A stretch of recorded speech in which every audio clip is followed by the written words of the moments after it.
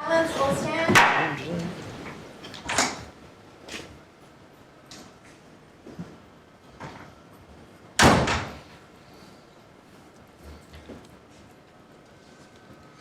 Please open the commission. The Royal Commission is now in session. Please be seated. Yes, Mr. Rosen. Good morning, Commissioners. Before I open the Alkira Gardens case study, there are some appearances to be announced, Commissioners. Commissioners, my name's Taylor. I appear for Mr Leong. Thank you. The Commissioners, please. Free, I appear for the Commonwealth, which has Yes, Mr. Free, welcome back. If it pleases the Commission, Giles, I appear for Mr Cohen. Thank you.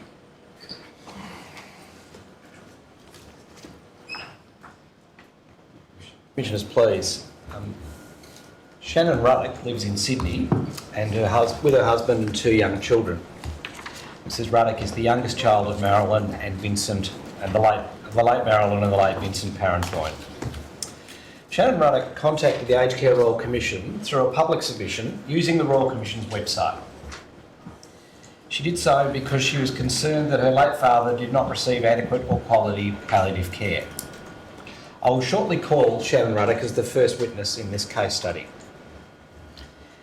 Ms Ruddock's mother passed away from cancer in 2006 at Calvary Hospital in the Sutherland Shire, New South Wales. Ms Ruddock's parents had been married 35 years at the time of her mother's death. Ms Ruddock will share her family's experience with the Commission. She'll give evidence about the steps she took to try and protect and care for her father and the impact this had on her, and that effect is ongoing. After suffering a stroke at the end of January 2017, Ms Ruddock's late father, Vincent Parentoin, moved from living independently at a retirement unit and into residential care, and ultimately to Alkira Gardens in the Sutherland Shire of New South Wales. Mr Parentoin initially entered Alkira Gardens in April 2017 for respite, but he became a permanent resident there in June of 2017. During his time at Alkira Gardens, Mr Parentoin developed a large and painful lump on his chest, near where he had previously broken some ribs. This was originally misdiagnosed in August 2017 as a haematoma. I should indicate that no criticism will be made of any medical practitioner in relation to that diagnosis, for reasons that will become apparent. On the 3rd of September 2017, Ms Ruddock and her sister took their father out for lunch for Father's Day. Ms Ruddock had not seen her father for a few weeks. She saw a noticeable decline in her father's presentation. She'll describe him in her evidence as yellow in colour and having lost a lot of weight. She took her father to the emergency department of a hospital the following day. He was admitted. Further scans of his chest and a biopsy led to the late Mr Parentoin being diagnosed with a malignant spindle cell tumour. The malignancy was advanced and Mr Parentoin was given a poor prognosis. He was referred to the palliative care team at the hospital in preparation for his discharge back to Alkira Gardens. The hospital's discharge plan which was sent to Alkira Gardens. Our case study will focus on the period following Mr Parentoin's return to Alkira Gardens. Ms Ruddock will give evidence in that regard that she was concerned that her father's needs, particularly around his level of pain, assessment and management,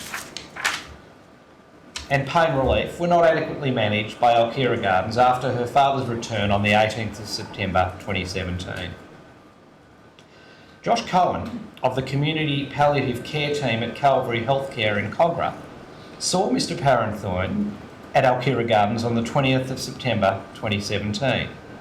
Commissioners, you'll be hearing from Mr Cohen, who at the time was a transitional nurse practitioner and is now a fully endorsed nurse practitioner. His role was effectively as a consultant to Alkira Gardens, consulting to assist Alkira Gardens to understand what Mr Parentoin's palliative care needs were and how they could best be addressed. He made recommendations to Mr Parentoin's GP at Alkira Gardens in relation to medication and pain relief. The GP attended on Mr Parentoin and prescribed certain pain medication.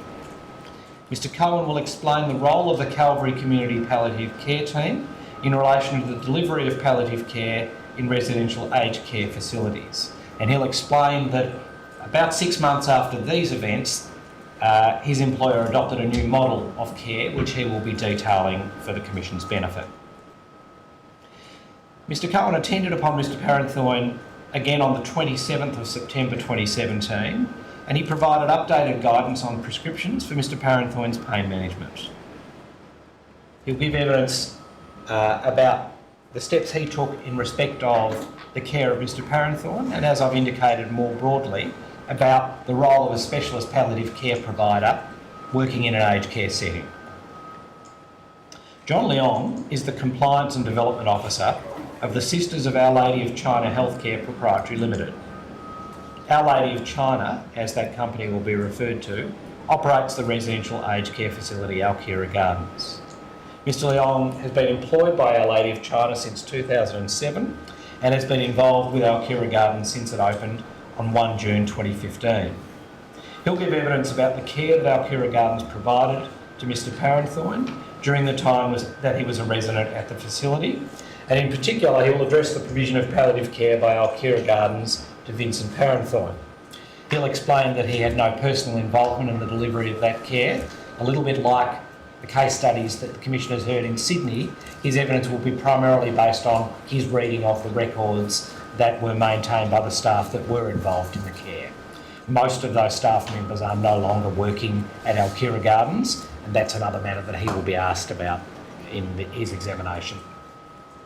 Commissioners, in this case study, we will in summary explore A, whether there was a palliative care plan for Vincent Parenthorne at Alkira Gardens, B, whether there was adequate communication between Alkira Gardens, Vincent Parenthorne and his family about the provision of palliative care services to Mr Parenthorne, and we'll explore whether Mr Parenthorne's pain assessment and management were adequate, and in particular whether the clinical governance arrangements at Alkira Gardens were adequate.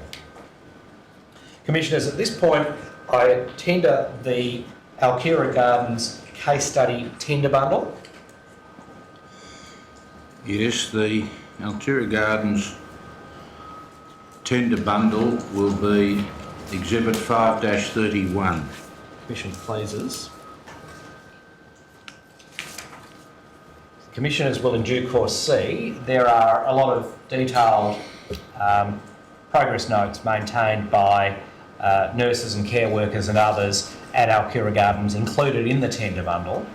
What the staff of the Commission in cooperation with lawyers representing Alkira Gardens have sought to do is to pull as much of that material together in the form of tables to be of assistance to the Commission, summary tables, which we would seek to hand up each as an aide-memoire for your purposes rather than as an exhibit.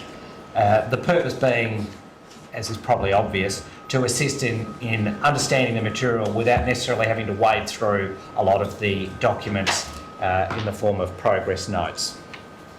So I can hand up at the moment 2 documents which those instructing me will ensure are in front of you. Grateful to Ms Hill. Once they're in front of you, I'll explain briefly what they are.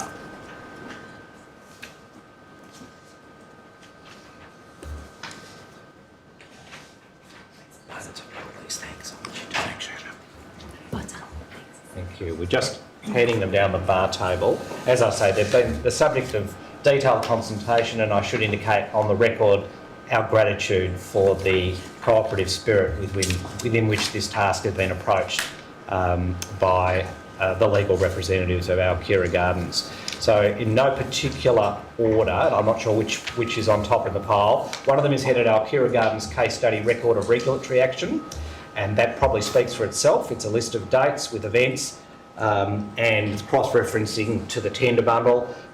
There was significant regulatory input at Alkira Gardens, not solely related to this case. In fact, there were other areas that were explored by the regulators. That material is all in the tender bundle and will be the subject of some brief reference in the course of the case study today.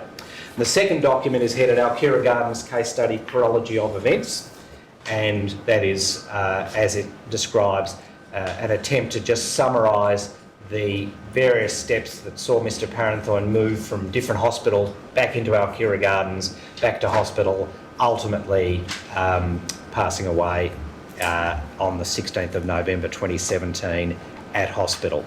So I hope those documents are of some assistance to the Commission. And there is a third document which is a summary of the medical records. And I'm instructed that that's, whilst it's agreed, we don't physically have it with us at the moment. It's being printed. It should be here shortly. When it is, I'll make sure that that ends up in front of you. Commissioners, at this point, I call Shannon Ruddock.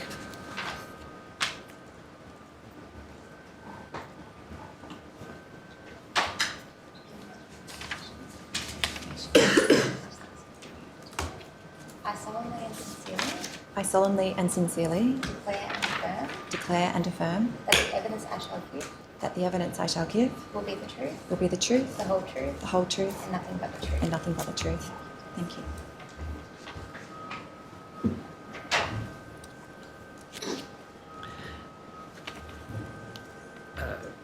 Ms Ruddock, can you please state your full name for the transcript? Shannon Marie Ruddock. Thank you. Ruddock is the correct pronunciation, or because we've always saying Ruddock? Ruddock. Whatever suits you. Ruddock. Ms Ruddock, for the purposes of the Commission, have you made a witness statement dated the 31st of May 2019? I have. Right. Is there a copy of that statement in front of you? There is.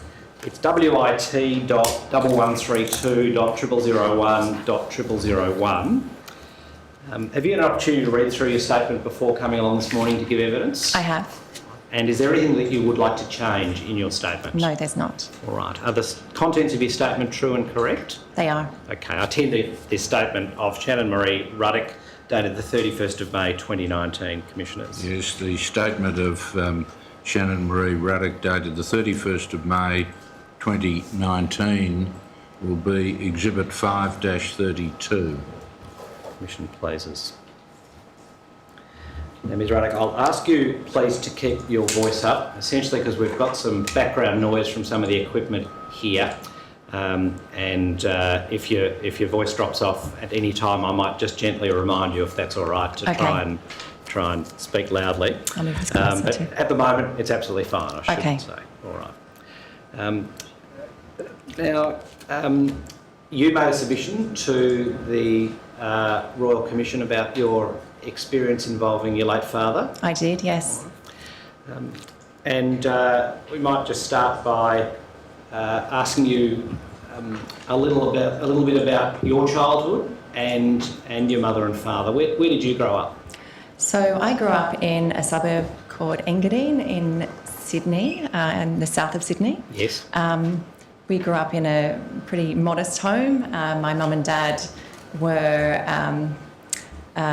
both had not finished high school but worked very hard to give us a good life. I am the youngest of 3 children. I have an older brother and an older sister. My parents also had another child, their second child, who died of cot death at 6 months old. So that was a source of a lot of sadness for my parents. But we generally had a pretty good, happy life. I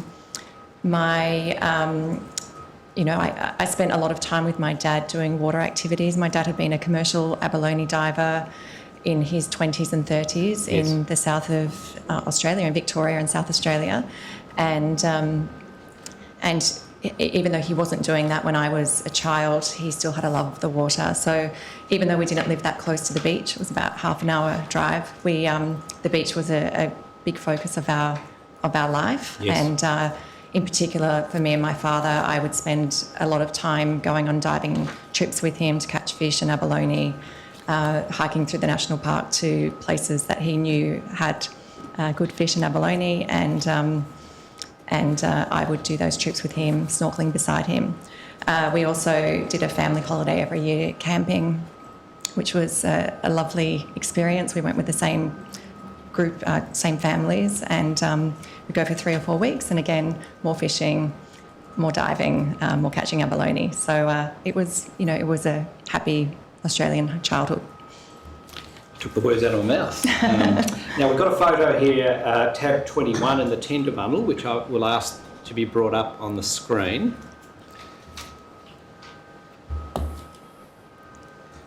No, sorry. Can we remove that? Sorry. 9. I'm sorry, it's tab 9. Can you tell us when this photo was taken? So this photo was taken, I believe, at the end of April. My dad had been at Arcura Gardens for probably a week by this point. April 2017? 2017, yes. sorry. Yep. This was actually in the car park of the Arcura Gardens facility I was taking my father to a funeral for a family friend. So he was still quite skinny at this point. He'd not been long out of hospital, but he was recovering and he was doing pretty well. Right. Thank you. We'll come back to that that period, and we'll talk about that a little bit more detail in a moment. So after the 3 children left home, your parents lived together for some time. Is that right? That's right. And yes. where were they when you'd all left? They were still in our house in Engadine, but they did move. I can't remember. Probably about a year or 2 after I left home, they moved down to the south coast of New South Wales. My mum had been diagnosed with terminal cancer and she retired, and they decided to move down the south coast so they could be without a mortgage and just have a nice retirement together for as long as they could. Your father had also retired at that point? He did, yes. He retired about a year before that, but right. It was around about I that time. neglected to ask you a little bit more about your father's work. You told us that he did some abalone diving at Yes. one point. What other work did he do? From what I can remember, he was a plumber's assistant at one point. Yes. As a child, he actually grew up helping his father with the family roofing business, so he put the roof on a lot of places in and around where we lived. Yep. And he also, before he retired, he was a community bus driver for aged care facilities. Now you told us a moment ago that your mum was diagnosed with terminal cancer. That was in 1998? Yes, right? yes. She was initially diagnosed with cancer in 1996, but Yes. we realised that she hadn't recovered from it and it was terminal in 1998. Yes. Ultimately she passed away in 2006. That's right, yes. And can you tell us a little about the circumstances? Was that quite sudden? She, in some ways, yes. It's hard to explain that to people when we knew that she had terminal cancer, but she was she was quite healthy for quite a while after her diagnosis. And about 2.5 months before she passed away, her colour began to change and she lost some weight. We realised she had some digestive issues and she went into hospital and they discovered that the tumour had spread to her pancreas. The plan was for her to go in for day surgery to have a stent put in to enable her to still eat and digest food for a period of time, but she never actually came out of hospital, so her condition deteriorated. So she was at St George Hospital as well. She remained there for about 2 months, and then about 3 weeks before she passed away, she was transferred to Calvary Hospital when it became apparent that she was quite terminal and was probably going to die soon. And that's Calvary Hospital in Sydney? That's right, yes. In what suburb is that? It's actually in Cogra. It's not in the Sutherland Shire, it's just outside the Sutherland Shire. Okay. Yes. And was that at the request of the family that she was transferred to Calvary, do you recall? Or was that how did that come about? My mum had been living down the south coast, and so she had an oncologist down there, but we managed to contact her old oncologist who did treat her when she lived up in Sydney, and she came to see Mum and suggested that Mum was moved down to Calvary Hospital at that point. So that was how that happened. I was only 28 at the time, and because my dad was alive, he did a lot of the planning and care for my mum. So I wasn't really across all those decisions at that time, but that's my understanding of what happened. Okay. And were you able to spend some time with your mum in the last weeks of her life in Yes. Calvary Hospital. Yes. How often do you think you visited her at that time? Probably every day, maybe every second day sometimes. I was working at the time, but most of the time every day. Yep. And what, in general terms, was that experience? How I mean, obviously it was a very, very sad time in your life. In terms Yes. of the care that she received and that you saw, how would you describe the experience? It was actually quite a nice experience, and if I can say that. It was terribly sad, but the hospital itself just had a great atmosphere. They had a lot of private rooms for their patients. Their staff just had such excellent knowledge of death and dying and what to expect. They could tell us things to look out for in terms of helping my mum. In the last week of her life, she was unconscious, and so for example, they would tell us how to tell if she was in pain. For instance, if we went in and we picked up her hand and she resisted us, she was possibly in pain, and so we were instructed if that happened, we should go and see a doctor or a nurse and ask them to give her some more pain relief at that time. Also, I mean, we on that level at Calvary Hospital, everyone is dying, and so there are a lot of family members visiting, and so we'd go into the tea room, we'd see other families that we got to know over that time, and I suppose we could chat to them about our experiences. My mum had actually befriended a lady in St George Hospital who also ended up at Calvary Hospital, so we chatted to her family quite a lot, and they actually passed away on the same day. So I think really overall it was a lovely quiet atmosphere. The staff were very knowledgeable. There were a lot of staff around. I really felt like she was well cared for. We didn't have to preempt anything. The nurses and doctors would come in to, do mouth care and turn her and give her medication. So I felt like she was in good hands, and all we had to deal with was our grief, not anything else. Yes. What were the implications for your father's situation of your mother's passing? What then happened with your dad?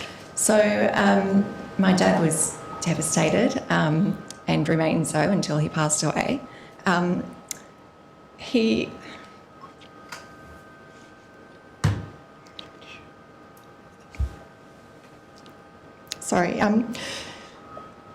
remained living in his house down on the south coast for about a year afterwards, and then between my siblings and I, we decided to move him up to Sydney. He lived with my sister and her family for a period of time. We sold his house down there. We needed to get him back into his community where he had friends around him. Yes. And family around him. So that he lived there with my sister and her family for about 5 years. And then for various reasons, we had to move him out of that house and into a new place. And we moved him into an over 55s villa not far from there, so he could still stay close to his my niece and nephew and my sister and her husband, and also his family and friends, well, his sister and his friends as well. Yes. And the over 55 villa was in a retirement village. Is that the right term for it, or no? It was just an apartment block where you have to be over 55 to live in there. Yeah. So most people were over 70. We wanted him to be in an environment where it could be a quiet environment, and he wasn't at risk of sharing an apartment with 20-year-olds who were going to have loud parties. So that's why we made that decision. All right. And how would you describe your father's general health during that period? Yeah, he was in good health. Yep. He, probably his biggest concern was his depression. He'd suffered from depression most of his life, and that had become worse after my mum died. But he was, and he also had type 2 diabetes, which was relatively well managed. But he would go out every day. He befriended lots of people in the local coffee shops. He caught up with friends. He would drive. I lived 45 minutes away from him. He'd drive over to see me. I'd drive over to see him. He was totally independent and in good health. He was living alone, which was significant when he had a stroke in early 2017. Yes. and he was in. It was some time before the family became aware that he had had a stroke. Is that Sadly, right? that's true. Yes. I was away on a holiday with my family, and my dad. We don't know how long he'd been there for. It was up to 2 days. He was in the apartment on his own after having the stroke. We know he'd seen people on the Friday, and he was found, I believe, on the Sunday, the Monday. Can't remember. And he was hospitalised. Yes. St George's Hospital Yes. at that time, and he remained there for some months. That's right. Whilst he recovered. Yes. Unfortunately, whilst he was in hospital, he had a fall and broke several ribs. That's right. Yes. He got out of bed at night time and fell and broke those ribs. Yes. Right. And presumably part of the reason for the length of time he was in the hospital was that the ribs had to heal as well, I suppose. That actually wasn't the case. Okay. He initially was in hospital doing a lot of rehabilitation. He'd lost, as a result of the stroke, he was unable to walk, and he'd lost movement on his right side with his hand. And so most of his time in St George Hospital was recovering from the stroke. He broke his ribs only probably about 2 to 3 weeks before he left the hospital. So that's why when he went to the nursing home and he was still experiencing pain, it made sense that it was the ribs that were causing him problems. Yes. Talk us through the family decision making when he was to be discharged from hospital in April of 2017. What options did you consider about how to care for your father? Right. So we considered, we knew that we needed to move him into a residential aged care facility. My sister and I, neither of us had a house that could, where he could live and be able to move around. So I initially considered moving him close to me. I was 45 minutes away from where my dad was living before he had his stroke. But we ultimately made a decision to keep him down in the Sutherland Shire in his community so that his family and friends could visit him, which they did do. It was a very difficult decision as to which aged care facility to put him in. Yes. I feel like you have to go by word of mouth as to whether a place is good or not. Also, the hospital told us that he had to leave within a relatively short space of time. They did allow us time to find a facility, but we really just felt like we were doing this quite blindly. We initially moved him into one facility, which I'm not naming, and it was a for-profit facility in the area. He was quite lonely there. That facility mixed a lot of the advanced dementia patients with people who were still of quite good cognition, and I think that was quite a shock to my father. It was a very busy facility. You needed a swipe pass to get between floors, and so it wasn't easy for him to get to the activities that the facility had on at the time. And so he largely felt quite lonely and forgotten at that facility, so we decided to move him. Yes.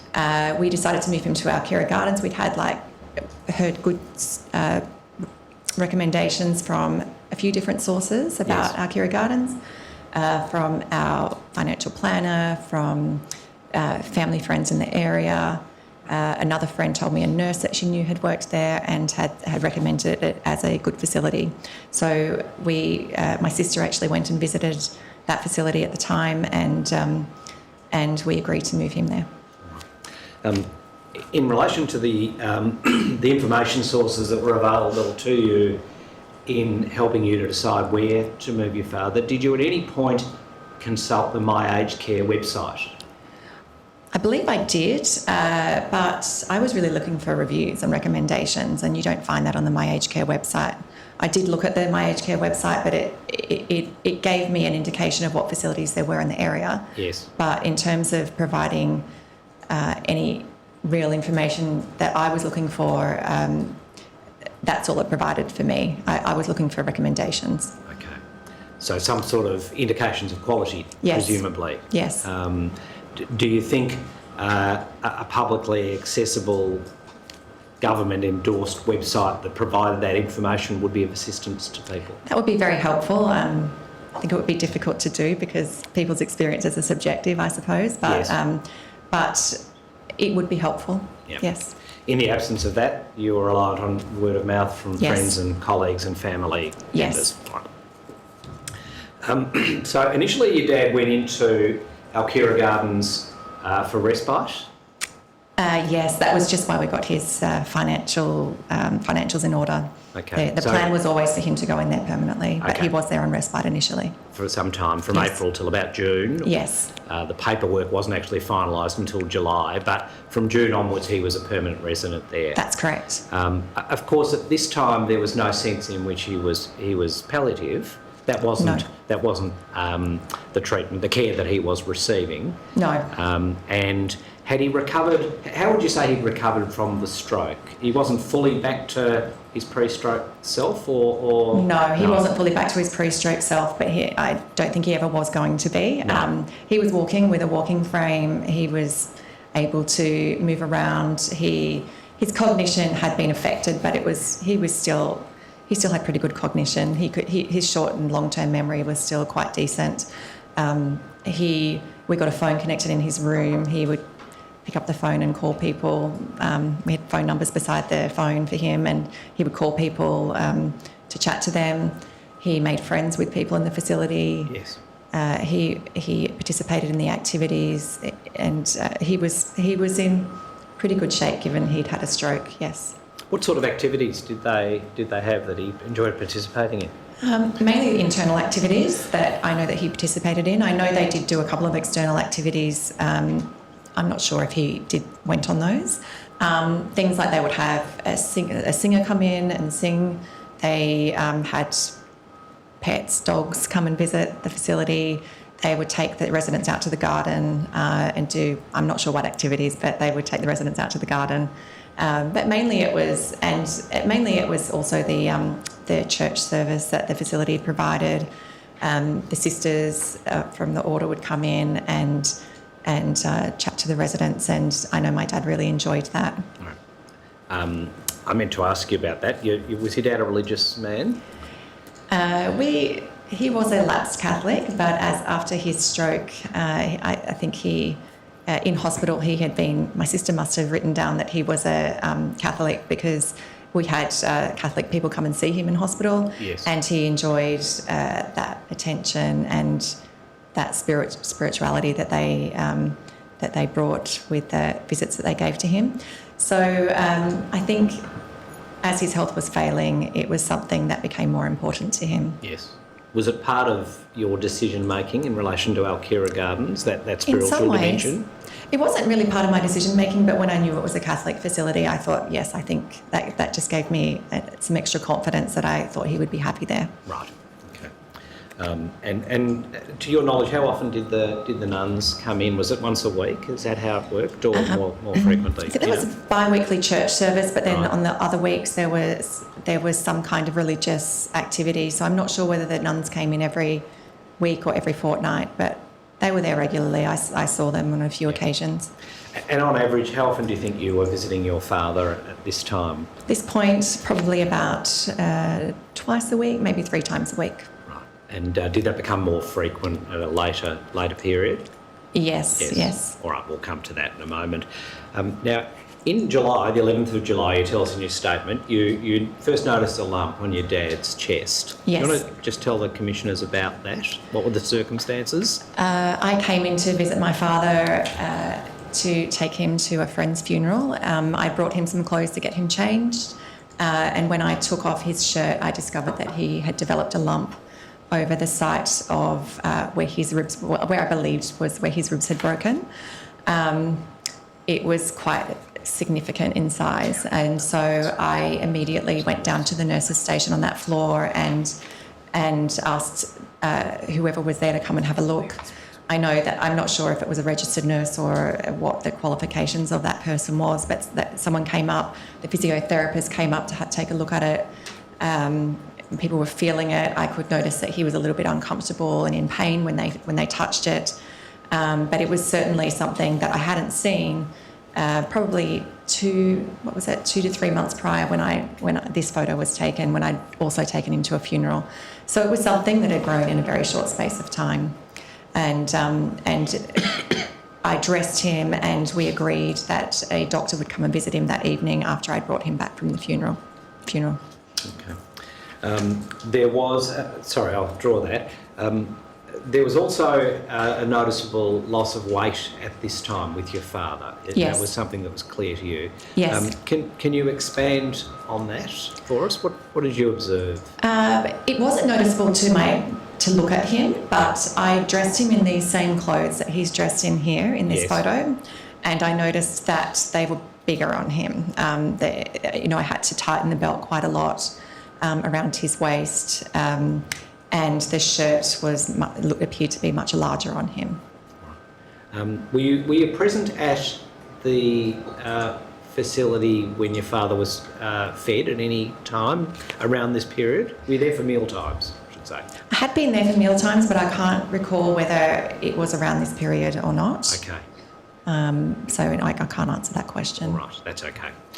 And were there any discussions between you or your siblings and the facility managers about the weight loss and about what was causing it, what would be done about it, and so on? Do you remember? Not with the facility managers, but with the GP. Right. I spoke to him about it. Okay. And what was the outcome, if any, from those discussions? The outcome was, it was investigated. So Yes. for a start, the GP recommended that my dad have a bedside scan to determine what this possibly could be. Yes. This is the lump we're The now lump, talking about. sorry, Yes. the lump, Yes. what that could possibly be. Yep.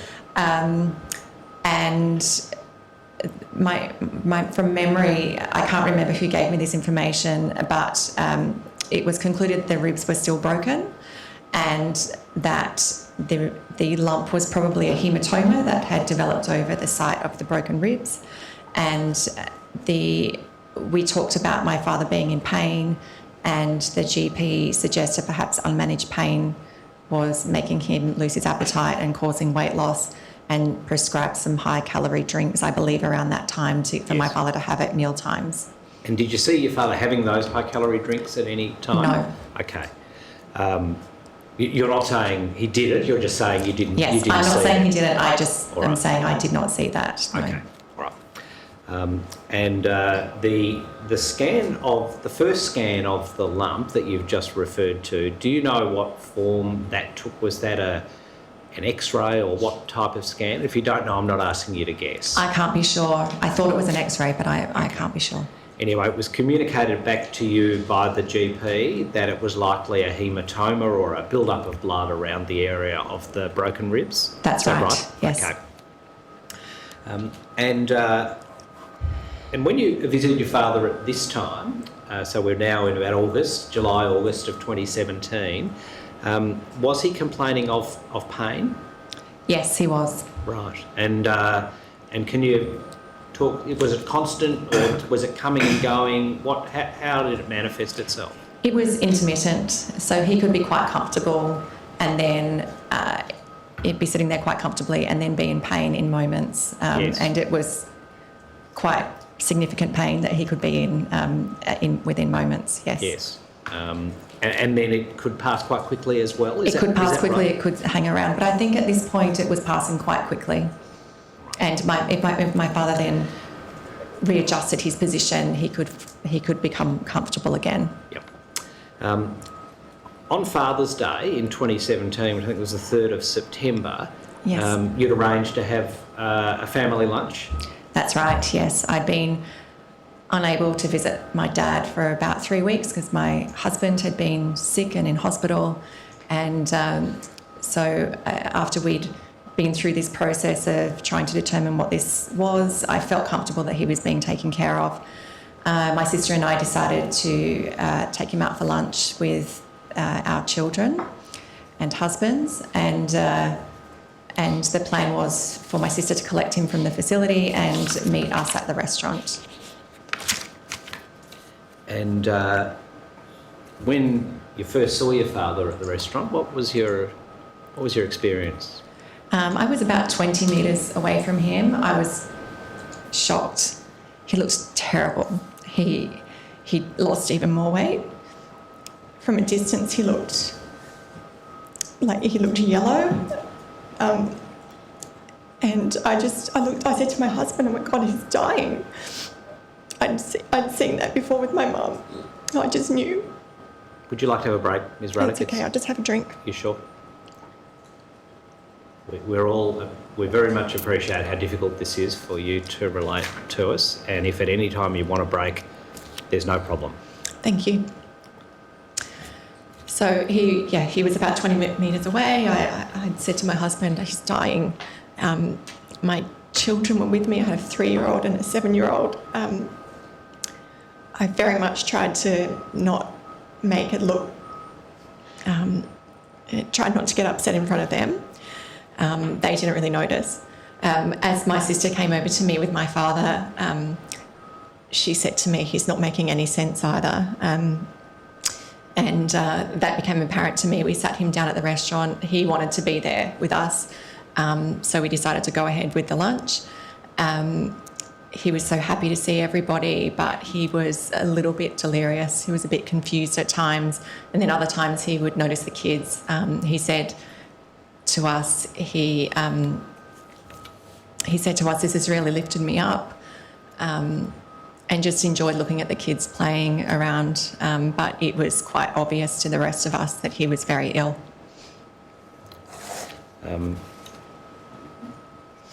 Was the afternoon cut short, or what did you do in response? We pretended. We ordered lunch. We pretended everything was okay, Yes. but we noticed he was in pain. He had been given some Panadol by the nursing staff at our Kira Gardens. I could tell he was in pain, so I rummaged through my bag to try and find something else to give him. I had found some Nurofen, so I gave him that as well. We ate, and then we got him a wheelchair to take him back to the car because while it wasn't very far for him to walk, we felt like he was too weak to do that. So my sister took him back to the facility. In hindsight, I would have probably taken him to hospital straight away. I think I was in shock and I wasn't making good decisions. Yes. We took him back to the facility. I think the plan was, it was a Sunday, I think the plan was to speak to the facility manager on the Monday. But that night I couldn't sleep, and I woke up the next morning and I just said, I'm going to get him and I'm going to take him there myself. I'd lost faith in the facility to do that. So you went back there on the 4th, on the Monday morning. Yes. Did you speak to the facility manager or anyone else that was in a position of authority? I didn't. I don't believe I spoke to anyone in a position of authority. My primary reason for being there was to get my dad to hospital. So I walked in. I spoke to the nurse, whoever was at the nurse's station. I asked them to get me a wheelchair. I asked them to contact the registered nurse and get his record sent, brought up to the floor to give to me so I could take it to hospital with me. And I packed him a bag and got him ready to go to hospital. He was in his room when I arrived that day, lying on his bed. All the other residents on that floor, or most of the other residents that I could see, were walking around, they're having dinner, and my dad's just lying on his bed, looking dreadful. I walked into him and I said, Dad, I'm going to take you to hospital. And he said, thank God. And you did? You took him to... Yes. To St George's Hospital? Yes. And he was there for about a fortnight? Yeah, about 2.5 weeks, I think. 2.5 weeks at that Yes. time. And whilst he was there were further investigations done of the lump in his chest? Yes. And a biopsy was taken. Was that Yes. the first time that there was a biopsy taken, as far as you're aware? Yes. And a diagnosis came back to you after that, those investigations were conducted, that he had what was described to you as a spindle cell tumour or sarcoma. Is that right? That's correct, yes. Right. And what did you understand? Sorry, I withdraw that. Was a prognosis provided to you, what that meant for your father? At that time we were told that It was terminal. It was advanced. It was terminal. And at some stage in that time, we were told that he maybe had a couple of months, a few weeks, couple of months to live. I see. That the people at the hospital told you that? I believe so. Yep. He was still, of course, a resident at Alkira Gardens? That's right. Was there any consideration in your mind about whether the next stage of his life ought to be spent at Alkira Gardens or somewhere else? Was that something you considered as a family? We did consider, we did consider moving him, but it's such a long and laborious process to go and find another aged care facility, particularly at this point when we were really operating in crisis mode, trying to take care of him, make sure that he was, that he was comfortable and that we understood what was happening in the hospital. I still had in the back of my mind that that people had told me Alkira Gardens was a good facility, and so I thought perhaps the lack of notice of his clinical decline that hadn't been noticed before, maybe that was unusual, and so I thought, my sister and I thought we would go and speak to the facility and complain about that, and ask them if they could take care of him with his new care needs as a palliative patient. Yep. And that discussion with the facility managers about the provision by them of what was now palliative care to your father, did that take place before he returned to Alkira? In other words, in advance of him returning, or was it once he'd returned? Do you recall? It took place in advance. Yes. I made a phone call on the 18th of September to the facility to tell them that about my father's condition, and I, at that point, verbally complained about them not noticing his clinical decline, and said that I would need to meet with the facility manager. We didn't realise at that point when I made that phone call that Dad would be discharged that day. He was discharged, but he was discharged later that afternoon, quite quickly. As these things go in hospitals, often you don't know when it's going to happen. So when I made the phone call, when I found out that he was going to be discharged that afternoon, my sister and I rushed down to have a meeting with them before he left the facility, before he left the hospital. As is the case, when someone is discharged from a hospital, there was a discharge report that was provided to Alkira Gardens. Yes. Is that right? Did you get a copy of that discharge report? Yes, I did. I received it in the mail after the fact. I remember going back to after I'd been, my plan was my dad was being discharged on the 18th of September. I went down to have a meeting with the facility manager. My plan was to be back at the hospital before my dad left, but when I got back to the hospital, he'd already been discharged. I discovered he'd been discharged without his discharge papers, and they didn't get to the facility until the next day. And I remember being very upset about that because I knew that his pain relief was a little bit complicated. His pain was complicated, and I was very concerned that the facility didn't have the information about his pain relief available to them on the day that he got back to the facility. What was his pain relief? What was the situation with the pain whilst he was at hospital? Was he in pain during Terrible the time? pain. Right. Yes. And did you discuss with hospital staff the management of that pain? I did. I recall it took some time to get his pain under control. That was a big part of his time in hospital, was getting his pain under control. There was a lot of trial and error in that. The tumour, my understanding was, involved some nerves, and it was growing quickly. So my understanding was, or I was told by a number of different people, that his pain would change, it would get worse, and his pain management would need to be adhered to very strictly in order to keep him as comfortable as possible.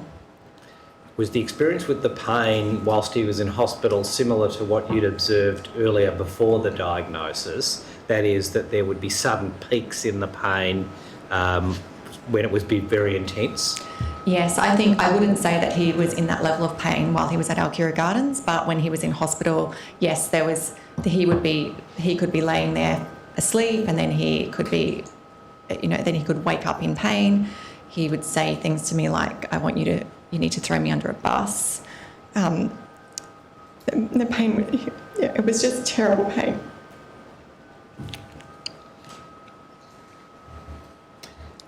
Could tab 23 in the tender bundle please be put on the screen? The various parts of that document have been redacted, as you can see, Ms Ruddock, so it probably doesn't look exactly like it did when you received it. Yes. But do you recognise that as being the copy of the discharge referral note from the hospital that was sent to you, that you described a moment ago? I do, yes. Yeah, that's the first page of it. We can see at the top that it's headed discharge referral note, and then the second line under that heading, result date 18 September 2017. Do you see that? Yes, I do. Yep, and that was the date that your father was discharged from the hospital. That's right, that's right. If you go to if we can go to the second page of that, which ends .0006, please, operator. You see about halfway down the page there's a heading discharge medications. It's just been highlighted for you, Ms Ruddock. Do you see that? Discharge medications? Yes. Yep. If we can just scroll down a tiny bit more so that we can see what's under analgesia, please.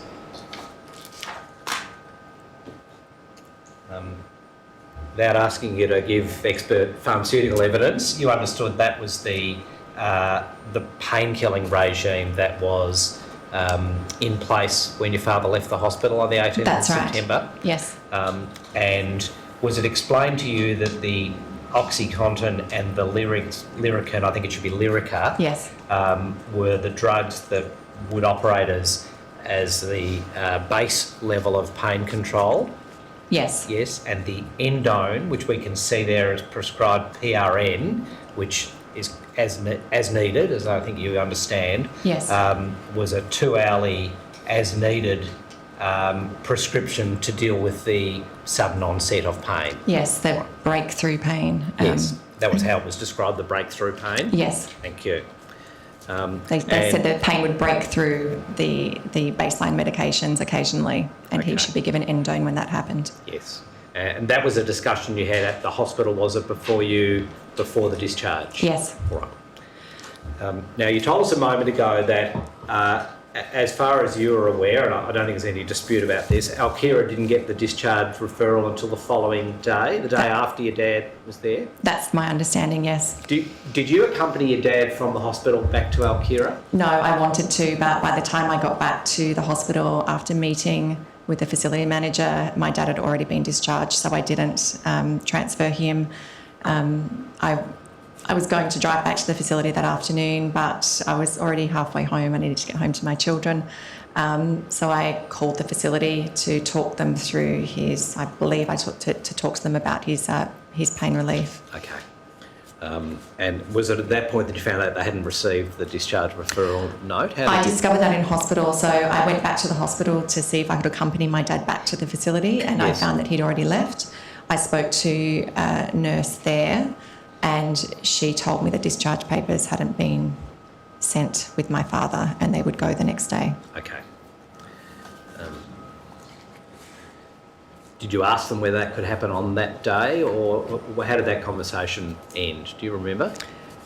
I don't remember how it ended. I won't Yes. ask you to guess. That's okay. I believe he was sent to the facility with the medications, but I don't believe he was sent with the discharge plan that explained it. Okay. Once your dad was back at Alkira Gardens, was there any discussion between you and the facility managers about what the accommodation arrangements would be? Yes, so that all happened in the meeting on the 18th of September before my dad arrived back at the facility when we complained. My sister and I complained to the facility manager and the deputy facility manager about why they hadn't noticed his clinical decline. And at that point, we asked if they could care for him as a palliative patient with his new care needs. And they said yes. I recall specifically explaining that his pain was a very large issue and it would need to be managed very carefully. They suggested that we move. My dad was on the low care ward at that point, and Yes. they suggested that we move him to a high care ward, which would have a higher staff to patient ratio. We were shown a room in one of the locked dementia wards, which was a shared room. I wasn't really against the shared room, but the residents in there appeared to have very advanced dementia. There were a lot of people wandering around. At one point, I think it was the deputy facility manager said to me that there was a person lying on somebody else's bed. And I just didn't think that was a very safe place for my father, who was almost bedridden at that point, to be at risk of people with advanced dementia wandering around when he couldn't really defend himself. Yes. If something like that was to happen. Those terms, low care and high care, were they terms that were used by the staff at the facility at Alkira Gardens? Were they? Do you recall? I don't know if I can remember them. Maybe that was my understanding. I'm not sure if they were the words they used. Okay. I believe so. I mean, the ward he was on initially was a ward of people who were of relatively good cognition and Yes. had very few physical disabilities. And the other wards, my understanding, were locked dementia wards. Yes, okay. And what did you decide when they showed you that shared room? That you decided, I think you might have just indicated, that wouldn't be suitable for your father? Yes, I said I was concerned for his safety there, and I asked if he could remain in the low care ward. Yes. I appreciate that was probably not a good decision at that time, but in the absence of any other better options, I thought up in that ward he had friends up there who could look out for him. I felt it was more peaceful, and so long as the nursing staff could go and attend to him, I thought he would be safer there as the better of two options. Did he go back to his old room? Yes. Okay. And I think it was the next day that you first had some dealings with Josh Cohen, the specialist palliative nurse practitioner. I don't recall. So that was the 19th. I think I spoke to Josh on the 20th. Yes. But I don't know if I had a conversation with him on the 19th. I'm not saying it didn't happen. I just don't recall. Had you been told, out of interest at the hospital, that there would be this external specialist palliative care provider that would be involved? Yes. Right. So that was part of the information given to you at discharge? Yes. Right. And you recall what you were told about what the role would be of, you didn't know it was Josh Cohen at that time, but the person who turned out to be Josh Cohen, were you told what his role would be?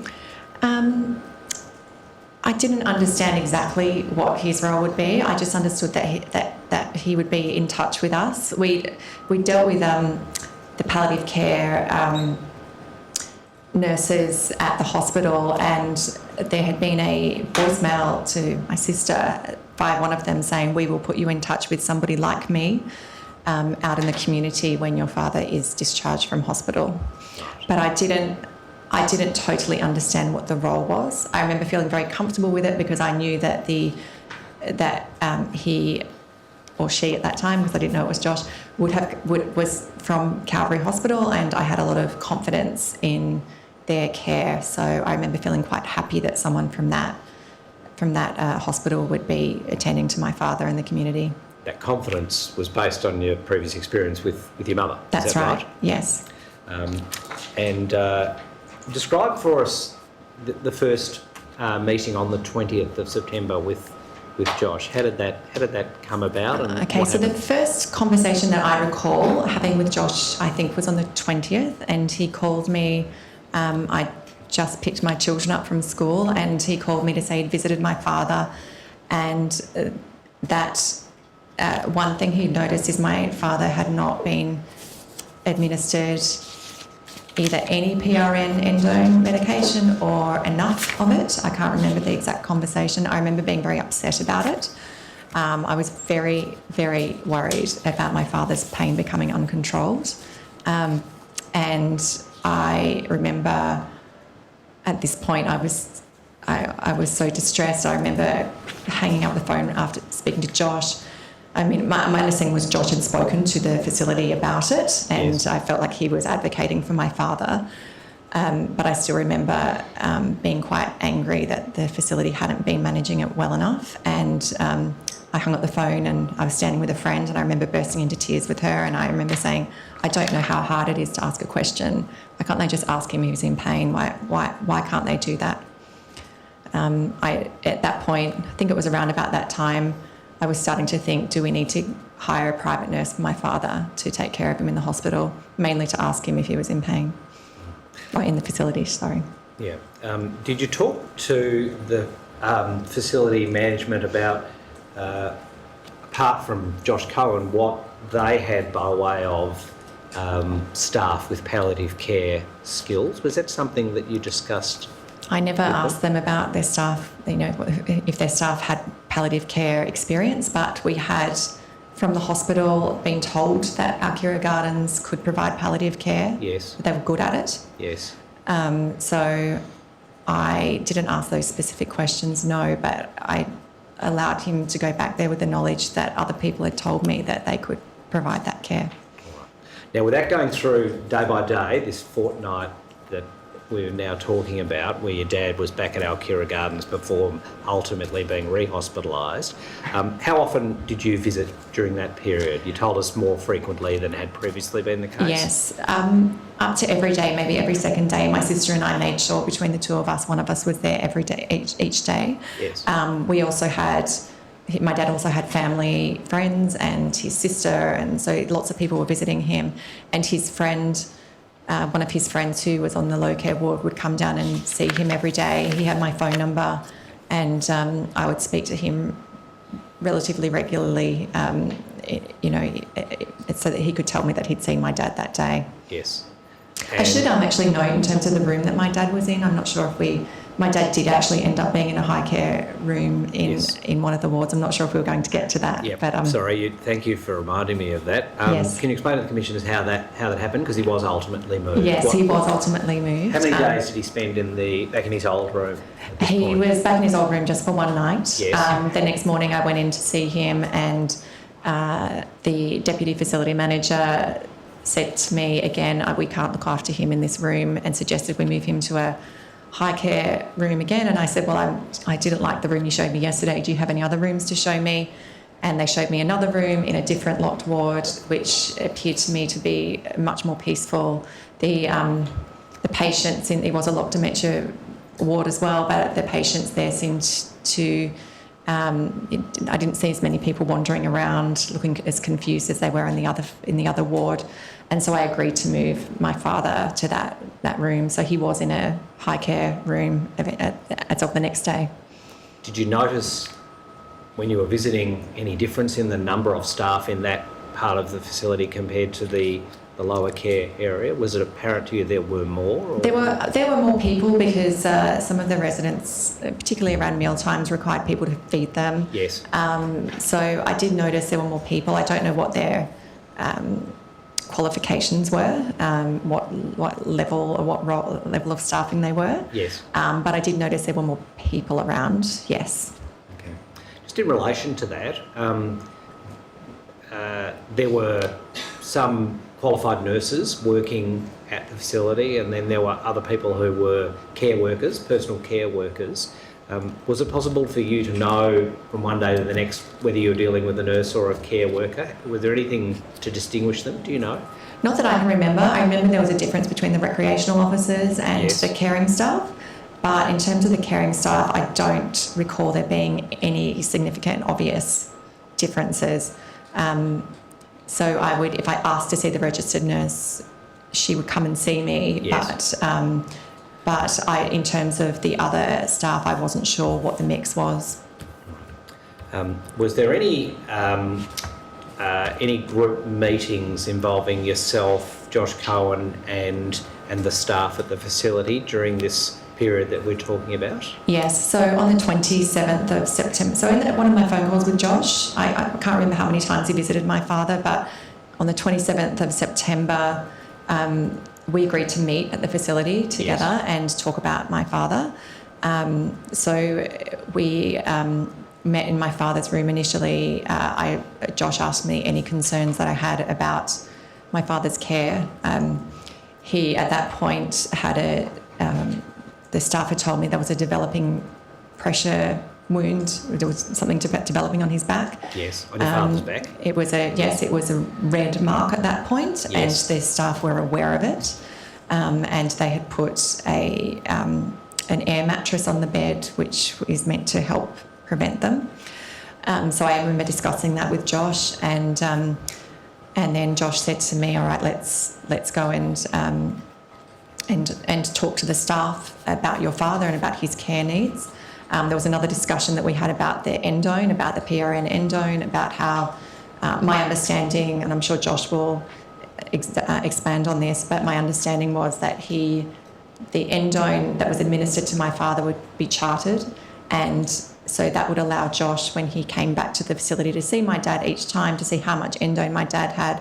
Then he would know how much to increase his OxyContin by, or his Lyrica, I'm not sure which one it was, and then we'd start from a new baseline. And the idea was that he would always be needing the extra endone, and the OxyContin would slowly increase until he passed away, the OxyContin or Lyrica.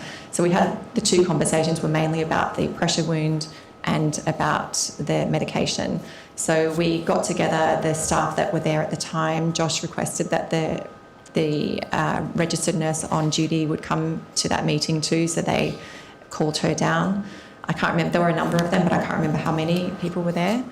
And, the conversation, I was very grateful to Josh for expressing my concerns with authority, because I felt like when I'd expressed them to the staff, they weren't really listened to, or maybe they were listened to, or people didn't really know what to do with what my concerns were. Yes.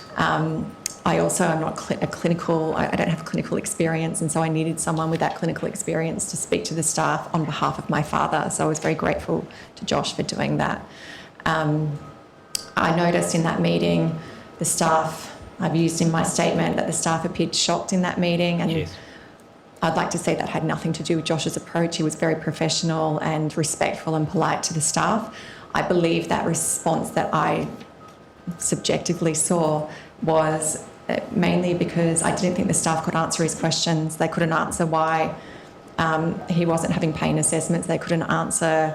Josh suggested that perhaps they could do a pain assessment every day when they showered my father, and one of the nursing staff said, "Well, we don't have time to shower the residents every day. We shower them every second day." And I remember Josh was quite forthright and said, "Well, why don't you shower them every day? You don't have to shower them just in the morning. You can shower them all throughout the day. This is a great time to do a pain assessment." So he really just spoke with his authority and gave some guidance, I thought, to the staff at the time. Yes. And I was very grateful for that. Now, I should have asked you before that. You have already told us that you're visiting your father. Between your sister and you were there every day during this period. And what was your experience of your father's pain? I go and visit him. He was definitely better than when he was in hospital, so I'm Yes. not making any complaints that he was in excruciating, out of control pain, but he still was in pain. Every time I went to see him, I would say, "Dad, are you in pain?" Or at some point throughout my visit with him, he would move and he would say he was in pain. So at that point, I would go and ask the nurses to come and bring him some endone. So he did have endone. I remember in that meeting with Josh looked at the chart and he said, "Oh, that's great, your dad has been asking for endone." And I looked at the chart and I said, each of those times have been when I was here asking for it on his behalf. I don't know how often he was given endone if I wasn't there, or another family member wasn't there to advocate for him and ask for it for him. I don't know if pain assessments were taking place. I really don't know what they were doing. Okay. The chart that you're referring to, this was accessible to you, obviously. I didn't know I could ask for it, but I could have. I think in hindsight, I probably could have asked for it. This is Right. the chart that Josh asked for when he went up to meet the staff. Yes. And he looked at the chart. Okay. So it wasn't at the end of the bed or somewhere that you could just look at? Do you remember? I don't believe so. I believe it was in the nurse's station. Right. Okay. And you mentioned a moment ago about the sore on your father's lower spine, the sacrum, I think is the technical term. That's right. Was described to you as a reddish sore, and I think from the records, it first appeared on the 24th of September, so 3 days before the meeting that you were talking about. I think so, something like that. And you were told around about then, were you, when it first appeared, that there was a sore? Yes, we were told there was a red area that Yes. could potentially become a pressure wound. Yes. And I felt confident because they told us that they were aware of it. I felt like they would keep an eye on that. Yeah. Were you given any further information about that any time before your father was ultimately went back to hospital? Was there any further discussions about the wound after that first information? About 2 days before he went back to hospital, I went to visit him, and I was told by someone, one of the staff, that the pressure wound had opened up, and that the GP had attended to see my father, and he had been put on Keflex, which I understand is an antibiotic, as a precaution. Right. I remember those words were as a precaution. Yes. I wasn't told it was infected. I was just told that they were precautionally giving him antibiotics just in case. And of course, we know ultimately that when your father went back to hospital on the 4th of October, that the wound had in fact developed into a very serious infected wound. Yes. Do you want me to talk about that No, day? I'll Yeah? perhaps come Okay. back to that in a moment if I could. Before I do that though, we've talked about the pain management and the sore. Your father also had a series of falls during this period whilst he was at Yes. Alkira Gardens. Do you remember now, and once again, I don't want you to guess if you're not sure, but were you contacted more than once about him having fallen? Definitely, yes. Yeah. I felt like it was very regular. Like, Right. if not every day, every second day, I felt like I was getting a phone call to say he'd fallen. May not have been that frequent, but it did feel very frequent. Yeah. Oh, I think it's common ground. The records show a number of falls occurred during this Right. period. Did you discuss with the facility management what they were doing about that, either to stop the falls or to reduce the risk of injury from the falls? What were you told? Yes, we were told that he'd had a bed alarm put on his bed. Yes. And he had some socks that had a non-slip surface on them, so if he tried to get out of bed, that would help. That was my understanding of what was done. Do you recall any discussion with Josh Cohen or anyone else about the possible use of morphine as an additional pain-killing agent? Do you recall that at all? I know that Josh left some medications at the facility to be used as my dad's pain got worse, but I don't know if it was morphine. I know there were some other medications that were left there. Okay. I'll be a little bit more specific. Was there any discussion at any point that you remember of injectable drugs, of subcutaneous injections of drugs, whether it be morphine or anything else? Do you remember? I believe the medications I was just referring to were injectable. Right. Yeah. Okay. We know they weren't ultimately used at all. Do you remember any discussion about that, about why they weren't used? I remember a discussion I had with Dad's GP about his pain. I'm not very clear on this, but I remember we had a discussion about his pain, and I mentioned that those medications that were there, and I questioned the doctor as to whether they should start using them. Ultimately they weren't used, but the GP said that there was some scope to increase one of the medications, which I believe was Lyrica. At one point, it was, I believe, doubled, and my sister went into the facility the day after that happened and found my dad very incoherent, and we called the GP back and agreed that perhaps he couldn't handle the increase in the Lyrica, so it was brought back down to its original dose. Yes. I believe on that day, the GP also recommended to the facility that they did not give him any extra endone just for that day, just to counterbalance the fact that he had had so much of the other drug. There were a number of adjustments made up and down of the various drugs during this period. How would you describe overall the management of your dad's pain? Was it, from your perspective, was it at any point under control in that he could have a pain-free day, for example? I don't feel it was under control.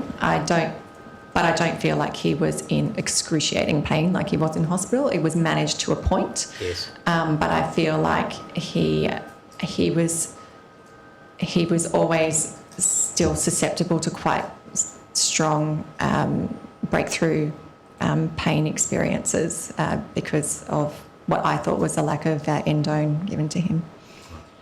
You mentioned earlier about the initial meeting that you had before your dad returned to Alkira Gardens, and then a subsequent meeting on the 27th, a week or so later, Yes. involving Josh Cohen. Was at any point was there a palliative care plan prepared by Alkira Gardens that you saw? No. All right. No. Was there any discussion about a palliative care plan? Do you recall? No. Okay. So in terms of a documented sort of regime, it was really the medication in the hospital discharge report that was the document. Is that Yes, right? I didn't know that we were meant to have some kind of palliative care plan that was separate to that. Okay. I'd had discussions with Josh about how my wish was for my father to pass away at Calvary. I talked to Josh about, Josh had said if your dad ever needs to go to hospital, you need to ask the ambulance to take him to Calvary. So I had a number of discussions with Josh about things like that, but there was no discussion with the facility at all about a palliative care plan. The only discussion with the facility was somebody asked me if I would like to change the do not resuscitate form. Yes. That was the only acknowledgement of a change in documentation for my father at the facility. Yep. Thank you. Excuse me, Ms. Ruddock. That's okay.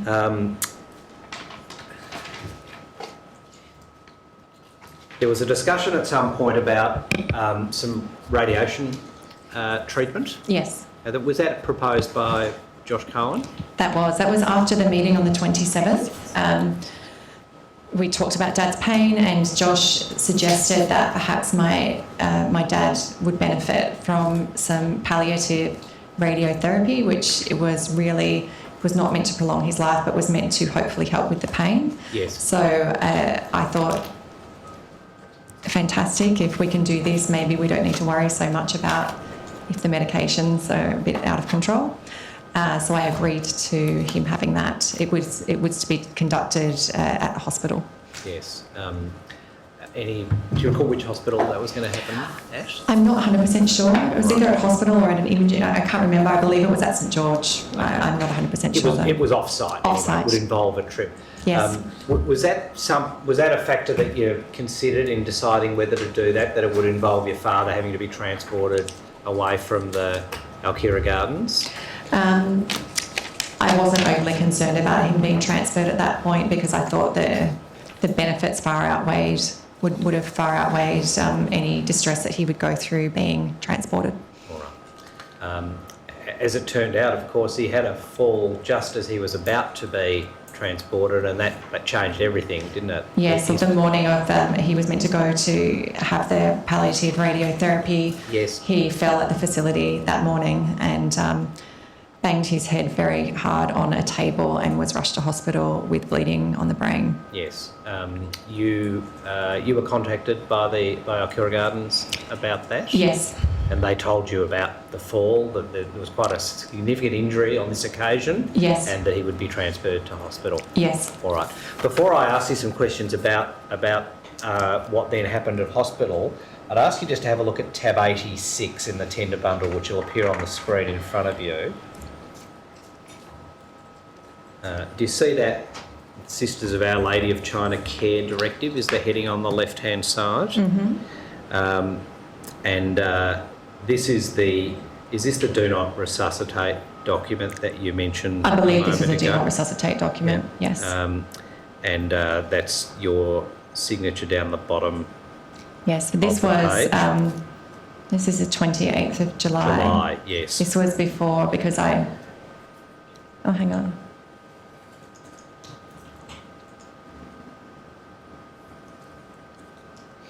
Is there another one that I'm she's- quite confused by this one. Because I know that when I was asked to change the DNR, I said he was not for resuscitation. So I think here this is saying he is for resuscitation. Yeah, Yes. there was actually an update, wasn't there? Yes.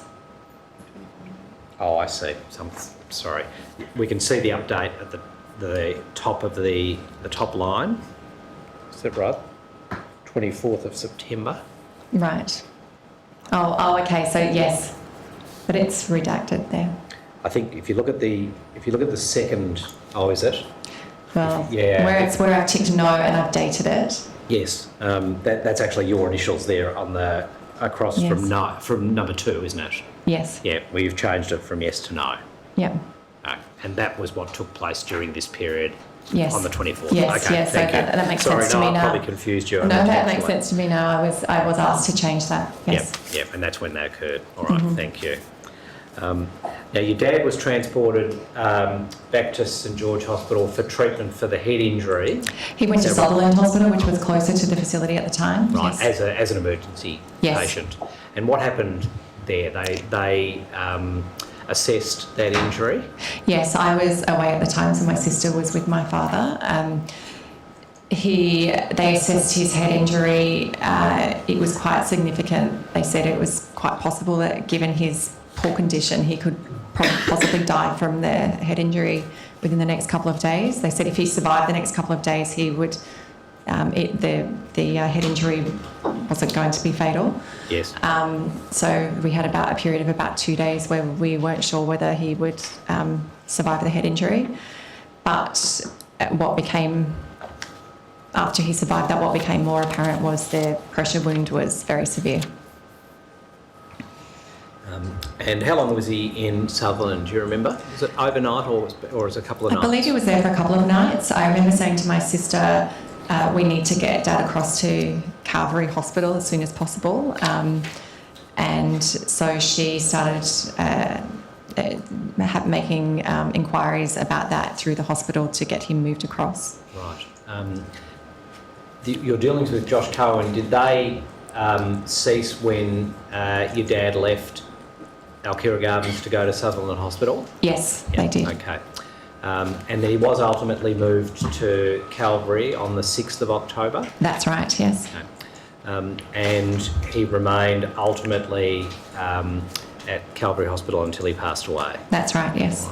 Tell us about that period. So that's from the 6th of October until the 16th of November, a little over 5 weeks. What was your experience there of your dad, particularly in relation to the control of his pain? I felt his pain was totally under control. I wasn't concerned at all about his pain in the facility, in Calvary Hospital. Yes. I felt like he was very, very well cared for there, and I wanted him to stay. Right. And did you convey your desire for him to stay there to the staff at Calvary? Yes. And what did they say about that? So initially, those conversations happened after, I think Dad had been there for about 2 or 3 weeks. They were getting his pain under control. They were caring for this terrible pressure wound. Yes. And there were conversations about him needing, once he was considered stable, as he was not actively dying, which is the term I understand. Yes. They said he could not stay in the hospital and he would need to go back to the facility until he was actively dying. Just before we come to that, at paragraph 148 of your statement, if that could be brought up, it's page .0016. Whilst that's being done, you describe there the expert knowledge of the staff at Calvary Hospital. Yes. It's paragraph 148, if that could please be highlighted. You say there that they had expert knowledge about the process of dying and what to expect. Can you expand on that or give us an example of how you formed the view they had such expert knowledge? You describe one there about. Yeah, I'm just wondering if I should read some of what I wrote in you can this do that. statement. That's probably a good way of doing it. Yeah, so I say here, for example, the staff, all the staff, to my knowledge, nurses, doctors, they all had expert knowledge about what to expect when Yes. somebody was dying. So they could tell us things to look for, like if if the fingernails or the fingertips start turning blue, then we might be nearing death. Things like, there was one time where I went in, my dad was quite delirious and very, very teary, and I was able, and the doctor who was attending to my father at the time said to me, while it's understandable your dad's upset, given the position he's in, this could be a sign of an infection somewhere in his system, so let's check that out. Let's make sure that we understand if he has an infection or something of the like. And it turned out in that instance he did have a urinary tract infection. The staff were also very conscious of the family and the distress that they were going through. They wanted to know about my dad. They were asking questions about who he was as a person. At that time, all they could do was look at a man who was very ill and unable to communicate with them. Yes. So they wanted to ask questions about him. The doctor one day suggested I get my dad outside into some fresh air and sunshine if we could, to see if that would help him. So it was very holistic, the whole experience with the staff at Calvary Hospital. I felt like I could ask them anything and they could tell me. Also, quite importantly, they can tell when someone is about to die, and they will call you in. While there might be a few false alarms, I felt like with my dad, we were called in twice, and the second time we were called in, he did in fact pass away. So they know the signs of when somebody is nearing death, and so I didn't feel like I had to second guess them. I didn't feel like I had to hang around the hospital for days on end. Yes. To support my dad. I felt like he was cared for in the times that I couldn't be with him. Now, after about 3 weeks or so, there was a discussion about that your father hadn't reached the active dying stage and therefore couldn't just stay in hospital indefinitely. You've told us that you had that discussion. Yes. And then did you receive a letter about Alkira Gardens at that time? Yes, so he was there, so I think he was all up for 6 weeks. Yes. I think it was around about week 3, we started to have discussions with the staff about him needing to move back to the facility. And I was begging them. I said, they can't look after him at Alkira Gardens. They've demonstrated that to us. I'm very worried about him moving back there. I was very worried about him being hoisted out of bed because that's quite distressing, and I had seen him hoisted out of bed and it was very distressing and painful for him. Yes. And I felt like the chances that if him getting sent back to the facility, I felt like the chances that he would then have to go back to hospital were very high, so he'd need to be hoisted out of bed again, put in patient transport, sent back. So there were a lot of discussions about that. On the Friday we were told he was to be sent back to the facility on the Monday. I went home and I received a letter by express post from the Department of Health to say that Alkira Gardens had been sanctioned by the government for failing an audit on their accreditation. Just ask that tab 39 be brought up on the screen.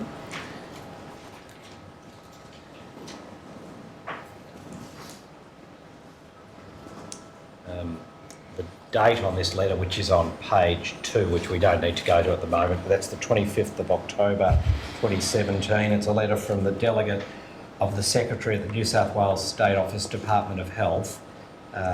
And we can see the heading there, the Australian Government Department of Health. Is this the letter, decision to impose sanctions on Alkira Gardens, that you're referring to?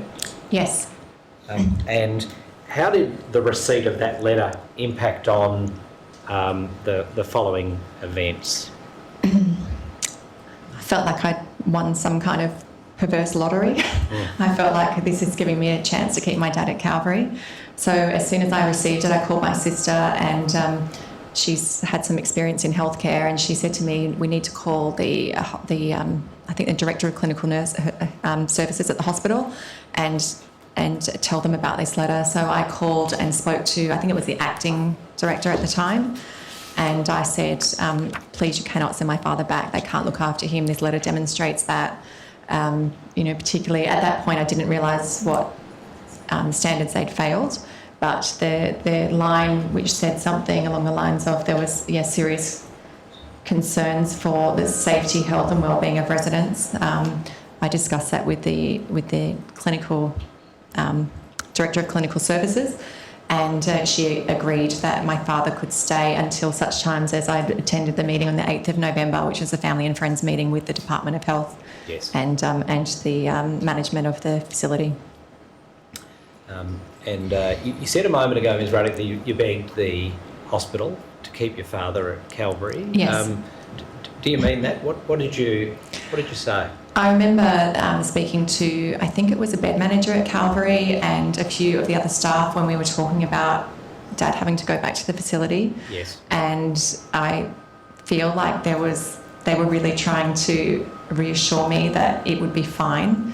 Again, I'd heard our Kira Gardens are good at palliative care, and I said, well, that may have been the case in the past, but it's not my experience. Yes. So I remember speaking to the staff at the time, and they said, well, if you don't want to send him back there, then you need to find somewhere else for him to go. And I made an off-the-cuff statement like, well, my experience is they're all as bad as each other. I don't believe that. I know there's a lot of good facilities, so I'd like that on the record. Yes. I I was very upset and angry at the time. And I remember just speaking to all these different people and saying, please don't, I'm paraphrasing, but I said, please don't tell me that they're good at palliative care, because my experience is not that they're not good at palliative care and they cannot look after him, and I really want him to stay here. So I just remember having a lot of lengthy conversations with different people Yes. about me just really just trying to advocate on behalf of my father so that he could receive the care that they had at Calvary. Yep. You attended the meeting at the facility I on did. the 8th of November. Yes. And what happened at that meeting, in summary? In summary, I didn't say anything myself. I know there were a lot of upset family members and residents, and I just listened. And there were a lot of discussions about, so the Department of Health spoke and told us about the sanction. We still at this point didn't know what they'd failed. And just a lot of upset family and friends at the facility and residents. At the conclusion of the meeting, I resigned myself to the fact that if my dad had to go back to the facility, then he needed to have a private nurse to take care of him. And so I went up to one of the administrators that I think had been appointed by either by the government or by the facility, and asked if it was legal or okay for me to have our own private nurse there for my father, and she said yes, that was fine. So I went back to the hospital thinking if they're going to tell me he has to go back to the facility, then I would make inquiries about a team of private nurses to take care of him. Ms. Ruddock, at paragraph 155 of your statement, which is on page 0017, I could ask that to be brought up.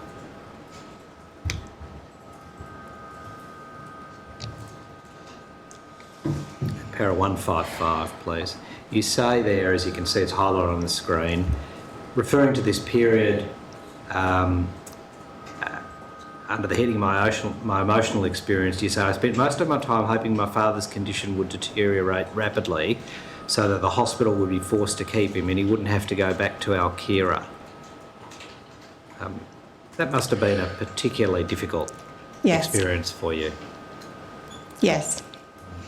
I feel very guilty for saying those words, but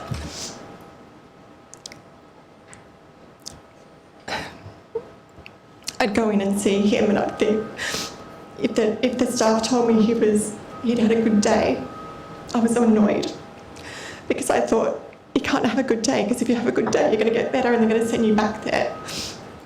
And I just knew I didn't want him to go back there, and so all I was looking for was for confirmation from the doctors that he was deteriorating. And I felt guilty and angry with myself for thinking like that. I felt like I couldn't support him in the way that I wanted to support him because I was just looking for signs of deterioration all the time. I was hoping that he would have an infection. I was hoping that something had become worse. So, and this is all to protect him. It felt completely incongruous with how you would behave around someone you love. There was a sudden deterioration in your father's condition shortly after the meeting that you attended on the 8th of November, the meeting at the facility, wasn't there? Yes, so I went back to the hospital on the 9th and I met with my father's doctor at Calvary and I just looked at my dad and I just said to him, I said to the doctor, please don't send him back, look at him. He was barely conscious at this point. And the doctor just took a look at him and did an assessment and he said to me, no, he can stay. And was it explained to you that he'd reached that end of life stage at that point? I think I asked him because I knew the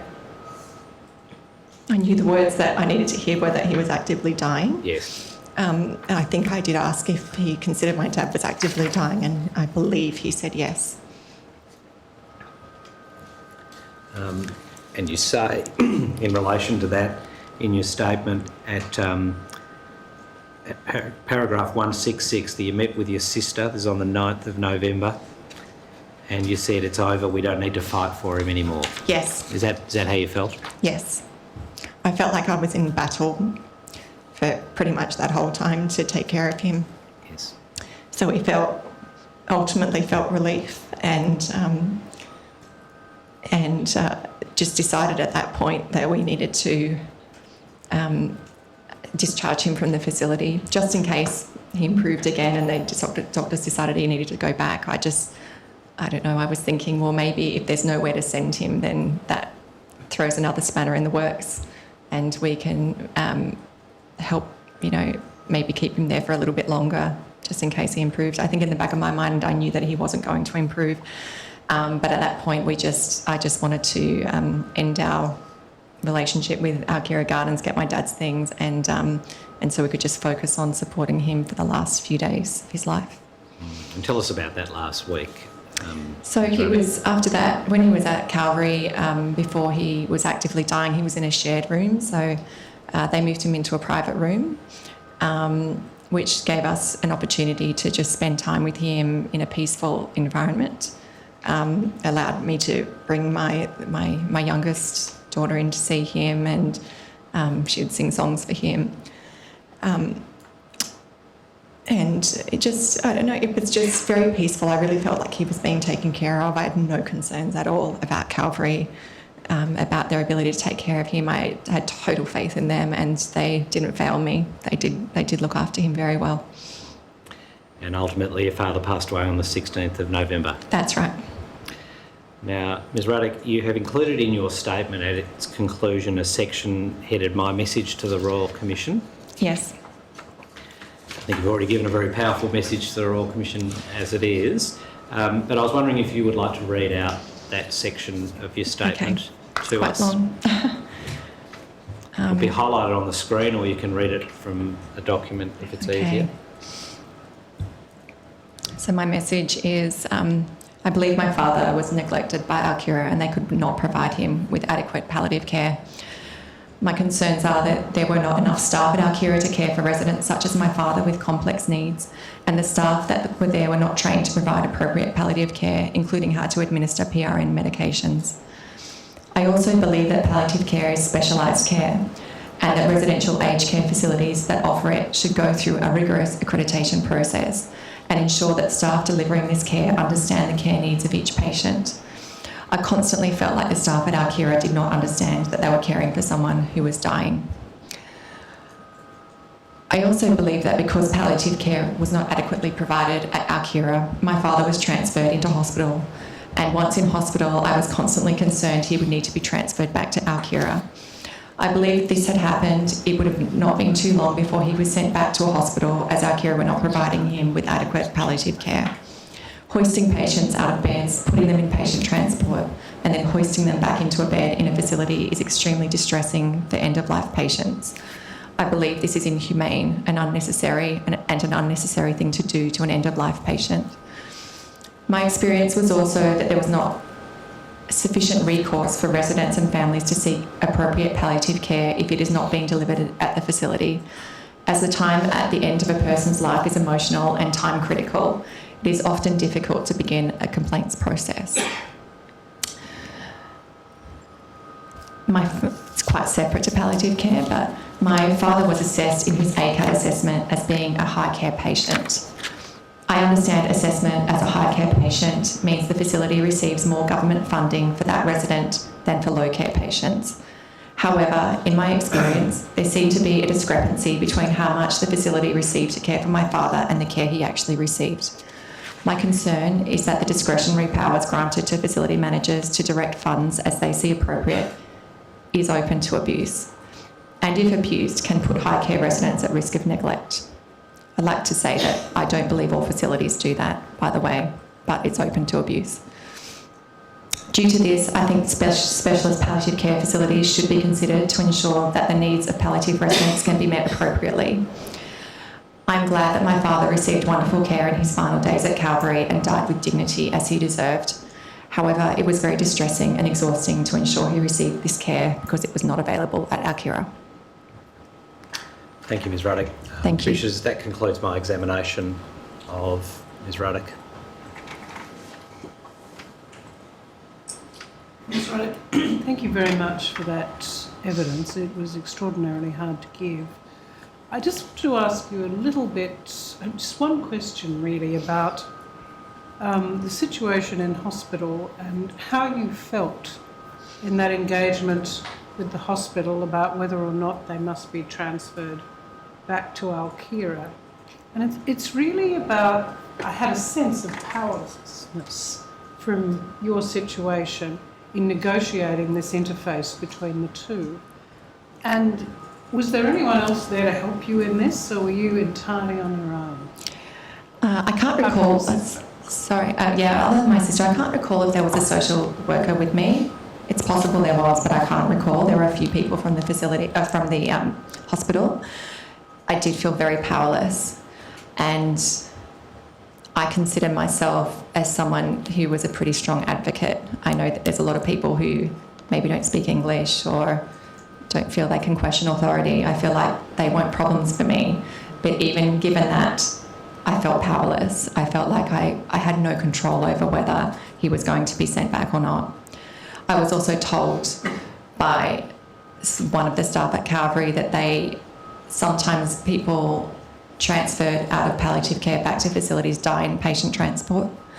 I believe that's because the process of moving them is very distressing and can be painful and exhausting. So I was very concerned that that would happen to my father. But yes, definitely I felt powerless in answer to your question. Thank you.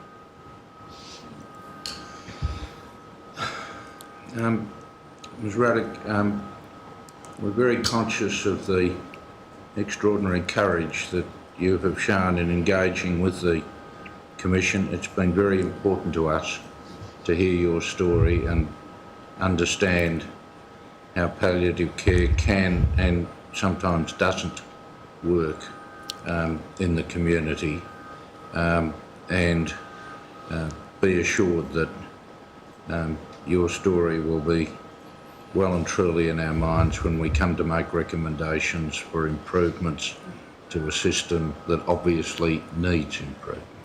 Thank you very much. Thank you. The Commission will adjourn until 11:30. The Royal Commission is adjourned until 11:30.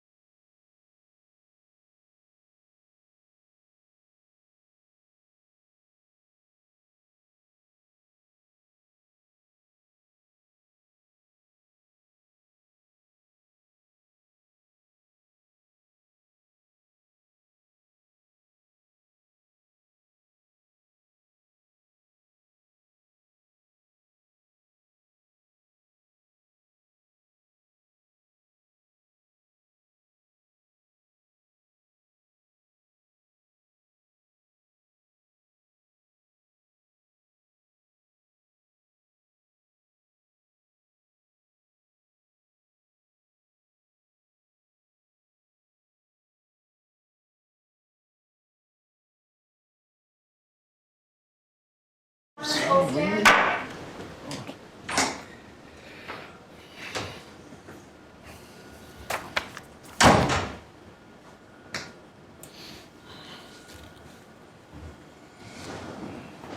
be seated. Yes, Mr. Rosen. Commissioners, before I call Joshua Cohen, could I just make good on my promise to hand up the third of those documents, aid memoirs, if that's the right plural, which is entitled Our Kira Gardens Case Study Summary of Records, and this is an A3 document that's agreed between the parties, which sets out a summary of pain assessments, prescriptions of medicine and administration of medicine. Does it include a comparison about the pain management regimes at Alkira Gardens and at Calvary? It does not, Commissioner. We don't have the Calvary records which would enable us to make that comparison. It's not to say that we couldn't acquire them if that was considered appropriate, but at present we don't have them. Well, we'll see how we go, but it was pretty plain from Ms. Ruddock's evidence that whatever treatment was being provided was at a proper standard at Calvary and not at Alkira. Yes, yes. Well, that's certainly something which... And it may be interesting to Yes. understand the difference between the two regimes. Yes. But anyway, that's for the future. Yeah, but that's not something we're in a position to do today, but it's certainly something which we can take on board. For the moment, we've provided this document to our learned friends, and I hand up copies for you, Commissioners.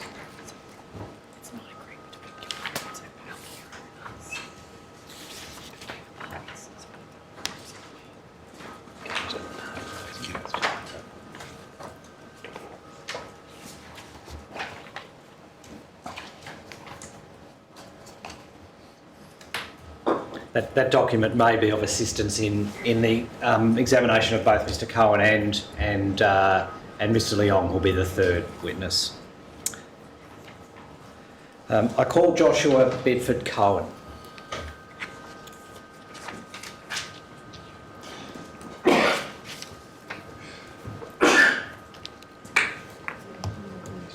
Yes. I solemnly and sincerely I solemnly and sincerely declare and affirm that the evidence I shall give will be the truth, the whole truth, the whole truth, nothing but the truth. and nothing but the truth. You can take a seat, Mr. Cohen, if that's more comfortable. Yes, thank you. And Mr. Cohen, can you please state your full name for the purposes of the transcript? Yes, Joshua Bedford Cohen. And Mr. Cohen, have you prepared two witness statements for the purposes of the Royal Commission? Yes, I have. The first of those statements is dated the 29th of May 2019, and our code here is WIT.0179.0001.0001. That document will be brought up on the screen in front of you, Mr. Cohen. Can you confirm for us that that is at least the first page of the statement that you've made for us? Yes, I can confirm that's the first page. Yes. Thank you. Have you had an opportunity to read through that statement before giving evidence today? I have read through that statement, yes. Anything you'd like to change in it? No, I'm happy with the statement as it is today. Okay, and its contents are true and correct? Correct. I'll tender the statement of Joshua Cohen dated the 29th of May 2019. Commissioners, before that gets marked, there are two statements of Mr. Cohen.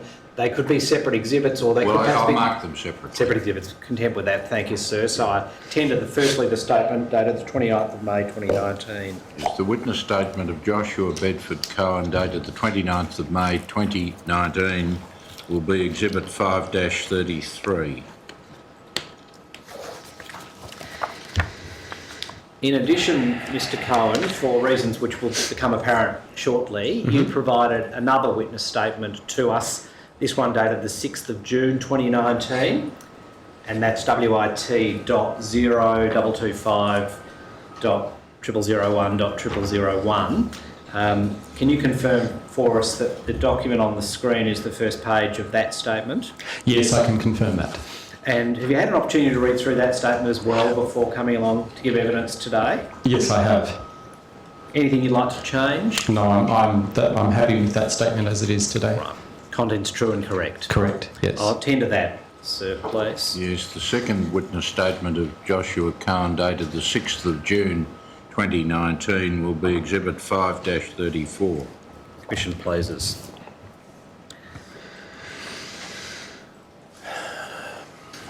A little bit of explanation might be called for, Mr. Cohen, which I'll provide, and you tell me if you agree with this. The first of those statements, which is now marked 533, responds to a notice from the Commission asking you to give some general evidence about your role as a specialist palliative care medical practitioner. Yes, yes, as a nurse practitioner, yes. That's correct. That's the first statement. Yep, and I'll ask you a number of questions about that during the course of your evidence this morning. The second statement is more specific, and it deals with your role in relation to the case study that we're examining today, which is the Alkira Gardens case study involving the late Mr. Parenthorne and your attendances on him in September of 2017. Yes, that's right. Right. Because there is quite a bit of overlap in the sense that the role you played at Alkira Gardens was pursuant to your general role, we will, for convenience, deal with both statements and both general areas in the course of your evidence without having to recall you to deal with anything else. Do you understand that? I do, yes. All right. Thank you. Now, before coming to that, I'd like to ask you a little bit about yourself, if I may, and you deal with this in each of your statements in very similar forms. Firstly, you are an endorsed nurse practitioner. Yes, that's correct. You were a transitional nurse practitioner at the relevant time in September 2017. Yes, when I first met Mr. Parenthorne, I was a transitional nurse practitioner. Yes, well, can you explain briefly to us that distinction's probably obvious, but better coming from you, I think. Yeah, so a transitional nurse practitioner is when you are enrolled in a Masters of Nursing nurse practitioner and are seated in a position that once you're endorsed you will become a nurse practitioner, which has a much quite well-defined and broader scope of practice to when you're a transitional nurse practitioner. Okay. That scope of practice, well-defined, is detailed in paragraph 11 of your statement. If that could be brought up on page 0002, I think it'll be highlighted in front of us. This is a quote from the, what is it, the Australian College of Nurse Practitioners. Yes, that's right. It's the professional association. Correct, is it? yes. Or the professional... It's a national association for nurse practitioners in Australia. Right. And it defines a nurse practitioner, and of course we can all read it there, as a registered nurse with the experience and expertise to diagnose and treat people of all ages with a variety of acute or chronic health conditions. Nurse practitioners have completed additional university study at master's degree level and are the most senior clinical nurses in our healthcare system. And then it goes on and refers to APRA.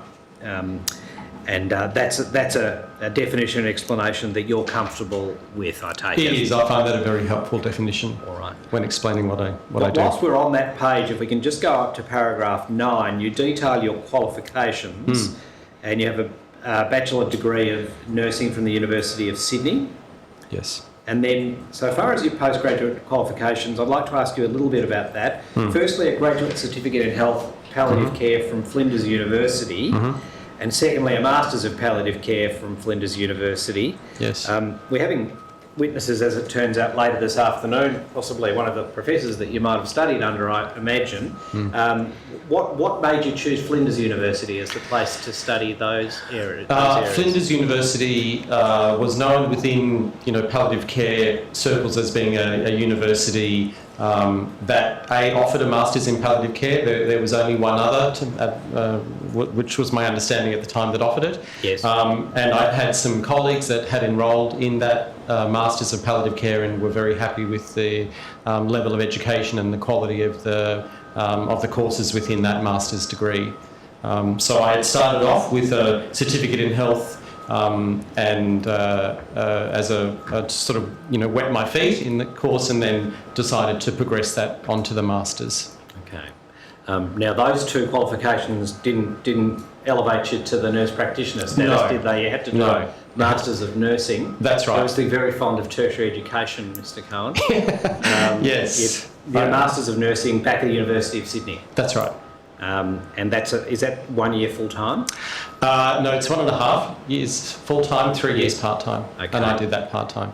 All right. Is there any dimension of that deals specifically with palliative? No, care it's a nursing? generalist Right. degree, and the expectation is that you bring your specialist qualifications with you into that. Okay. And then that was 2017. So it was. Well, you completed that in 2017. Yes. And do we understand then that in that experience in September of 2017, when you are working at Alkira Gardens, you're still completing your masters? Is that Correct. a connection? That's right. Okay, thank you. In addition to those qualifications, you are, of course, employed in your present role at Calvary Hospital, which you detail in paragraph 4, rather at Calvary Healthcare, Cogra. Is that right? That's right. Yep. What's the role there? You're a palliative care nurse practitioner. What does that involve day to day? So I'm a palliative care nurse practitioner that sits within the community palliative care team at Cogra. Yes. And I work solely in the residential aged care space. So our community palliative care team works both within people at home, Yes. people living in their own homes, and people living within residential aged care. I do not visit people in their own homes. I visit people within residential aged care only. There are other nurse practitioners who specialise in home-based palliative care, do they? Not within our service. Right, okay. Yeah. Calvary, we've already heard about from the evidence of Ms Ruddock, is a hospital which has a long experience in the provision of palliative care. Is that right? Yes, it has has a long history and connection with the local community. Right. So Calvary Hospital offers both palliative care and rehabilitation services. Right. And has been doing so for some time. And is that the extent of the medical services provided at Calvary, or are there other more general medical services provided as well? Well, the lion's share of medical services sit within those two specialties. There Yes. are pain clinics, there are rehabilitation clinics, and other specialties that sit within palliative care as well, that have developed over the years of that of being there. In addition to doing that work, you also are representative of a number of committees Yes. associated with palliative care. You detail Yes. those in paragraph 5 of your statement, and I'd like to ask you a little bit about those. You're the chair of the Palliative Aged Care Network. Yes, that's right. What does that network do? So the Palliative Aged Care Network is a group of specialist palliative care health professionals, nurses and allied health, who all work within residential aged care, or work in that care setting, I should say. So it's either people like myself who are stepping into an aged care facility from an outside organisation, Yes. or nurses, clinical nurse consultants coming from within the aged care organisation itself. And we meet every 3 months and talk about the challenges and the innovation that we are all delivering within that space. And I've been chair of that committee. It'll be 2 years in April of next year. And I assume, but you can confirm for me, that the evidence you're going to give today is informed not only by your clinical experience as a practitioner, but by the discussions that you hear through that network. I take Yes, absolutely. It's been a very important space for me as a new nurse practitioner, and I really took advantage of being a part of that discussion. The group was well and truly established by the time I came on board, and I found it an invaluable place to have those discussions. You also detail that you're a committee member of Palliative Care Nurses Australia. Yes, that's Now, correct. that's not a network, it's a peak body, is it? That's right. It's the peak body for palliative care nurses within Australia. Right. And sits alongside Palliative Care Australia. And you may not be able to answer this, but what sort of size membership does that organisation have? Do you know? I'm sorry, I couldn't answer that. I wish I could. I know That's it's all quite right. substantial. All right. And you also have a teaching responsibility at the appointment at the University of Technology in Sydney? Yes, I have an honorary associate with UTS, and I have been the subject developer for a complex symptom management within a new Masters of Palliative Care that UTS commenced this year. And the subject that I'm involved in will commence later in July of this year. Can I ask you a little bit about the services that are offered by your employer, by Calvary at Cogra? What's the principal work that is done? The principal work around palliative care? Yes. So we are a palliative care service, a very substantial palliative care service that sits in the Sydney South East Local Health District, LHD. We offer inpatient services, so there's a 32-bed palliative care unit. We offer a very substantial community palliative care service that looks after people who are in their own home. Both of those services, there's a multidisciplinary team that services both of those, both of the different care settings. Yes. So allied health, a full suite of allied health. Bereavement services are a very important part of what we do as well. Yes. Medical services and nursing services within both of those care settings. Right. Can I just stop you? Sorry, I was going to stop you there. It's a cliche, I know, but it sounds like that's a holistic model. Is that how one would describe I would describe it as a holistic model, yes. Okay. And sorry, I cut you off. I was going to say there's also a motor neurone service that's attached to our palliative care service where we look after that very specific population as well. Yes. And then there's or perhaps you're getting to it, there's the outreach service that you're part of. Yes. Then there's the residential aged care nurse practitioner service that I'm a part of. Yes, and can you tell us a bit how that operates, please? Yeah, so I was employed as a transitional nurse practitioner in Calvary in May of 2017. Yes. And then in November of 2017, we then employed another transitional nurse practitioner. And when I stepped into that role, the model of care that I thought would be an appropriate model for nurse practitioners to implement was the palliative the palliative care needs round, which was a model that was already up and running at Calvary Clare Holland House in Canberra, and I had read about that in the British Medical Journal of Supportive and Palliative Care and made contact with that team. Yes. Since the outcomes from their research were very encouraging, and there was a real lack of models of care that involved palliative care, residential aged care and nurse practitioners. Yes. Really, I had done a literature review before I had brought a model to the table that I thought could work where we were, which is obviously different to Canberra. There was a real lack of those. Right. And the one in Canberra was, to me, the one that made most sense. Okay. That was ultimately implemented in about April of 2018. That's right. In Sydney. It was implemented. We had a model of care day, which was a discussion with really the whole organisation. Nurse practitioners are relatively new positions, whether they be palliative care, aged care, whatever the specialty. So that was an opportunity to educate the people that I work with about what it is we do. I think we were all still figuring out how all these roles look in this service, how are they best placed to work. Yes. And nurse practitioners' mandate is to really to fill gaps in care where doctors, medical practitioners have difficulty getting into and accessing. And in a metropolitan palliative care service, the area that made most sense to me for that was residential aged care. Yes, all right.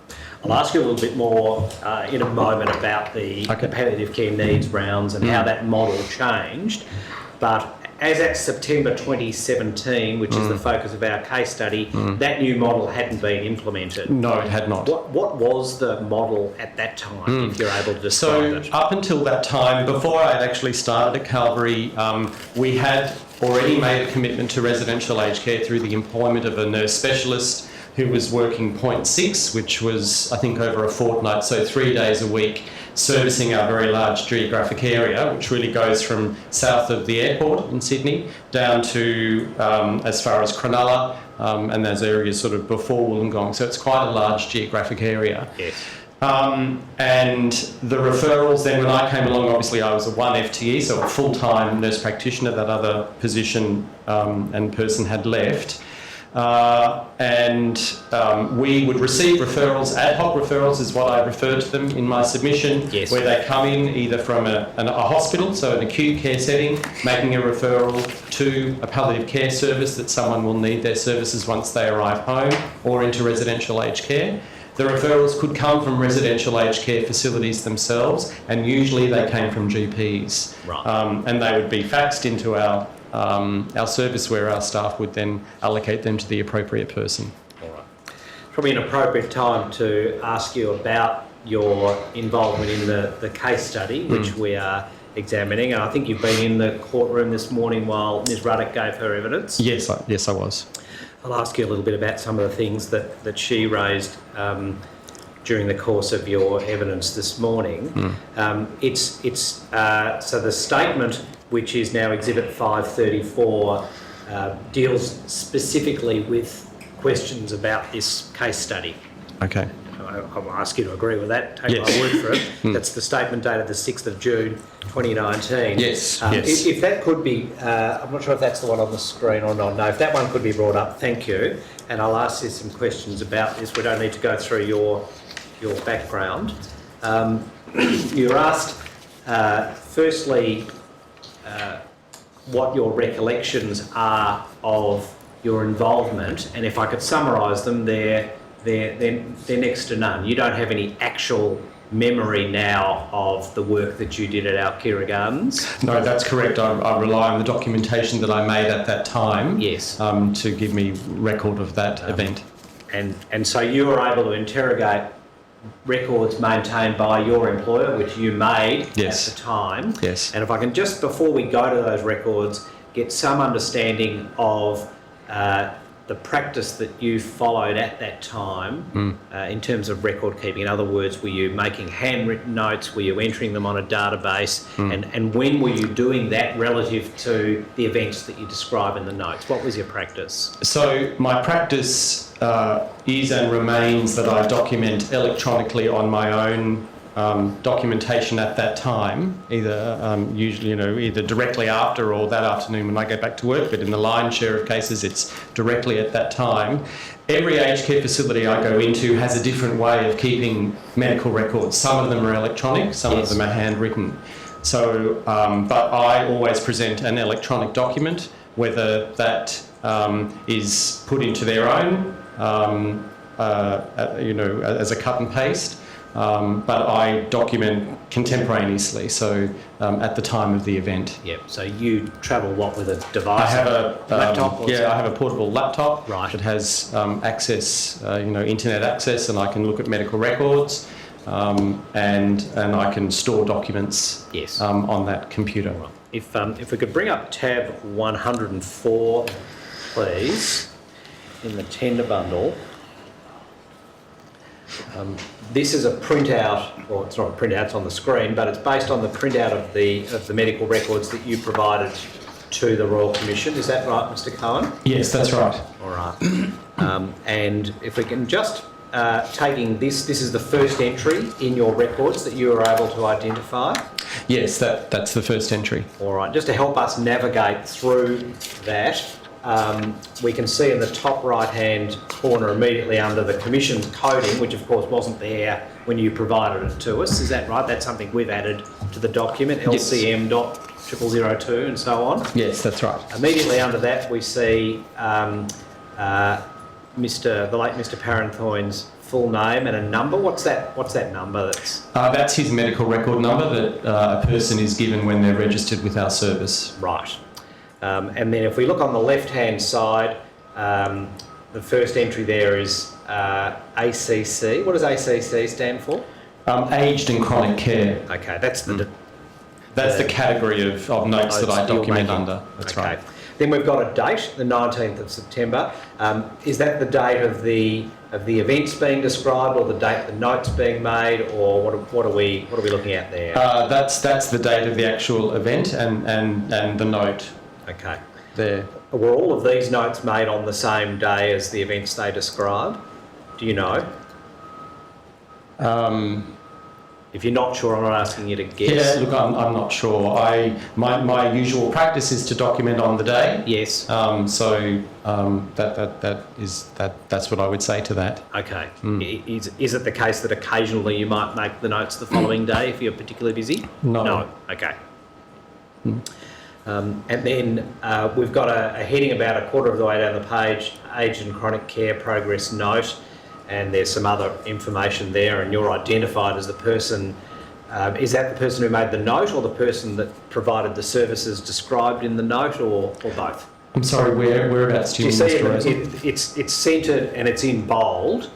It starts aged and chronic care, and it ends with Cohen, Joshua, and then NP in brackets. Do you see that? Yes, that's meaning that I am logged into electronic medical record under my unique, identification, and I'm the person making that note. All right. Now, you've already told the Commission that you are a transitional nurse practitioner. I think a TNP is the acronym. That's right.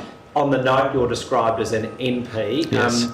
What's the explanation for that, Mr. Cohen? The explanation would be that there was no place in the software to have TNP, and my employment was always going to be as a nurse practitioner. When you're in that transitional phase, sometimes the software doesn't keep up with the actual title. Okay. Have you had that fixed in the meantime? I don't know. Now I'm a nurse practitioner. It's an appropriate title. Right. Someone else's problem. I've caught up. Okay. But no, it's a good point that you make. Right. Then we've got some entries, which I'm not going to ask you about each of these, but the key ones seem to be, we've got 4 lines under a heading service event. I don't need to ask you about any of those, but then there's a bit of a gap on the page, and then there's an entry CHR service delivery mode. Do you see that? CHR service delivery mode. Yes. Just get it blown up for you. Thank you. Now at the top of that identified. Yes. You see that? Yes. And then we've got telephone individual. Yes. Telephone means it was a communication by phone rather than face to face. That's right. And what does individual mean? It means I was speaking to one other person. I think the other category there is telephone group from memory. Sorry, telephone group. I see. Okay. Then we've got some start time, finish time, all of which is self-explanatory, and then CHR duration. What does CHR stand for? Do you know? I'm not sure. All right. But we would understand that to mean that 3 minutes was the duration of the phone call. That's right. Okay. That's right. And we see from others, as we'll see in a moment, that if it's a face-to-face meeting, the time that's entered would be the time that the meeting took, presumably. That's right. The time that the meeting took, and a consideration for documentation in that time as well. All right. Now, from the records, are you able to tell the Commission with any certainty how you came to go to Alkira? In other words, was your service contacted by Alkira, was it contacted by the hospital, or was there some other means by which you became involved in this case? The referral was made from St George Hospital, yes, where Mr Parenthona had been discharged on the 18th to our service, and from the electronic registration of Mr Parenthona, he was registered on the 19th of September, and that's when I would have received the referral. All right. Now, for completeness, what you've done for us is you've looked at the notes and then you've reduced them to a narrative, essentially, in your statement. That's right. And I'm going to take you to the notes in relation to specific matters, but otherwise, you obviously rely on your statement as accurately setting out the various steps that you've taken. Yes, that's right. The first of those steps, as we've just seen from the record that is highlighted on the screen, was a telephone contact on the 19th of September. We know from other documents, and we heard from Ms Ruddock earlier today, that Mr Parenthorn was discharged from hospital on the 18th, and your first contact with Alkira Garden was on the 19th. That was initiated by you as a phone call. Yes. It necessarily follows that you must have received the referral from the hospital before you made that call. Are we to read anything into the promptness with which you contacted Alkira Gardens?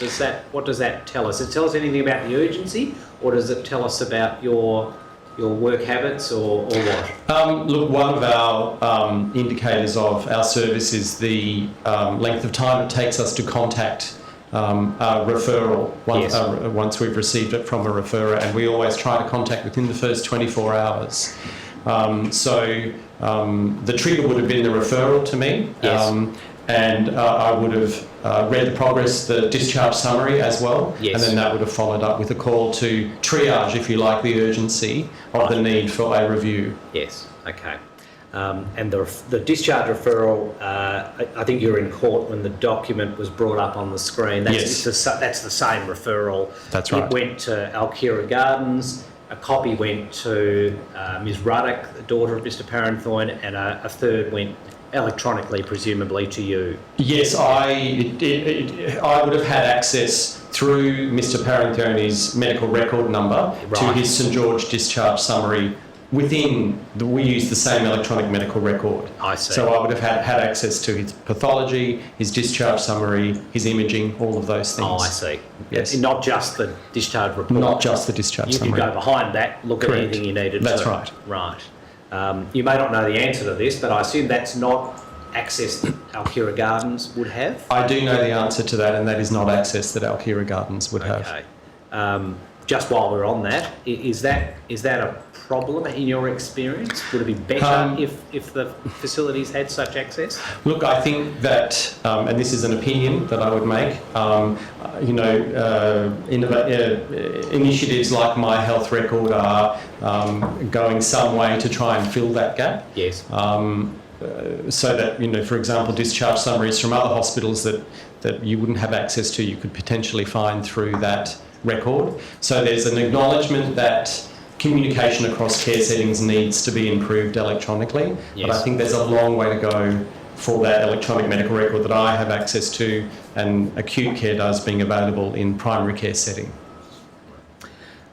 Now, you told us that this was a triaging exercise, this telephone call, and if we look at the halfway down the page, there's a heading Progress Note. These are the records you made based on what you were told by Alkira Gardens, is that right? Yes, that's right. Okay, so we see phone call to RACF, that's Residential Aged Care Facility, regarding urgency of review by your organisation, discharge from the hospital on the 18th of September, assist with pain management, spindle cell tumour. In your experience, Mr Cohen, is that a common or an unusual tumour to have from your clinical experience? From my clinical experience, that would be an unusual cancer diagnosis to manage. Right. Can you help us with what it means? What's a spindle cell? So it's the type of cell that's been identified through the pathology from the cancer. It's a connective tissue type cancer. Yes. In the case of Mr Parenthorn, in being on the left chest wall, was going to be in an area where there are lots of nerves, so nerve pain was potentially going to be an issue with this particular presentation. Right, and that was apparent from the outset for you? That's right. All right. You then went on, registered nurse, feels patient more confused since discharge from hospital, for GP review later today, and then plan CPC2, that's you. That's right. Review this week, please. Yes. Was that a request you were making to someone else, or that was you were conveying what they were asking of you? Is that right? I'm not sure if that that's what that's saying, but it's Right. giving a time frame for review. Within a week? Well, I think given that the day it was sort of middle of the week on the 19th, I can't remember what day that was, Right. but it was certainly within a time frame of a few days Okay. that this person would be reviewed. Okay. Did you consider there was any particular urgency over and above like cases? Is there anything about what you were told which indicated that to you? I don't recall that. No. Okay, understand.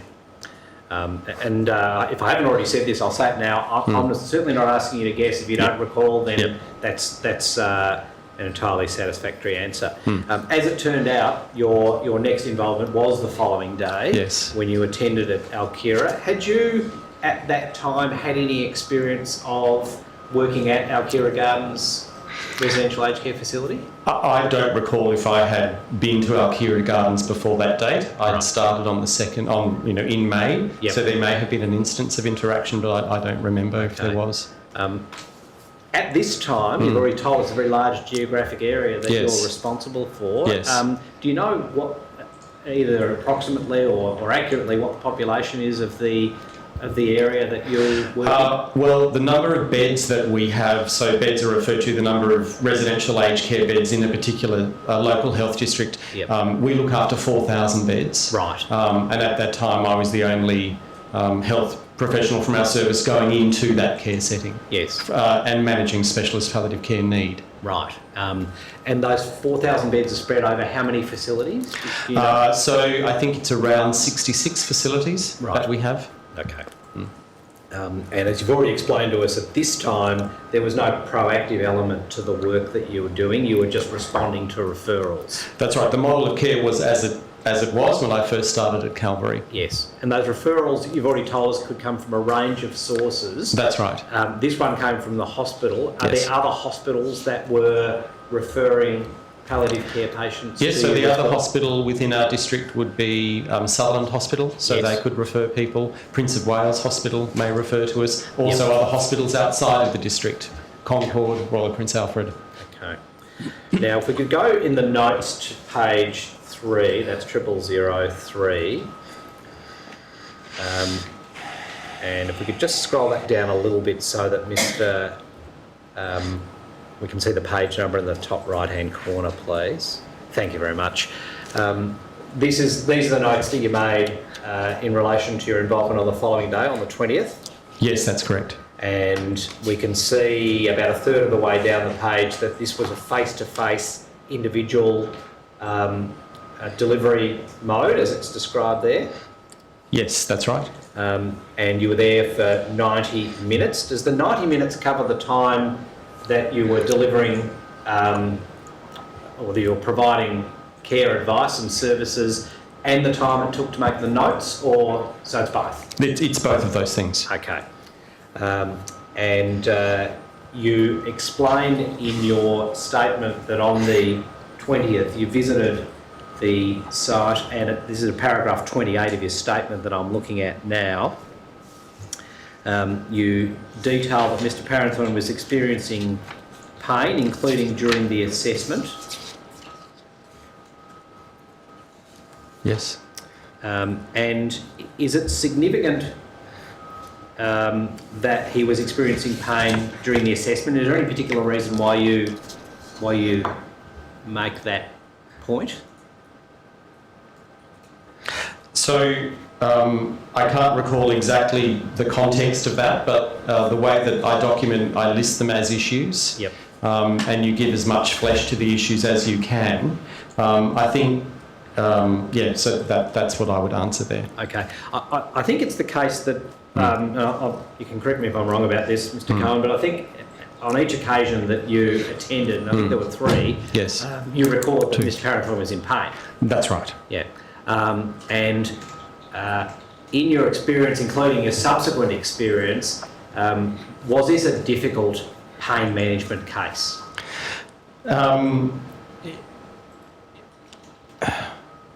When you say subsequent experience, do you mean experience I've had since this time? I do, yes. Yeah. Look, I would say that pain management in residential aged care can often be difficult to manage. Yes. The care setting can be a tricky space. The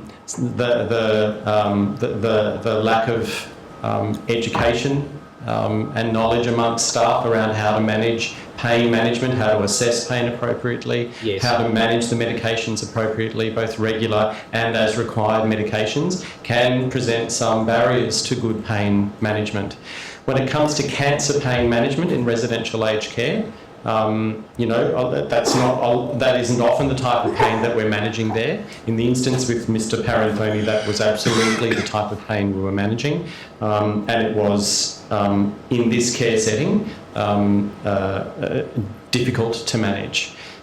You mentioned earlier that the location of the tumour being in the chest, where there are so many nerves, as you've explained to us, was that part of the complexity of the case here? Yes, that was part of the complexity. The medications that he was discharged on from St George Hospital with the OxyContin and the pregabalin, which is the Lyrica, that's specifically for nerve pain. He was on very low dose. Normally you would start with 25 milligrams at night or twice a day and titrate or increase the medication up from there.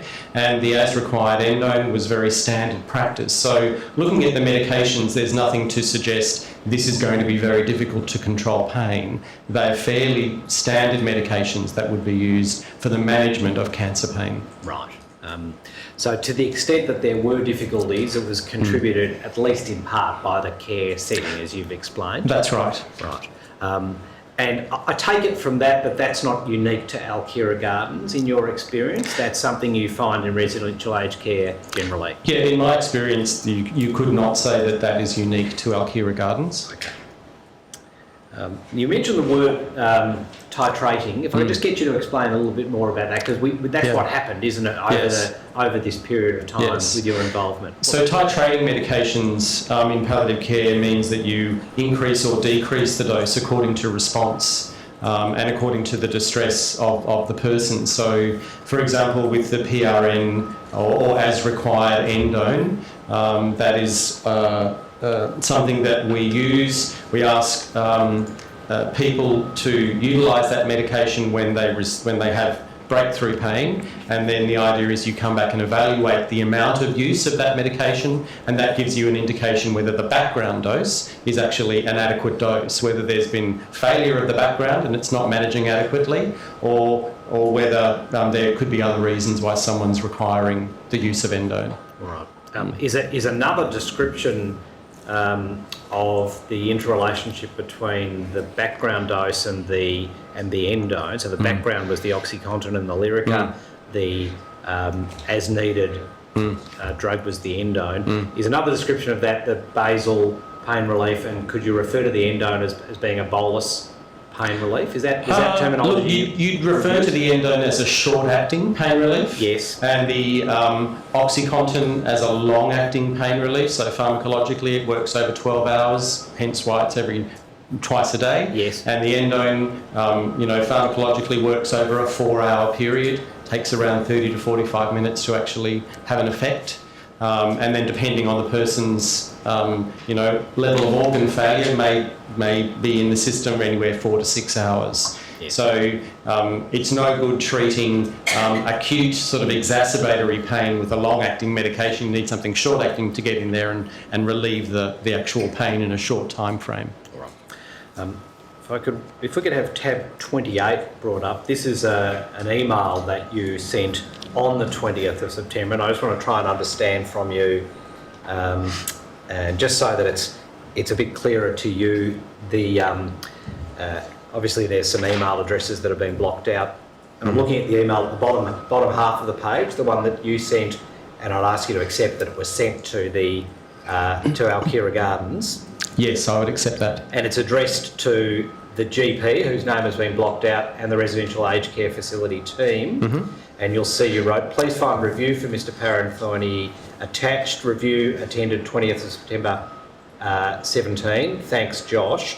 What's this communication? Why did you make this communication? This communication was the documented notes that I'd made, or assessment that I'd made for Mr. Parenthione earlier that day, and it's so that the residential aged care facility were able to receive an electronic copy, and that the GP was also part of that communication and knew that I'd been there, and suggestions that I had asked him to enact for Mr. Parenthione. All right. Now, the attachment is behind tab 29, well, it certainly appears to be. I just ask you to confirm that, if you could. Is that the attached report that was sent under cover of that email? Yes, that's correct. Right. And if we can just go halfway down that first page, or about a third of the way down, we've got the discharge medications listed there, and that's a lift from the medications that were in the discharge report from St George Hospital. That's right. Okay. I just want to ask you about the PRN endone, see if I can understand what's conveyed in the report. It says PRN, which we know you've told us means as needed. Yes. Endone, 5 milligrams, that Q 2 hours. What does the Q stand for there? So that is referring to how often it would be available to the person that required it, and it's saying that every 2 hours, if required, Mr. Parenthione could have 5 milligrams of endone. And who is to assess whether or not it's required? So that would be the assessment of the registered nurse. Yes. In whatever the care setting was, in this instance Alkira Gardens, to make that assessment, to ask the question, and then to make an assessment of need, and then to have that, ensure that that actually medication is prescribed, so legally they can administer it, and then to give the medication and monitor the response. Okay.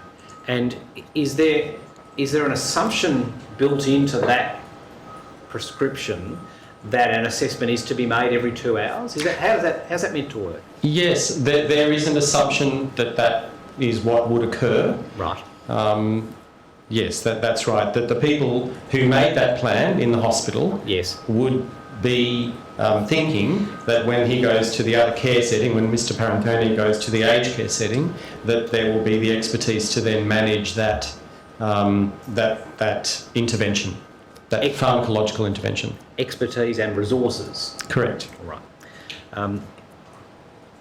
Assuming that assessment is made, however often it is made, presumably it's important from your perspective as the outsider coming in that it's properly recorded. Is that important? Yeah, that's right. So any S8 medication like morphine, endone, needs to be recorded, and 2 registered nurses need to sign it out of a lock cupboard.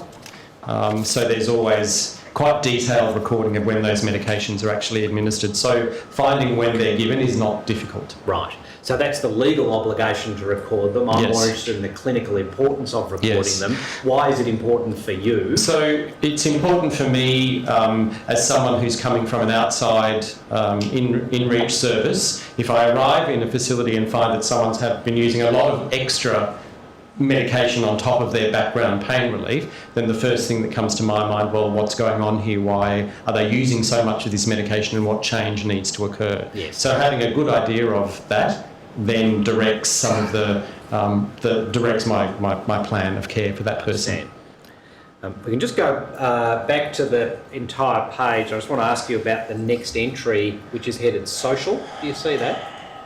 Yes, I can see that. You've recorded information provided to you, presumably by Mr. Parenthoine's daughters, Shannon and her sister, it would appear.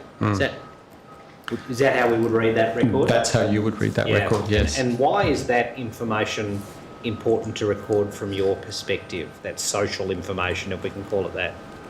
I think providing context for the person that you are going to meet is an important part of any holistic assessment.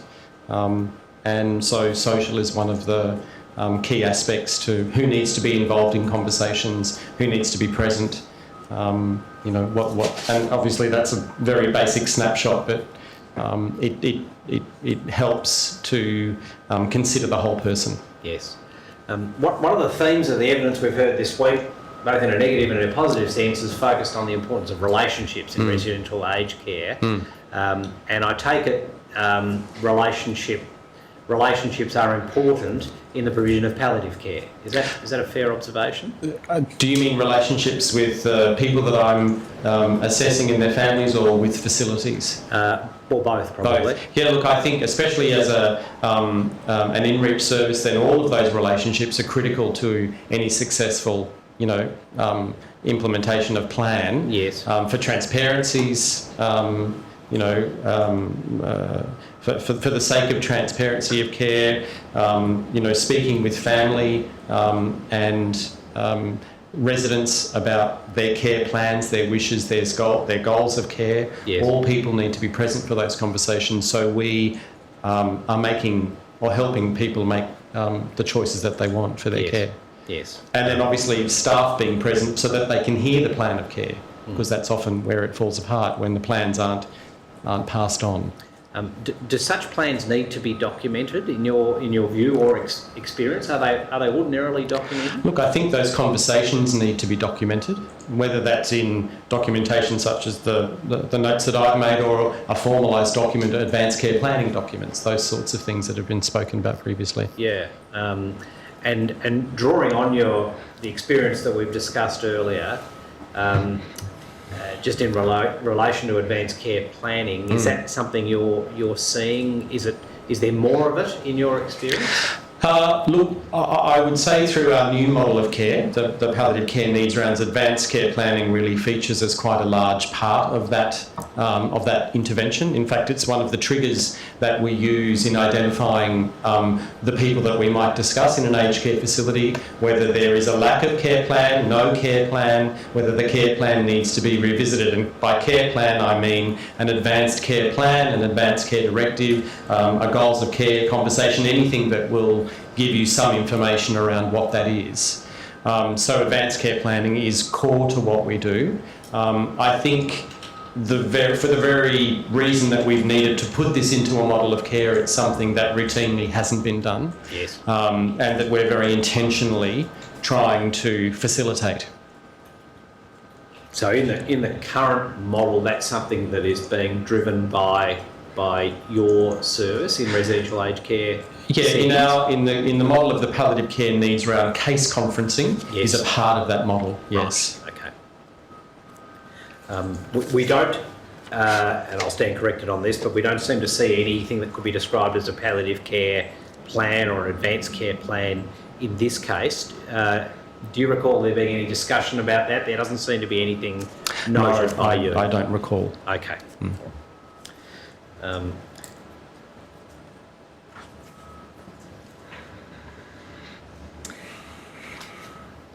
If we can turn then to your next involvement, which is the 26th of September. If we can go back to tab 104, I think we need to, please.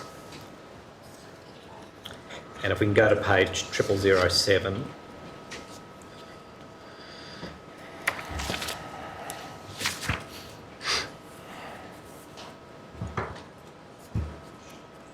This is a further telephone contact we see from the record. Yes, that's right. Yep. And it's a 15-minute telephone conversation, and I take it this was in the nature of a follow-up to the document that you had emailed, about a week or so earlier? Yes, and my understanding from these notes is it's 2 phone calls that I sort of grouped together. Yes, right. As being 15 minutes. Yeah, I see. Is thinking about your practice at this time, I know you'd only been there since May, but this level of involvement, is it unusual, or is this pretty well the norm that you would have experienced? This would be standard practice. Right. Yep. Okay. And if we can go back to the entire page, please, and we see under the heading Progress Note, firstly, family concern around patient drowsiness and increase in pregabalin. That's the Lyrica. That's right. And we heard Ms Ruddock talking about that earlier today, and that was a concern that that the increase which had been put in place was having an effect on Mr Parenthoine's cognition. functioning, essentially. and that you were requested, there was a request to reduce it. And just so that I understand the dynamic here, because you're a transitional nurse practitioner rather than an endorsed one, Yes. the ultimate call was the GP.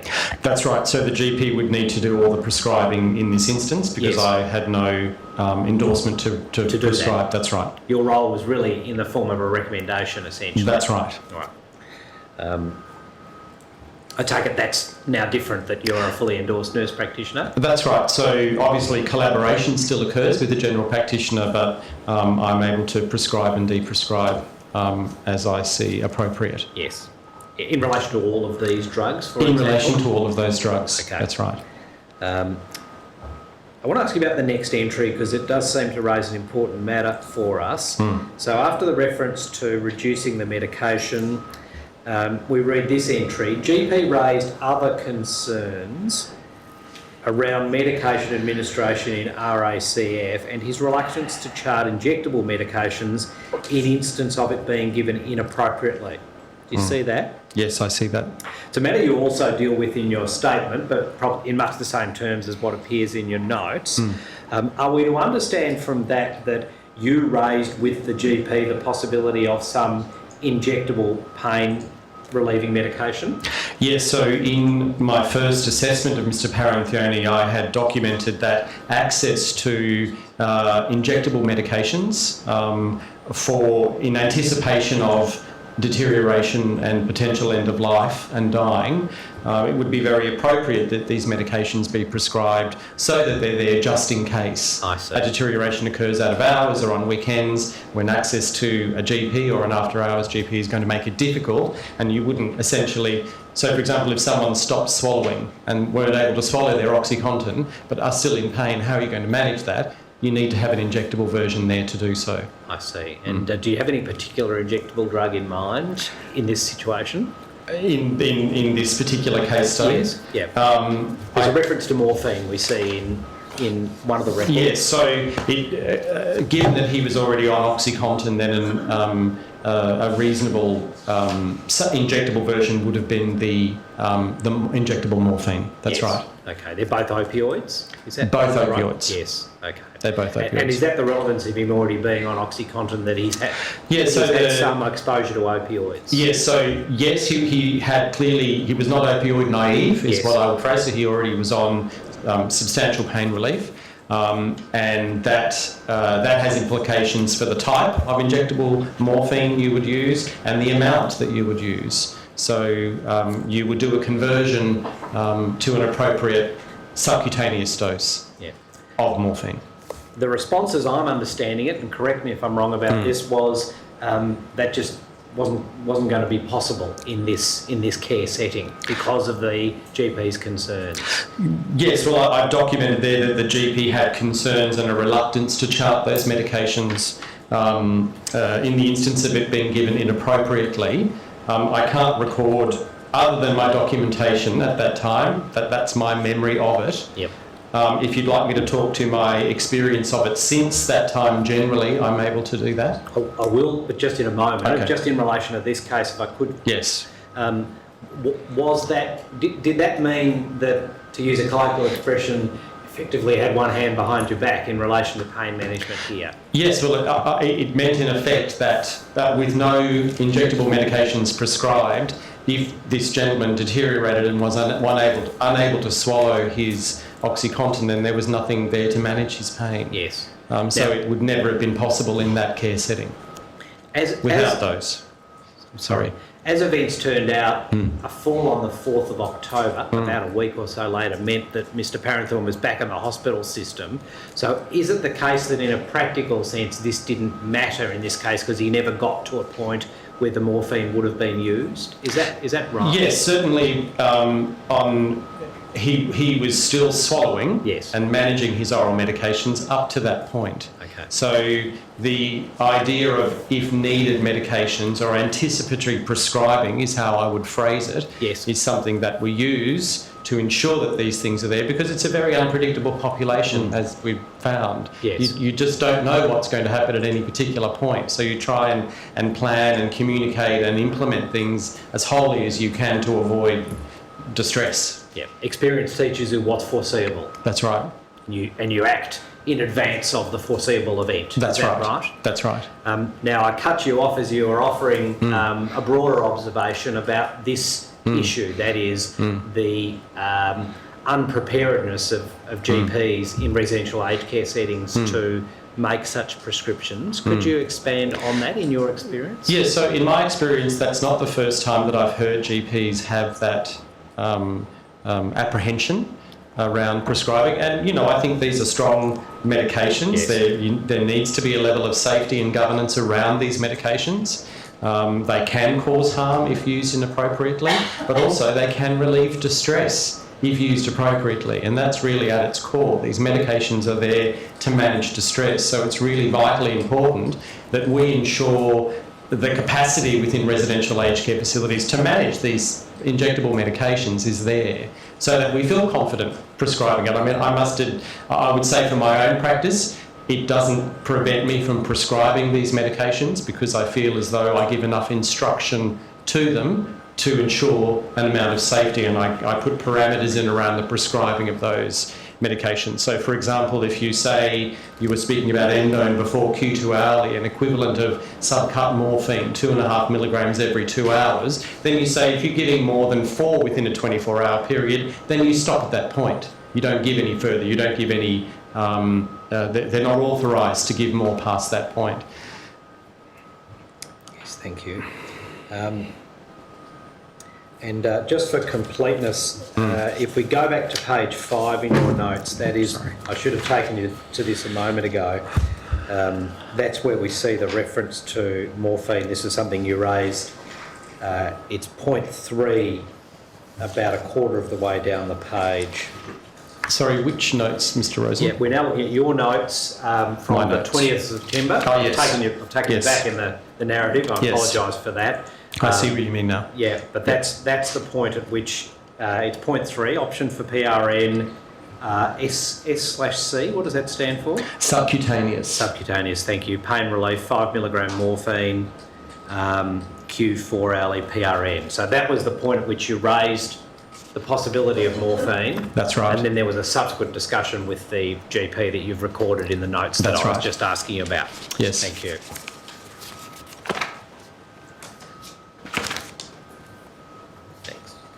If I can take you then to the next involvement, which is the 27th of September, and the notes are at page 0009.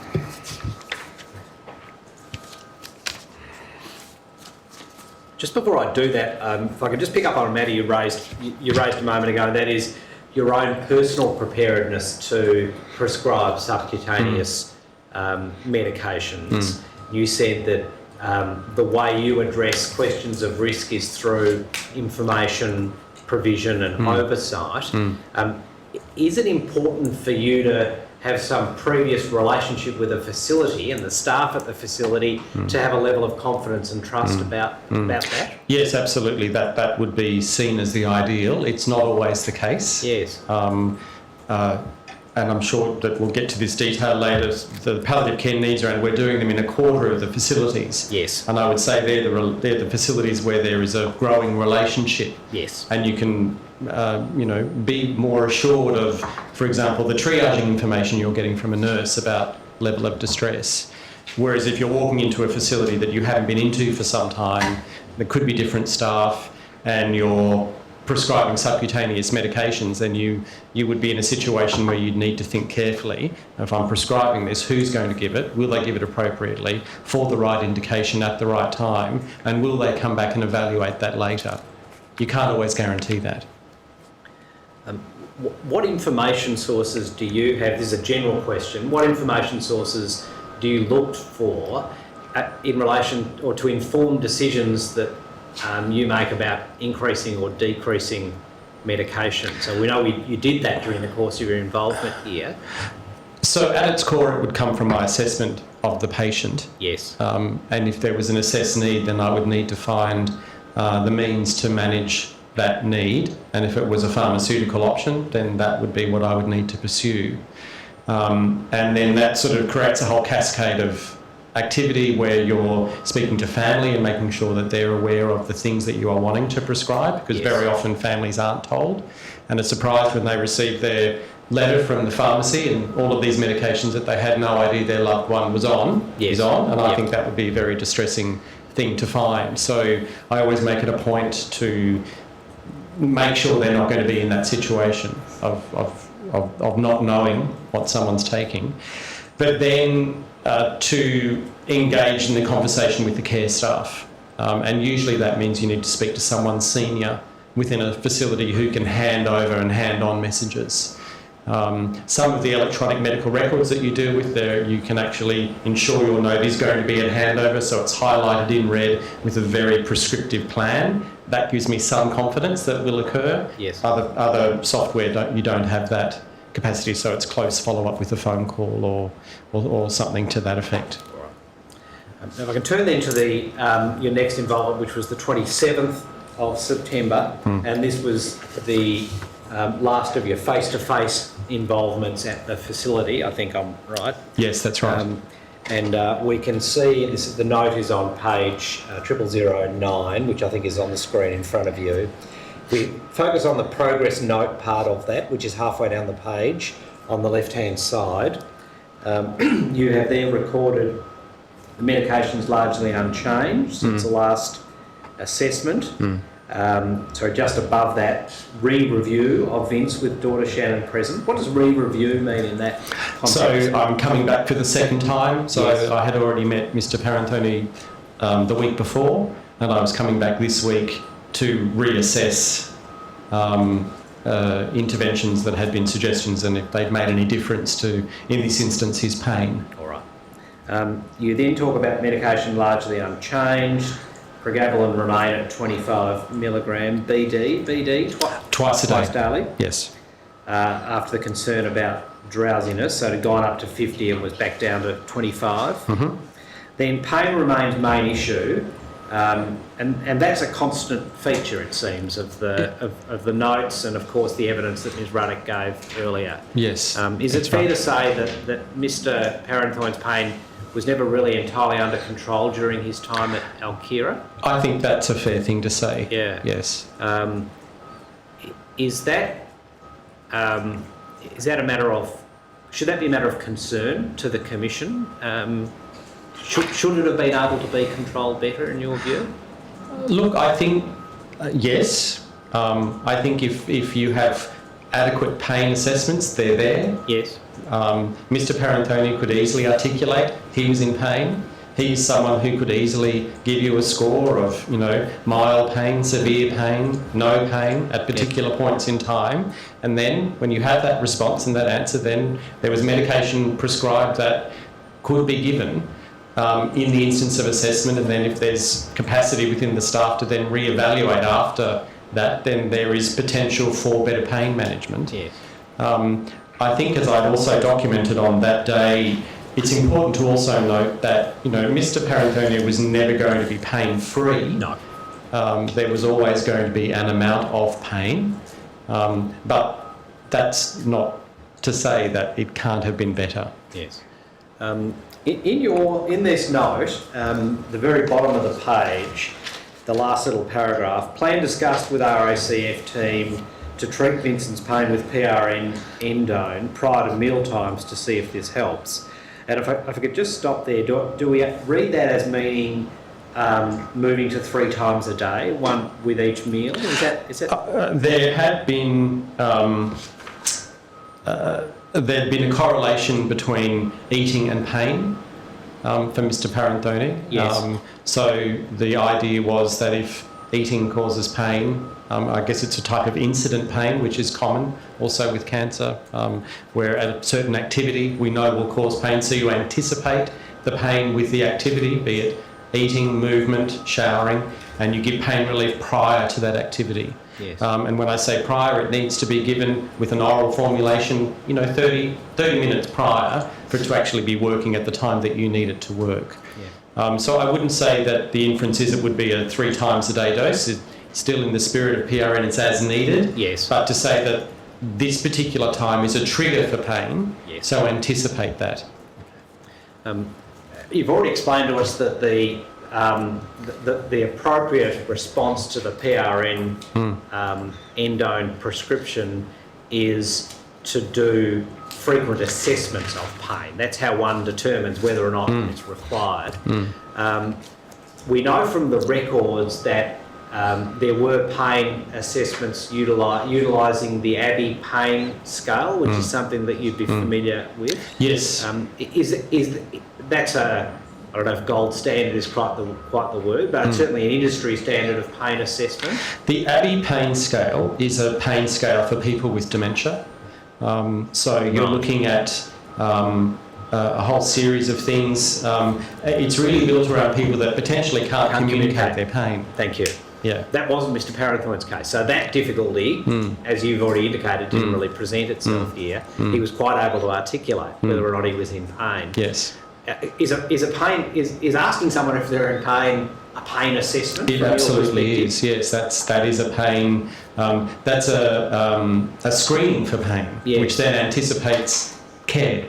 Okay. Prescribes care. So yes. All right. So if you go to your notes, after the reference to meal times, you say suggested ongoing daily pain assessments. Are we to read that as saying there should be a pain assessment once a day and that's adequate, or how should we read?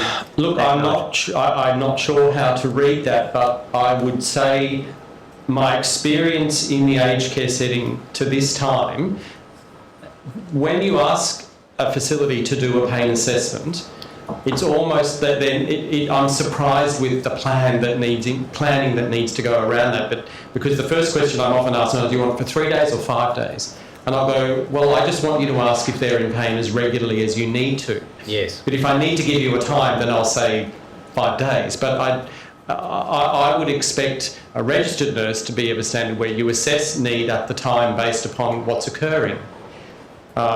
I know that's not the case because there isn't the capacity to do that, but yes, so does that answer the question? I think it does, although if I could just perhaps explore it a little further. Yes. To understand whether what you're suggesting there is that a daily pain, as in once every 24 hours, whether that would be adequate in this case. I would say at the very least, but clearly Mr. Parenthione had triggers for pain more frequently than daily, so yes. A pain assessments, a numerical pain scale can be done at the bedside very, very quickly.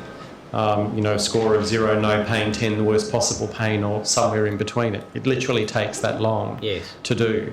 But that also means that there's a level of insight and usefulness around those tools, that they're used regularly within a service, familiarity with that, and then knowing, well, what do I do with that information once I have it? Yes. You see, I'll tell you where I'm going with this. What jars from a reading of the records is that there are no days during this 2-week period where Mr. Parenthoine is given any more than 2 doses of endone in a 24-hour period. There are days when he's only given 1. There are days when he's given none. We combine that with the evidence we've heard both from Ms. Ruddock and now from you about there being, real pain issues here. How is the Commission to make sense of those 2 bits of information? Is a conclusion that should be drawn that not enough endone was given, perhaps because not enough assessments were made, or is there another explanation, or are you not in a position to express a view?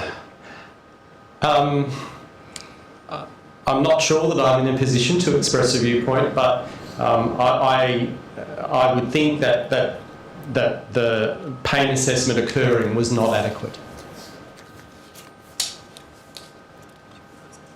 Does it follow that treatment was inadequate? Yes, it would follow that that's the case, Commissioner.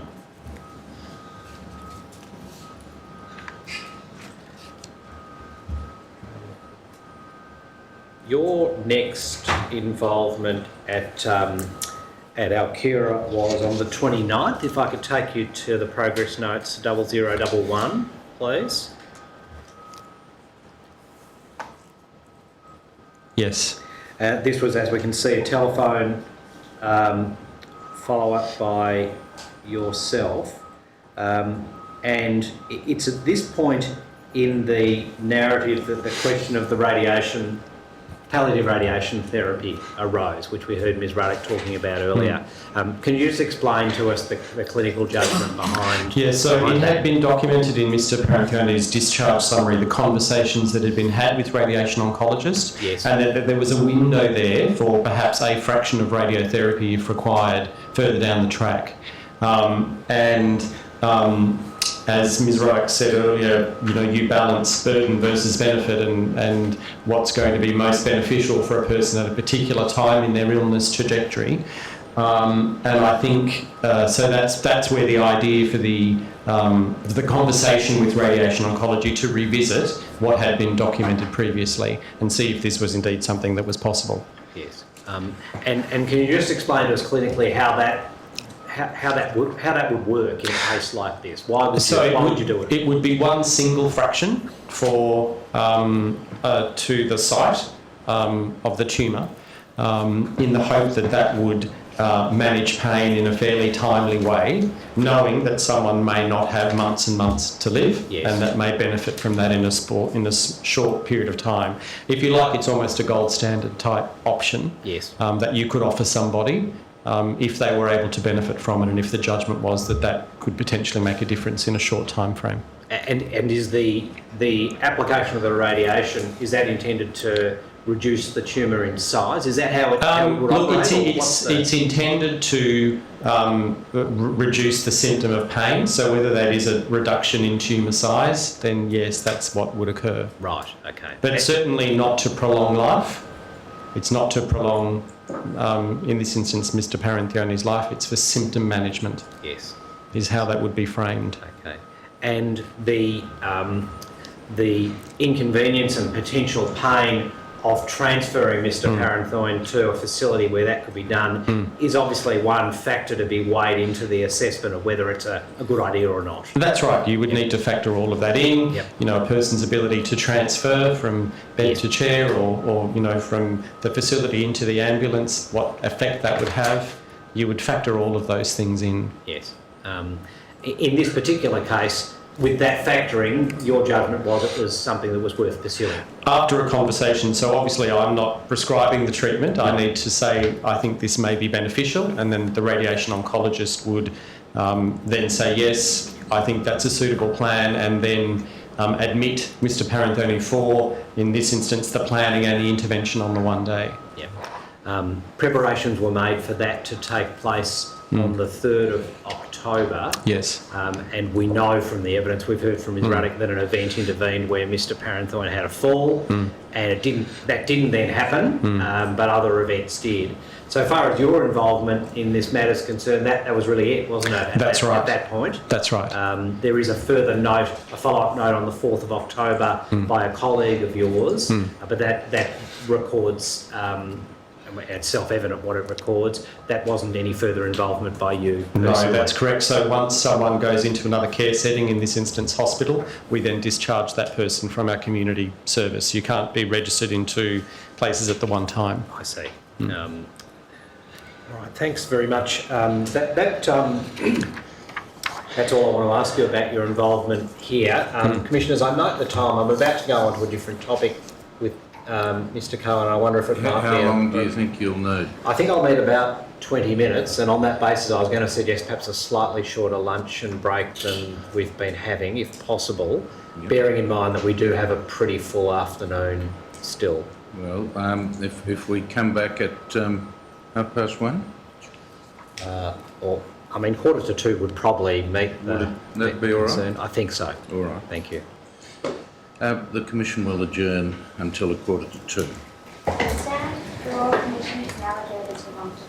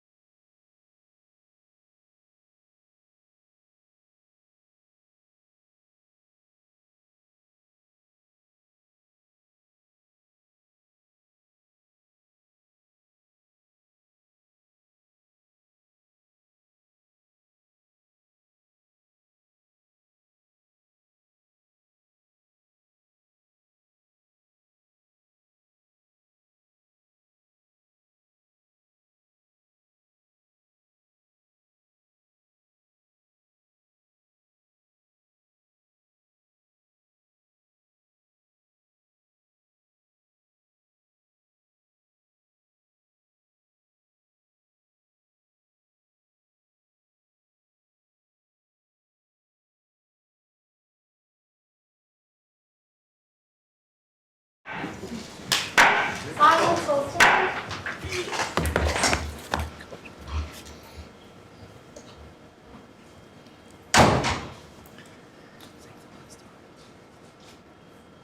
Yeah. Please proceed. Yes, Mr. Rosen. Thank you, Commissioners. Recall Joshua Cohen.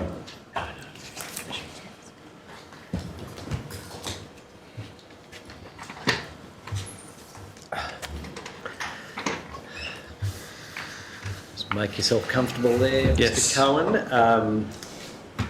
We had reached the point before we broke for lunch where I had concluded asking you about your experience at Alkira Gardens, and as foreshadowed, I now want to ask you a bit about the new model of care that was implemented by your employer in April 2018, which you deal with in your first statement, which is Exhibit 5, I can read my own writing, 533.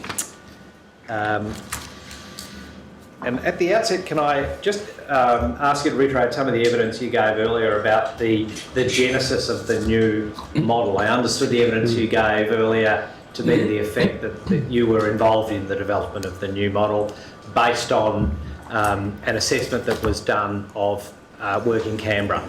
That's right. So our model of care was a replication, really, of the model that had been implemented as a pilot study down in Calvary, in Canberra.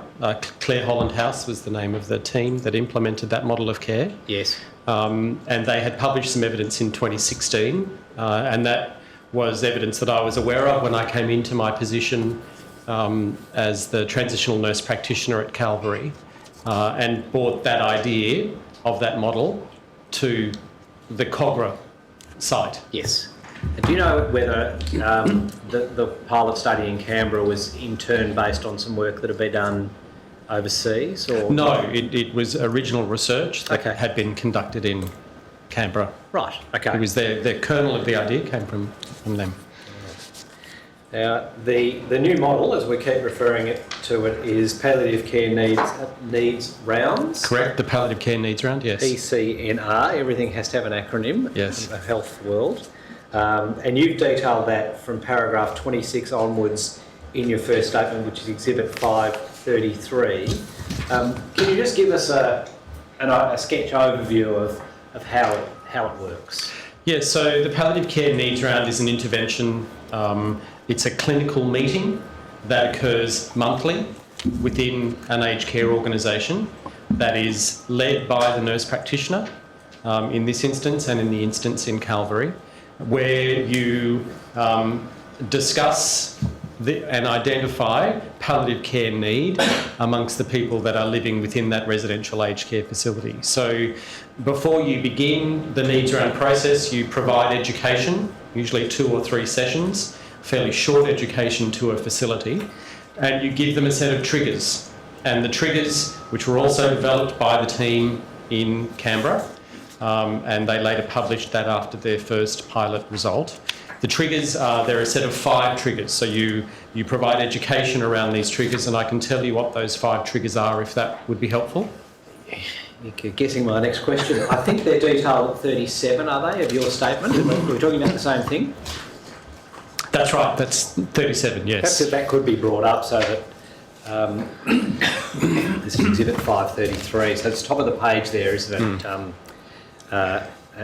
Yes, back to you. This is a critical part of the process because, as I've discussed, the identification of palliative care need within residential aged care at times is lacking. Yes. So you can't just say, we want you to identify need in your facility without actually providing them with a vehicle to do so. And this is one of a few that are out there, but this is the one that is attached to this particular model, the palliative care needs round. And the triggers are, as you can see listed there, they're in no particular linear order, but they are a deterioration or an exacerbation in a resident's condition, the absence of a care plan or a current advanced care plan being in place, family conflict or disagreement around the goals of care for that particular resident, residents that have been brought from an acute care facility, so hospital, to a residential aged care facility for end-of-life care. The literature tells us that that group is at particular risk of dying in short months, usually within 3 months of admission, who come from hospital as opposed to coming from the community or home. And then with the use of those first four may lead you to the surprise question, which is done internationally in palliative care, which would you be surprised if this person died within 6 months? That's not an easy question to answer, but the other triggers give you some flesh and information behind that. Am I to understand by the footnote that you've included at paragraph 37 that the article cited there by Forbat et al. 2017 is some evidentiary basis for the 5 triggers? That's right. Okay. And that, I don't need to take you to this, but that article is in our tender bundle, so it's part of the evidence before the Commission, you'll be pleased to know. So with those triggers, I wonder if we can just go back a step though. The needs round involves you, or perhaps another nurse practitioner, or is it at the moment just you? So within our service there are myself, a nurse practitioner, and a transitional nurse practitioner. Yes. So we never do them together, they're always done individually, so we've divided our area in half geographically. Yep. So I'm running a set of needs round, and my colleague is doing the same thing. The people who might attend from an aged care facility, when we begin the education we say anybody who has anything to contribute around patient resident care needs is welcome. In practice, we usually get a fairly small number of attendees, which are usually senior clinical nurses from within the site. Occasionally we'll get some allied health, that may be pastoral care, it may be staff that are involved in leisure activities, or carers, assistants in nursing may also participate. Directors of nursing are welcome to come. But the groups that I attend usually number anywhere between 3 and 5 people, with the registered nurse coming off the floor to present the patients that they've identified with palliative care need. Okay. And that would number 4 to 5 residents discussed within that hour. Right, okay. So you've included a table in your statement, this is paragraph 33, where you tell the Commission that the PCNR process, the needs rounds, have been successfully implemented in 16 facilities included in the outreach program.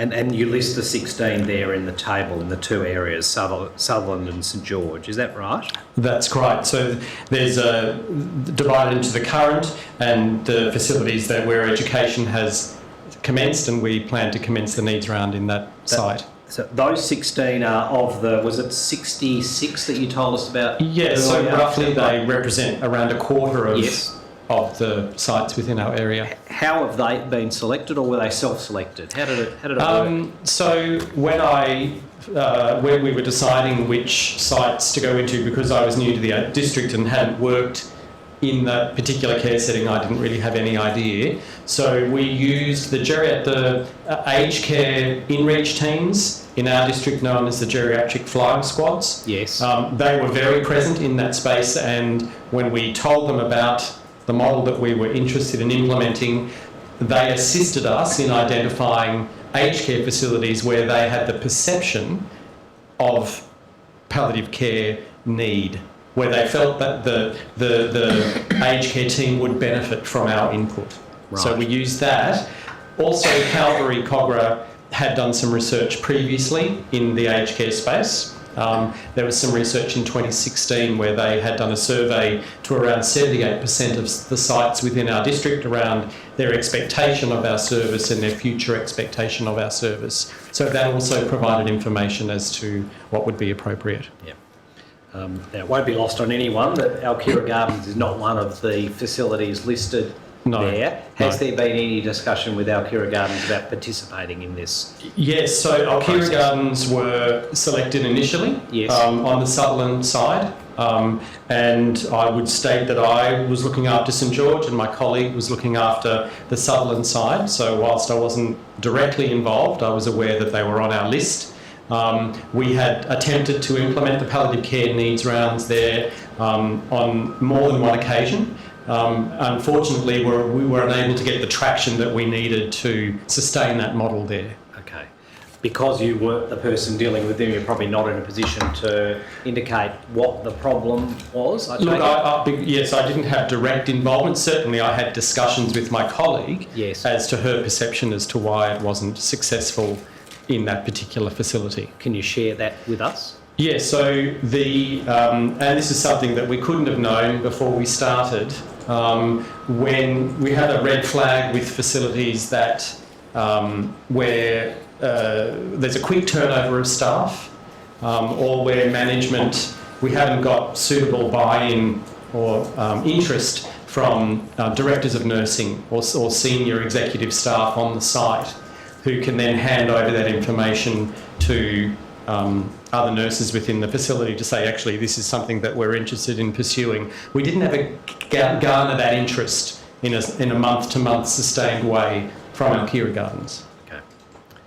Now, I want to ask you about 4 discrete topics, which are probably overlapped to some extent, that you deal with in your statement. The first of them is at paragraph 43 of your first statement, Exhibit 533.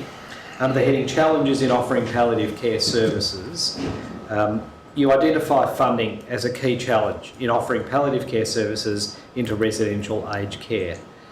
Do you mean by that funding at your end, or funding in the aged care setting, or both, or something else? I would only have an opinion about funding from our end, from a public service coming into a residential aged care setting. And also from my position as chair of Palliative Aged Care Network, I'm aware of what interventions there are, particularly in New South Wales. Some of the funding arrangements, whether they be recurrent or flexible funding, pots of money that are there for a few years with the hope that an intervention would continue after that time. Am I to take it from that your concern is the absence of ongoing recurrent funding, which seems, I must say, to bedevil the area of palliative care programs? There's lots of pilots. Yes, so that is certainly an area of concern when you want to implement a model, but you're unsure how long you'll actually be present to do it. Yes. And when we were starting our model, could confidently say, we can keep coming back, because the funding for both of our positions is recurrent funding for these nurse practitioners from the state government. So we're not going anywhere. Yes. So that was actually a selling point to the aged care facilities. Say, we'll be coming every month, and we plan to continue doing that. There's no threat to the ongoing, ability to do that. Yes. From a funding point of view. Is part of your role an educative one? Part of the role, so nurse practitioners' primary, role is around clinical care. Yes. Part of the needs round, the palliative care needs round, a component of the needs round in the clinical conversation is education. So case-based education that occurs at that time. And can you tease that out a little bit? In what form does that take? Is that by example, or is it more a didactic? No, we've been keeping some data on the type of education that we give in the needs rounds, and we've been doing them for 18 months now. It's often around opioids and the use of opioids, the assessment of pain, the appropriate conversion of drugs from an oral to a subcutaneous equivalent, advanced care planning. So we've kept fairly good information around the type of education that we give in the context of residents being presented to us. It's very much education at that moment relevant to that person, symptom management and so on. Does that link in any way back to our discussion earlier about the concern that GP had at Alkira about subcutaneous medication? Is one of the potential outcomes of this process to lessen those concerns on the part of someone like you as a prescriber? I think so. Yes. I think so, because you can really drill down on the detail of that process. The process of the use of PRN medications, the process identification of need, and then the use of subcutaneous equivalents. What's safe, what isn't, as the person giving the drugs. So you get not only familiar with the people working in the sites through the needs round, but then you can deliver that really useful information regularly. Slightly different approach to it. You heard Shannon Ruddock this morning talking Yes. about the importance of a member of the public like her being able to make sensible judgments about where a loved one should go, particularly in relation to the provision of good palliative care. Is there any way a member of the public can know which of the facilities in these two shires are the ones where this service is being offered? Is that publicly available information other than from reading your witness statement and it ends up on our website? Look, I don't know if it's information that's publicly available. The sites that we're involved in, I know cite the fact that we're there doing Yes. these rounds. Yes. Whether that's verbal or documented, I couldn't say. Right. Do you see any benefit looking at it from the point of view of a member of the As public? a consumer, yeah, I think that would be something that would be of use to someone helping to decide on the quality of the care within a facility, yes. Yeah. At paragraph 61, you respond to the question that you were asked by the Commission, which is to detail what, in your opinion, is appropriate palliative care and aged care services. And you very helpfully set out what you consider to be the elements of appropriate palliative care and best practice in aged care services in the list that we can see on the screen at the moment. If you had to pick your key two, which would they be? It's like Key trying to two. pick your favourite child, probably, is it? Look, I would base some of that on Ms Ruddock's information this morning when she was talking about care that was holistic and being in a situation where a family member felt they could ask anything and have an answer competently given. So I guess the first one, adapting the care to the individual and the family, would have to be number one. Yes. And keeping the resident at the centre of that care, and obviously the family is with that person in that centre. So it being adaptable to that. And I think being familiar with the literature around the delivery of specialist palliative care in aged care settings, no matter what the model, no matter whether capacity is within a facility or not to manage their care, the requirement for access to specialist palliative care actually doesn't change. It always needs, those linkages are vital to good outcomes in palliative and end-of-life care. A question that sort of cuts across a lot of the evidence you've given is this, Mr. Cohen. There's evidence before the Commission, and we'll hear a bit more of it later this afternoon, about the importance of palliative care of a high standard being provided in residential aged care facilities. If for no other reason than because so many people die in residential aged care facilities, and they're not unexpected deaths, generally speaking. As against that, there's the evidence the Commission's heard about the real challenges for residential aged care facilities to provide quality palliative care, whether it's numbers of staff, whether it's access to appropriate drugs, whether it's training of staff. There seem to be a number of obstacles or challenges, if we can put it that way. From your perspective, is the best and most practical model a mixture of some development of capacity within residential aged care facilities, but supplemented by services such as yours providing specialist palliative care services? I think that you are very correct in that. I think it's never one solution. Residential aged care is a very, difficult space with a lot of complexity to it. So yes, I think it's a combination of many things to arrive at that point where you can be sure of good outcomes for people who require a palliative approach in residential aged care. Playing the devil's advocate a little bit, is there a risk in the model that the presence of the Josh Cohens of the world coming in from outside can lead to perhaps some residential aged care facilities saying, well, that's not really part of our core business, we have experts coming in to do that, so we don't need to develop that capacity here? Is that a real risk? And if it is, how do you address that? Look, I'm not sure if they're asking themselves that question. And I feel as though there'll always be a role for specialist palliative care coming in, no matter the capacity within the site. There are some models where there is specialist palliative care coming from within, very substantial models, coming from within residential aged care organisations. And even in that, linkages with specialist palliative care is an appropriate resource to use. So I wouldn't ever say that having us on site lessens capacity. We like to think that we encourage capacity building. Yes. Is part of that answer coming back to the question about education and skills transfer Part of that we spoke about? Yes, yes. Two more topics. One concerns the workforce, which is a topic we just don't seem to be able to get away from in this Royal Commission. It pops up in every area that we look at.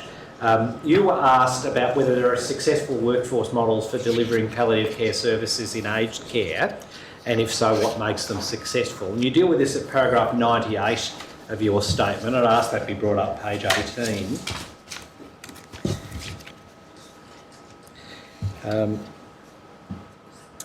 And you talked at 99 about the wonderfully named geriatric flying squad team, about which we're going to hear a bit more in our Darwin hearings, as it turns out, in a couple of weeks' time.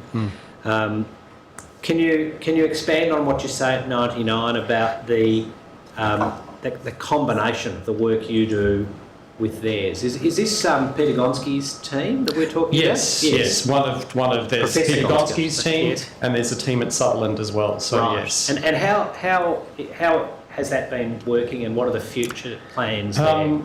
So both of those teams existed before we were running our particular model. Yes. Both of those teams have nurse practitioners as core parts of their team, and they have a geriatrician or part of a geriatrician position attached to those services as well. It's been, for me, working with that team, a very interesting space to work in. Our articulation we have been figuring out as we go along. Yes. Because they had far more capacity than we did when we first started, they were managing a lot of palliative care. And I make the point in the statement that the palliative care given in residential aged care is not necessarily specialist palliative care that you would see in a specialist palliative care unit. We're often identifying palliative care need because there's a lack in facilities to do so themselves. Back to the question about the flying squad. So they were managing a lot of the advanced care planning and doing a lot of the palliative care. Yes. When we started, we knew we had to articulate with them. What we found is that, and geriatric flying squads manage more acute conditions than we do. So their purpose is to really prevent admissions, if it's appropriate to do so, from coming into a hospital emergency room. They can intercept the call that a site has made to an ambulance and have a conversation with the facility and say, is there anything we can do to avoid this admission, or is it absolutely essential? And then they make that decision.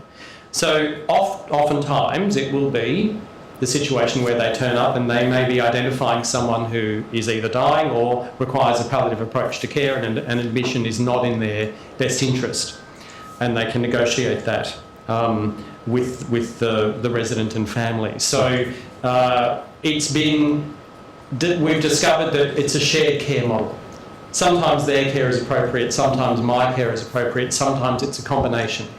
Yes. For example, on a Friday, I may hand over to the flying squad and say, because we don't work on the weekends, yes. Unfortunately, we don't have that capacity. They do. They can continue symptom management Saturday, Sunday, and then hand back to us on the Monday. Yes. So it's something that we're working out and articulating more as we are working together more.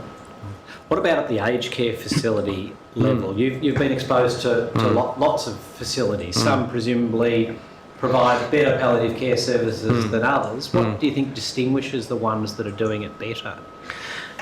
The sites that are doing palliative care better, what distinguishes those What sites? is it about those that you've identified? Staff that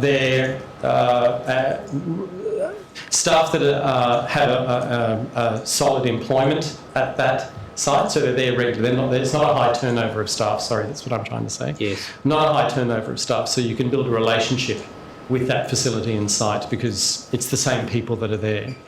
That would be one of the first things that I would say. I actually think I had documented that somewhere in here. You may well have done. I apologise if I missed it. Sorry. I think it's at 102, if I'm right. Oh yes, no, that was a successful workforce model. Maybe not. Anyway, I mean, it's interesting you make that observation. The evidence, and once again, I don't think any of this is in dispute. There's very high staff turnover at Alkira Gardens. Nearly all of the staff that were involved in providing care to Mr. Parenthorne 2 years ago are no longer working at the facility. Right. So it's that continuity of staffing. What about is it anything to do with staffing numbers, for example? Is that a significant thing, or is it more about quality rather than quantity? Look, it's certainly about quality over quantity, but I don't actively engage in the number of staff that are assigned to a particular patient load. There are times where I may ask, how many people are you looking after to say to the registered nurse? Normally it's an overwhelming amount. And I know that when I ask them to accompany me on an assessment, I'm aware that they're stretched in the capacity to do that. That spending that time with me really takes away from the rest of the tasks that they need to do. And that their time poor around that. Last topic I want to ask you about, you deal with paragraph 115 on page 21 of your statement under the heading Opportunities for Improvement and Reform. This is the equivalent of what other witnesses have had the experience of a wish list at the end of their evidence, which is a service we're happy to provide here. You've listed a number of areas. I wanted to ask you about one in particular, but feel free to expand on the others, and that is the one you've referred to at sea. It's good to see you think there should be more nurse practitioners in aged care organisations. I'm sure none of us are surprised, but also pharmacists, other professionals, building that expertise. Is that the idea? Yes, that's right. I think it's the idea of a conversation between specialists, providers, all the services sitting at a table together to say, how are we going to best manage, in this case, palliative care within this site. I have colleagues that are nurse practitioners working within aged care organisations, not in New South Wales, but that have very successful models. Yes. I've always thought that when you're coming from within an organisation, you clearly have more authority to make change as opposed to someone coming out. Yes. We know that the scope of practice of a nurse practitioner is so suited to the aged care environment, where they can assess, they can diagnose, they can do appropriate diagnostics to lead to that, and then implement the actual medications, prescribing or deprescribing. That is gold in that space. As is, other roles coming from within aged care organisations, clinical nurse consultants in the particular specialty that are familiar with how the organisation works, with the care plans that they use, more so than we would be as an outside organisation coming in. Yes. So I don't think you can underestimate the effect that would have from within the industry to feel as though there was, that interest in it. Commissioners, that concludes my examination of Mr. Cohen. Mr. Cohen, thank you for sharing your considerable experience of palliative care with us. We are very grateful to you for coming all this way to do that, and we thank you very much for your evidence. Thank you. I'm very grateful to be asked. Commissioners, thank you. Thank you, Mr. Cohen. Ms. Hill will take the next witness. Yes, Ms. Hill. Commissioners, I call John Leon.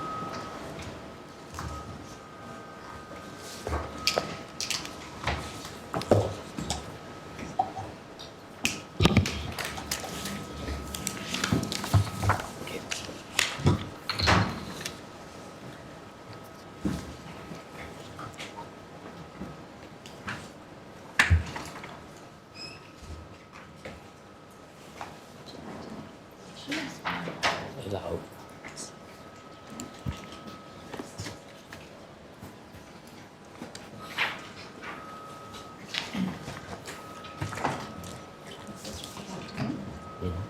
I swear by Almighty God I swear by Almighty God that the evidence I shall give that the evidence I shall give be the truth, be the truth, the whole truth, the whole truth, and nothing but the truth. and nothing but the truth. Thank you, Mr. Leung. Please take a seat. And if I could ask you to keep your voice up, and could you please state your full name? I am John Leong. And you are the Compliance and Development Manager of Our Lady of China. Correct. And the Sisters of Our Lady of China are the approved provider for Alkira Gardens. Is that right? Correct. And you prepared 2 statements for this Royal Commission, haven't you? That's right.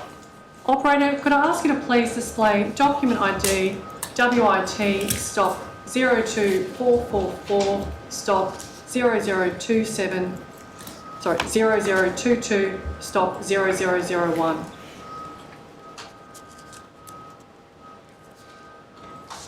Mr. Leong, is that the second statement that you've made to the Royal Commission dated 25 June 2019? Yes, correct. And are the contents of that statement true and correct? Yes. Are there correct. any changes that you'd seek to make to that statement? Sorry, can you repeat that? Are there any changes that you'd seek to make to the statement of 25 June? No, the correction I wanted to make already in the supplementary statement. And that's in that That's statement? it, that's it. Commissioners, I tender that. Yes, the witness statement of John Leong dated the 25th of June 2019 will be Exhibit 5-35. As the Commission pleases. Operator, could you please display document ID WIT stop 02444 stop 0022 stop 0001. Mr. Leong, do you see the statement dated 14 June 2019? Yes, And that's the statement that you've made? that's correct. And the contents of that statement are true and correct?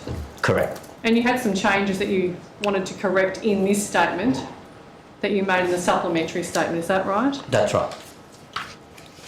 Commissioners, I tender that statement. Yes, the second witness statement of John Leong dated the 14th of June 2019 will be Exhibit 5-36. As the Commission pleases. Mr. Leong, you're a qualified registered nurse? I was, but I'm not registered to practice currently. The care that residents can expect from Alkira Gardens is set out in the resident and accommodation agreement between the resident and the Sisters of Our Lady of China. Is that right? That's correct. And in Mr. Parenthoine's case, that's the subject of an agreement that you provided to the Commission dated 22 June 2017 when Mr. Parenthoine becomes a permanent resident. That's correct. Mr. Parenthoine, we've heard, has been a resident of Alkira Gardens since the 20th of April 2017, having entered Alkira Gardens initially on a respite agreement. Is that right? That's right. And palliative care and the palliative care expectations of a resident and Alkira Gardens is set out within that permanent resident agreement that we've referred to, isn't it? That's right. You've been present in the hearing room throughout the course of the day? Yes, I have. And you've had the opportunity to read Ms Ruddock's statement before attending the hearing today? Yes, I have. And in those circumstances, you're aware that before Mr Parenthoine was a resident at Alkira Gardens, he'd suffered a stroke, had been hospitalised, had had a fall subsequently when he was in rehabilitation, and had fractured 6 to 8 ribs, and he was on pain relief at the time that he moved into Alkira Gardens. Yes, I'm aware of it. Mr Leong, you would agree, wouldn't you, that lots of people die in residential aged care, don't they? Yes, I do. And you agree that people who are dying in Australia expect good quality palliative care, don't they? Yes. Our Lady of China, as the approved provider for Alkira Gardens, has a palliative care policy and procedure, Yes, we do. and your lawyers have provided that to the Commission, haven't they? That's correct. Our Lady of China also has a pain management policy, don't they? Yes, we do. And your lawyers have also provided that to the Commission, haven't they? That's correct. In that pain management policy, it sets out a clinical protocol for the pain management guideline. Is that correct? Yes. And it's that clinical protocol, that guideline, which sets out the tasks for the staff of Alkira Gardens, doesn't it? That's right. If I could pause there to clarify with you, Mr. Leung, you were not involved, and you don't say you were involved in providing care to Vincent Parenthorne at any time that he was a resident at Alkira Gardens, do you? No, I don't get the direct involvement in that. And those statements, those two statements that you've prepared them by reference to the records that are available to you, haven't you? That's correct. And plus interviewing the two RN which will still remain working there, who looked after Mr. Parenthorne. In your statement, Mr. Leung, in your first statement, you expressed medical opinions at paragraphs 89 and 96. And I can have those brought up for you. Mm-hmm. That's the statement dated 14 June. So I'll perhaps start with paragraph 89.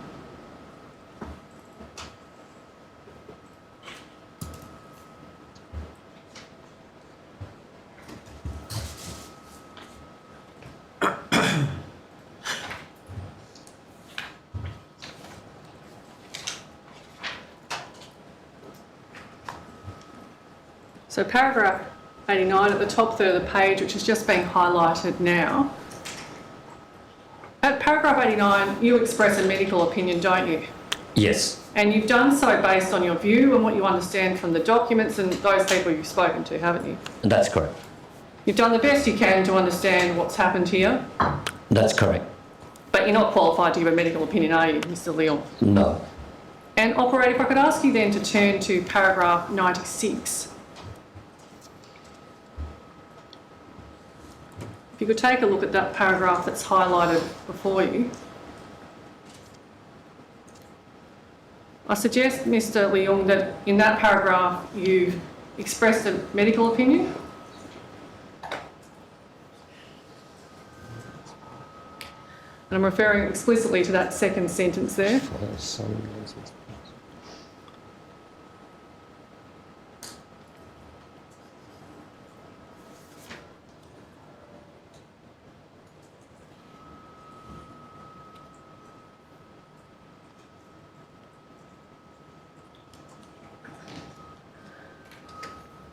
Oh, this was, I asked RN and that's the opinion they gave me.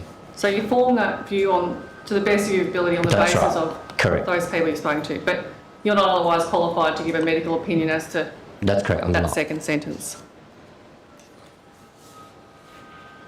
Operator, could I ask you to please display tab 24 of the Alkira Gardens tender bundle?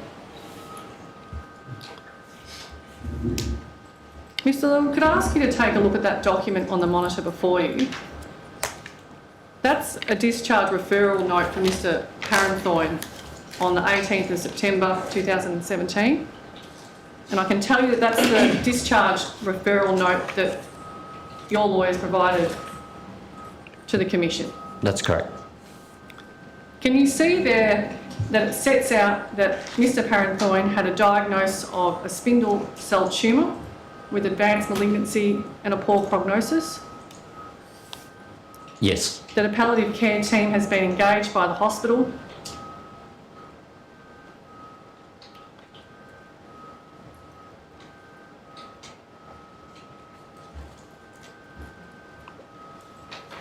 Sorry, were you asking me something? So perhaps if I could, turning over that page, you'll see it says issues in this admission, and they set out at 1 and 2, there's a chest wall malignancy, Yeah. followed by edema at 3. Mm-hmm. There's then a heading issues, following that there's a heading discharge medications. If I could ask the operator to zoom back out, please.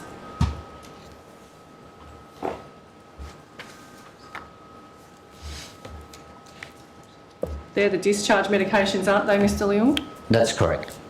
And there is a discharge plan that follows that, isn't there? That's correct.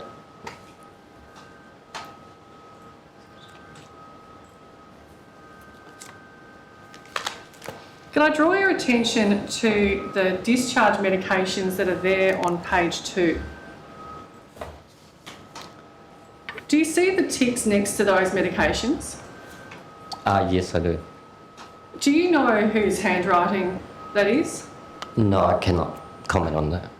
Are you in a position to say with any certainty what those ticks refer to? I cannot explain.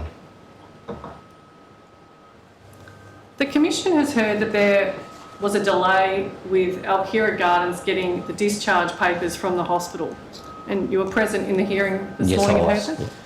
Are you able to say why that was? So can I clarify? Did you ask? Why would there have been a delay with Alkira Gardens receiving the discharge papers? I wouldn't be able to explain that, no. What is the typical process, Mr. Leung, of Alkira Gardens receiving discharge papers from hospitals? From what I understand, they normally accompany the resident, the discharge summary. Yeah.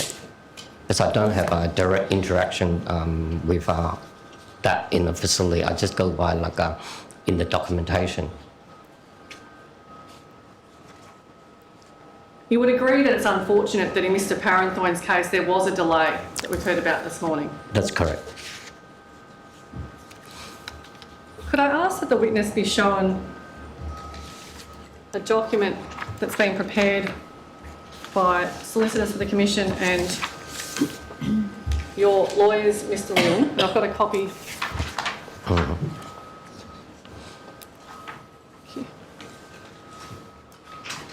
Thank you. Mr. Leung, that's a document that's agreed by your lawyers and the lawyers for the Commission. And I'm going to ask you to take a look at several entries. Staying on the first page, could I ask you to go to the 19th of September 2017, which is the second entry there? Yes. Could I ask you to move along to the column that says endone prescribed? Yes. And do you see what it says written there? Endone prescribed on the 19th, 5 milligram every 2 hours PRN. Are you able to say what that means to your staff at Alkira Gardens?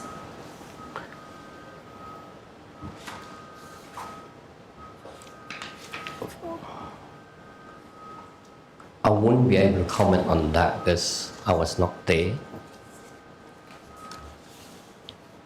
Could I turn your attention then to the entry 23 September 2017? Yes. I suggest to you if we follow the detail for that entry along, there is paracetamol, OxyContin and Lyrica that's administered at 8 a.m. to Mr. Parenthoine. Yes. At midday, Mr. Parenthoine receives paracetamol again. Midday, yes. At 5 p.m, Lyrica is administered. 5 p.m, Lyrica. Yes. At 8 p.m, OxyContin's administered. 8 p.m, OxyContin, 20. Yes. There's no endone administered.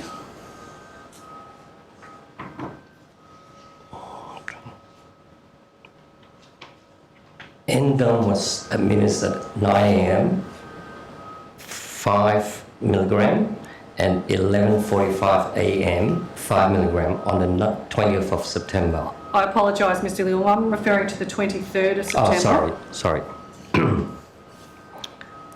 So on the 23rd of September, I suggest you can see that at 8 a.m, there's paracetamol, OxyContin and Lyrica. Yeah. Correct. At midday, there's paracetamol. 5 p.m, Lyrica's administered. Yeah.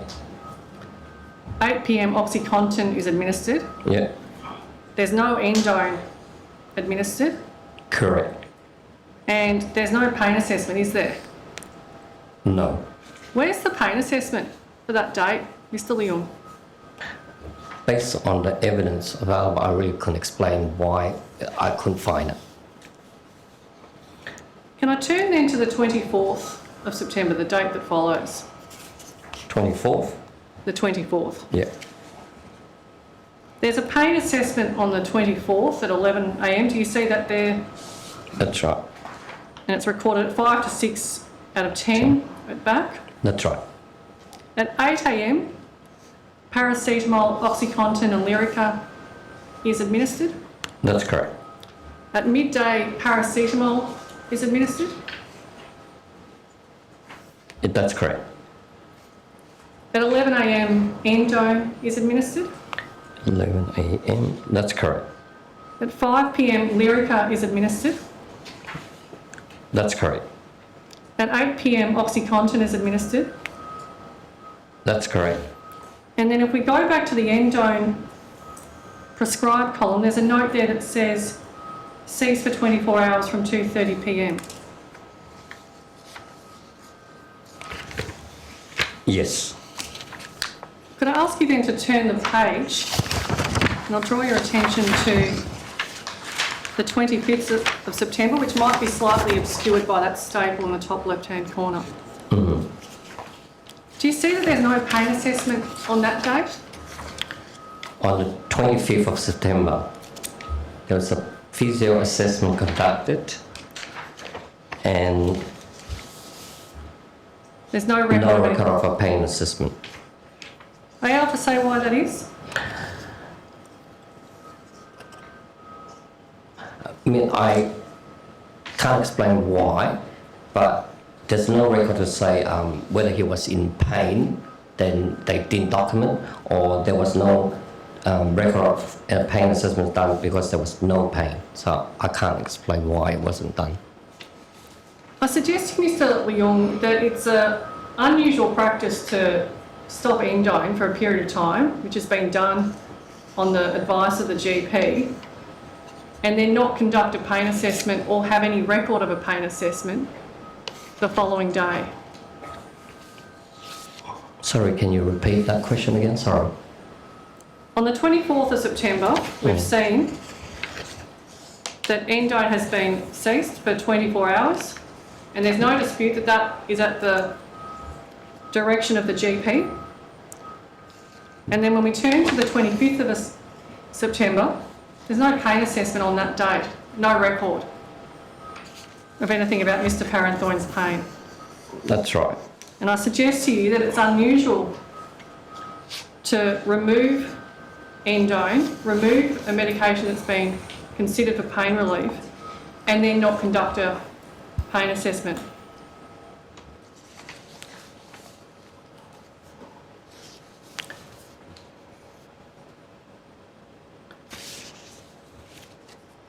I mean, correct. And like I mentioned earlier, it could be because there's no document to say whether he did have pain and didn't document, or he didn't have pain, that's why it wasn't done. So I can't explain why.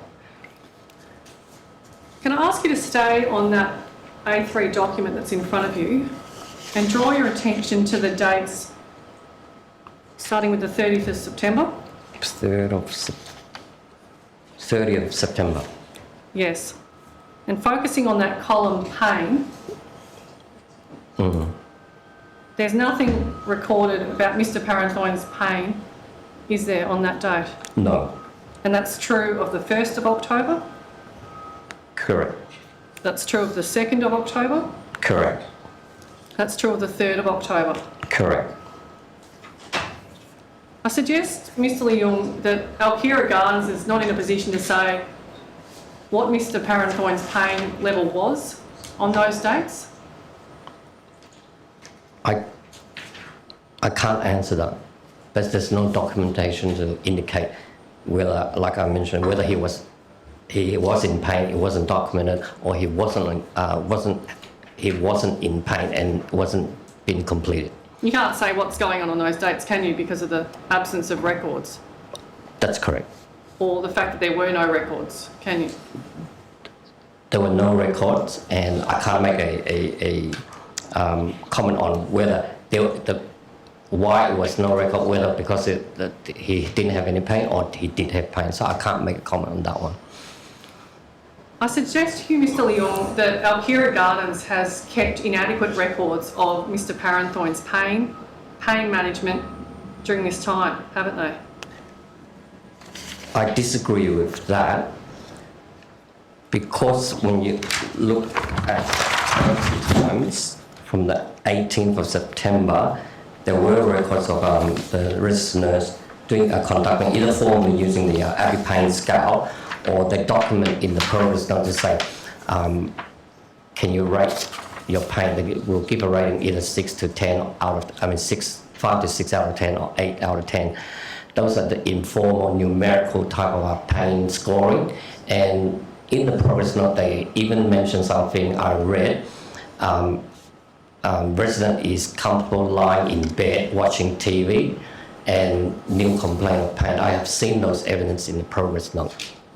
I suggest to you that what this summary of records demonstrates is that sometimes Alkira Gardens knows what Mr. Parenthoine's pain is, and sometimes they don't. I don't know for that, because there's no document to say like they didn't do it because, because they, let me rephrase that. I can't explain that because there was no document to say they didn't do it, and or could it be he didn't have pain. That's in the progress note when they asked him whether he was comfortable, and he would say, look, he's comfortable watching TV or no pain. You would agree, wouldn't you, Mr. Leong, that Alkira Gardens has kept inadequate records of Mr. Parenthoine's pain during this time? Yes, I agree. Unfortunately, some occasions there's shortfalls in that, and we have rectified that problem, and all the staff been trained in that to make sure that when there's assessing pain, they will document that for each occasion. I suggest to you, Mr. Leong, that Alkira Gardens, the staff of Alkira Gardens, did not have control of Mr. Leong's pain during this time. Sorry, can you explain his pain? You've been present in the hearing room throughout the course of the day, and you've heard the evidence Yes. of Ms. Ruddick, and you've heard the evidence of Mr. Cohen. Alkira Gardens didn't have control of Mr. Parenthoine's pain management, did they?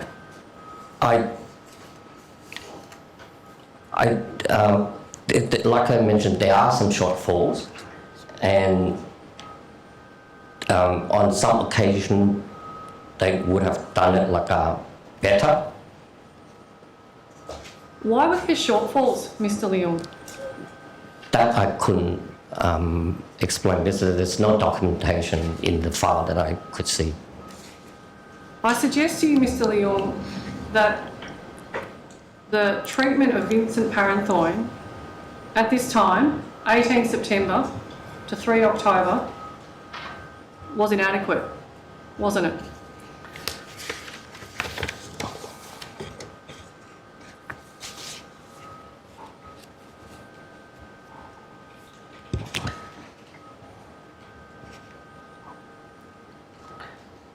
Sorry, I'll just go through and look Certainly. through that.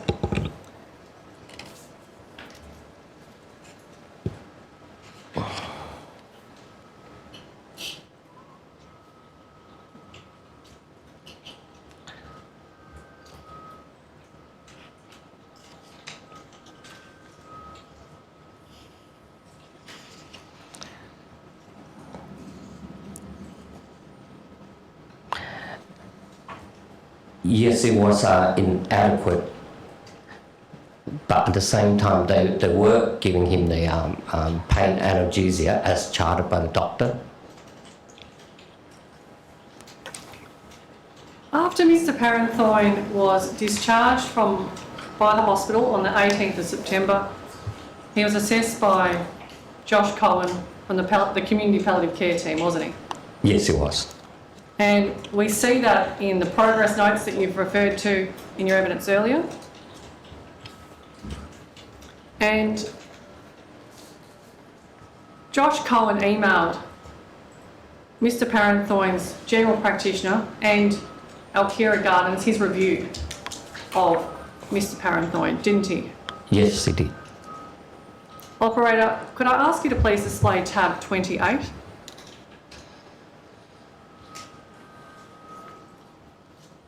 That's the email that Alkira Gardens received. Is that Mr Leung? That's correct. Operator, could I ask you to display tab 29?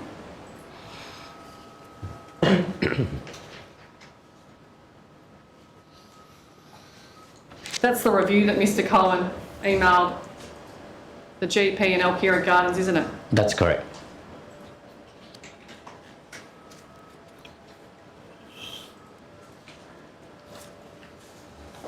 Now, on that recommendation, on that review of the 20th of September, the notes show that the GP had a reluctance to chart injectable medication in the instance of it being given inappropriately by staff at Mr Parenthoine's aged care facility. You've heard that evidence this morning? Did, yes. And you've seen that referred to in the documents. That's right.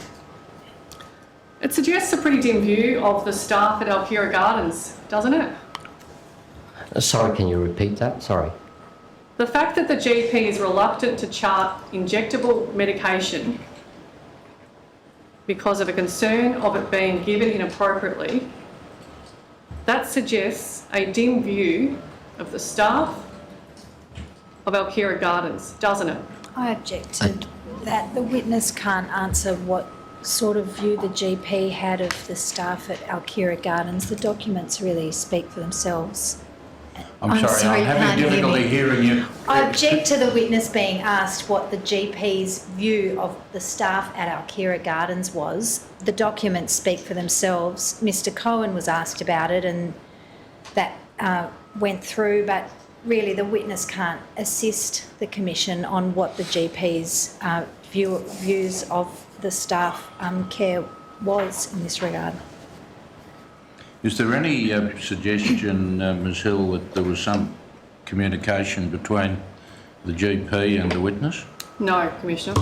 No. So you're really asking him to speculate? And I don't pursue the question, Commissioner.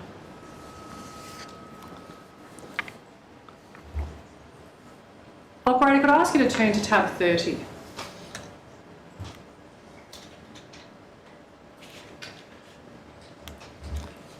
Tab 30 is an example of the progress notes that we've been referring to, isn't it, Mr Leung? Correct. And if you turn to the 21st of September 2017, 1900, do you see there LMO R/B meds as per palliative care team recommendation?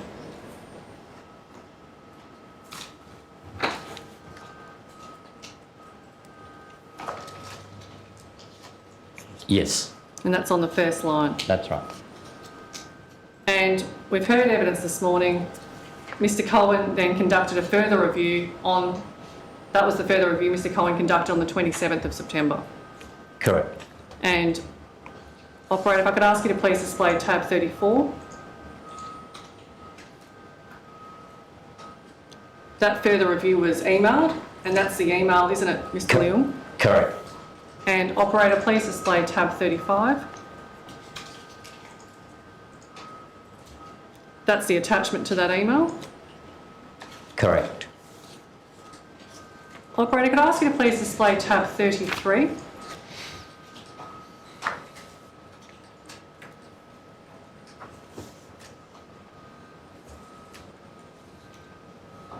On that first half of the page, could I draw your attention to the entry for 27 September 2017, 13:45.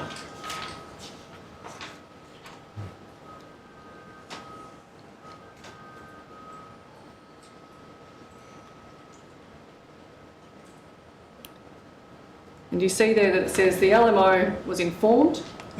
Yes. And then the second last line, LMO faxed the recommendation, care plan updated, and then there's a reference to PRN endo given at Correct. that time.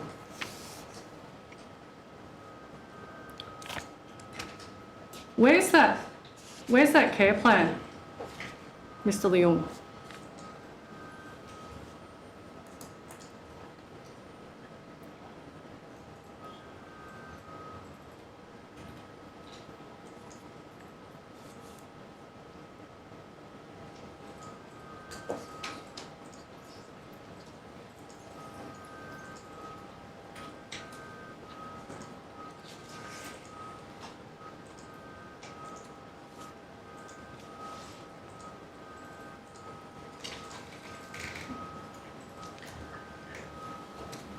I mean, from reading that, I'm not clear which care plan the RN was referring to. Is there a care plan for Mr. Parenthorn in place by Alkira Gardens at this time? Yes, there's a care plan. There's a care plan. And what document are you referring to when you talk about a care plan? It's about the dietitian being and made some recommendation about some diet changes, and that was updated. In your palliative care policy, you would agree that reference is made to an advanced care directive being identified. Sorry. In the Sister of Our Lady of China's palliative care policy, reference is made to identifying advanced care directives, if able. Do you agree with that? Yes. Is an advanced care directive the same as a palliative care plan, in your view? In my view, no. What makes them different?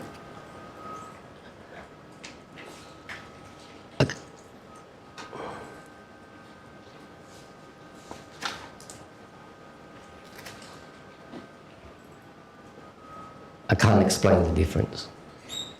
But from what I hear Josh Cohen was saying this morning about the difference, that's how I interpret it. Do you know whether an advanced care directive was prepared for Vincent Parenthorn at this time, Mr. Leung? When he first came in, he did have an advanced care directive from what I saw in his file, and later it was updated, and when there was changes and the daughters discussed with the staff about it and the doctor, that was updated, yes. Between the 18th of September and the 3rd of October 2017, are you aware of any plan of any description? Sorry, I didn't understand that question. Between 18th September Yeah. and the 3rd of October of 2017, are you aware of any palliative care plan for Vincent Parenthorn by Alkira Gardens? From looking at his documentation, I couldn't find a specific care plan saying palliative care plan.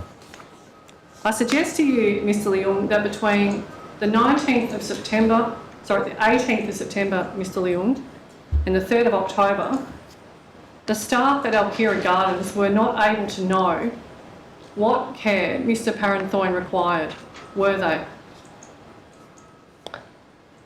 I disagree with that. How are they able to know what care he required, Mr. Leung?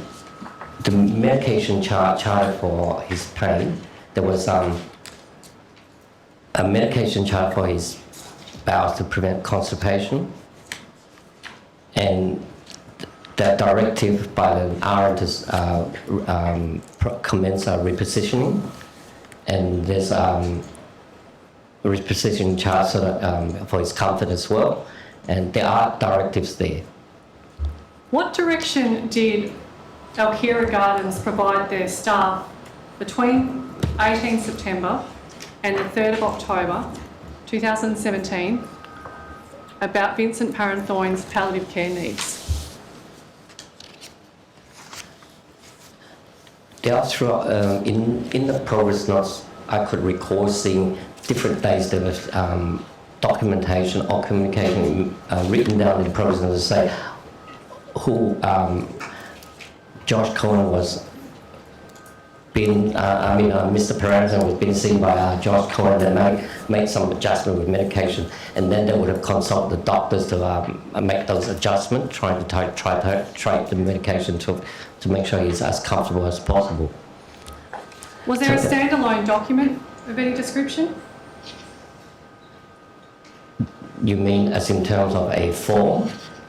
A form, a specific document that set this out in the one place? No. Operator, could you please display tab 25?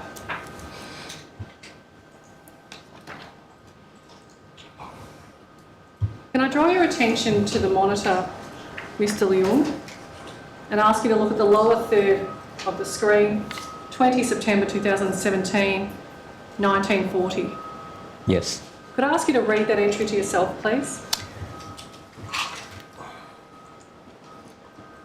Resident seen by LMO yesterday, 19 September 17. Charted OxyContin 25 milligram BD.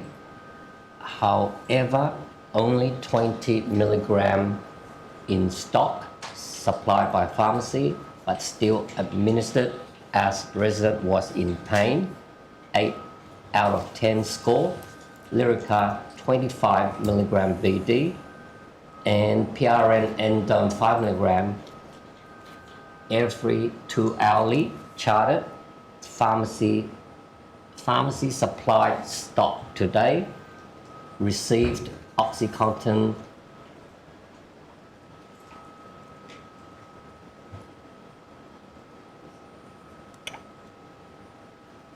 10 milligram and 15 milligram tablets. T/F to B8 to continue monitoring pain. You agree that that entry that I've taken you to refers to issues with the pharmacy twice? Correct. Operator, could you please display tab 30?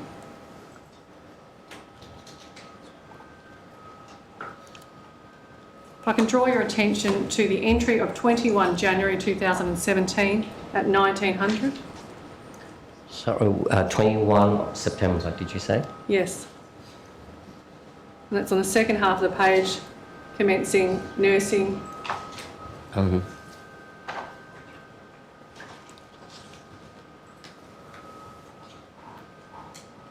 Yes. And have you read that? I'm Mr. reading Lee? it now.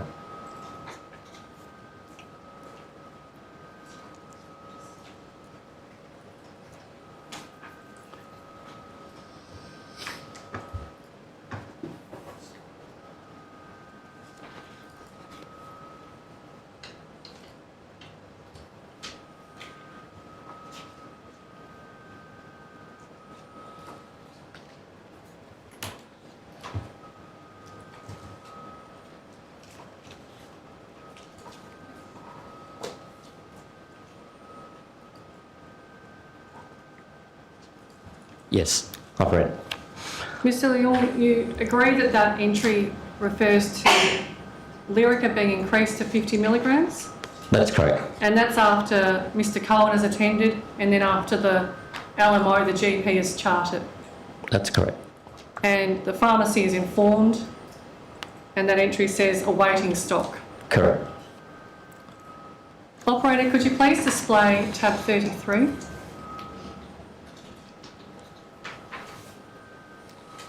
Could I draw your attention to the entry of 28 September 2017 at 1600? Yes. And if you could read that, please.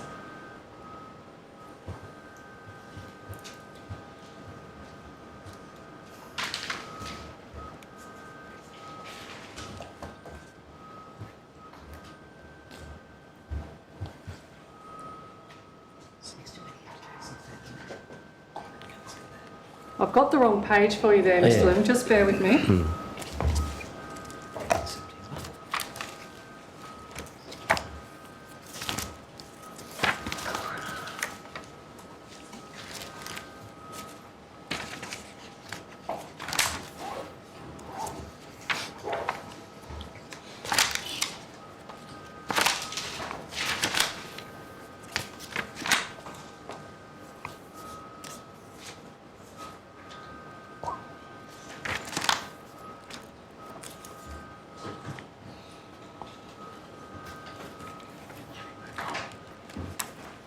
I'll put that to one side for now, Mr. Leung. Mr. Leung, you've had the opportunity to review the progress notes. Yes, I did. In addition to those two entries that I've taken to, I suggest to you that there's a further entry that details that the pharmacy is run and supplying stock to Alkira Gardens. Correct.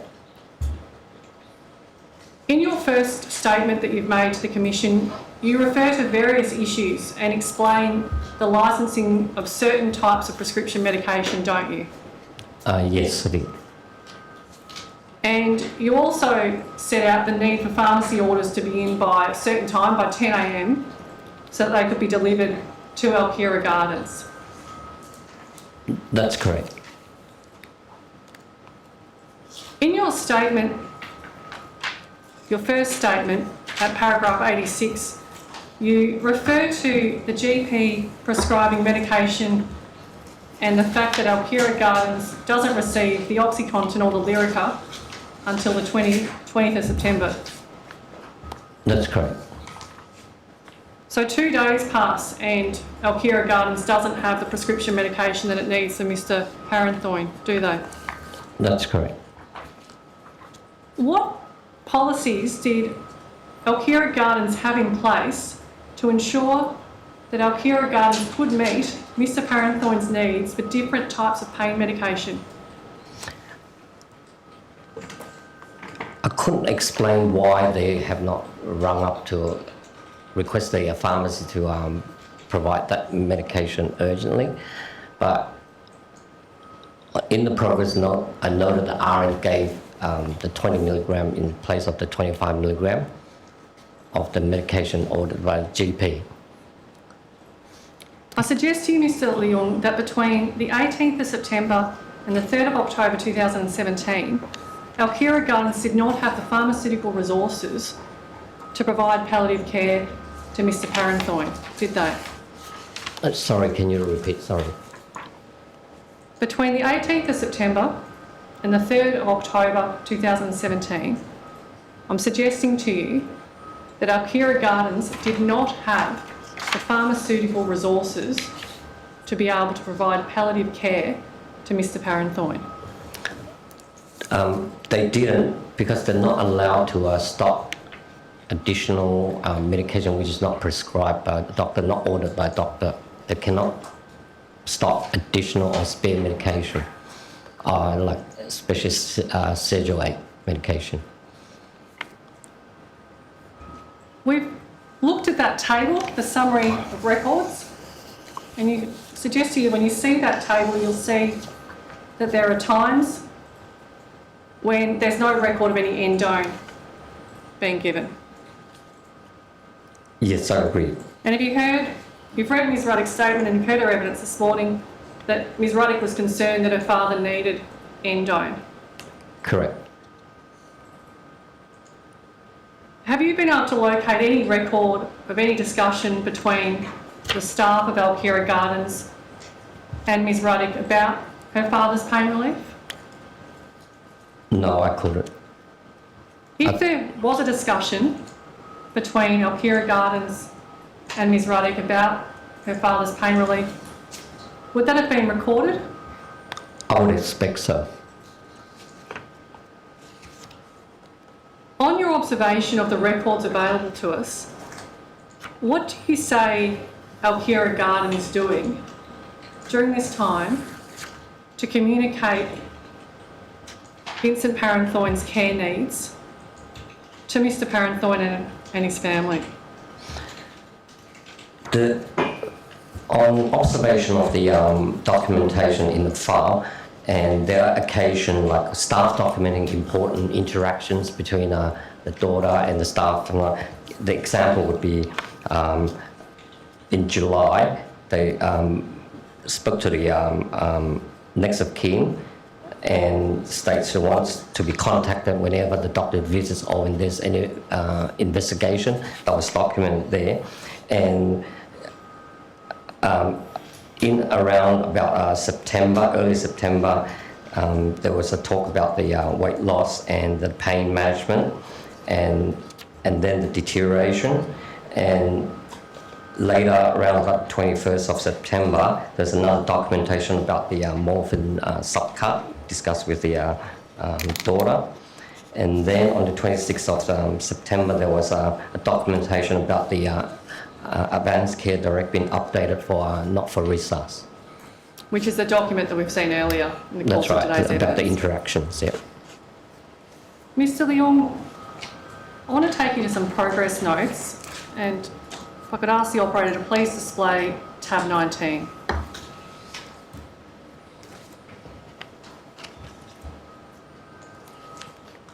I apologise, that's the wrong tab. Tab 20, please, operator.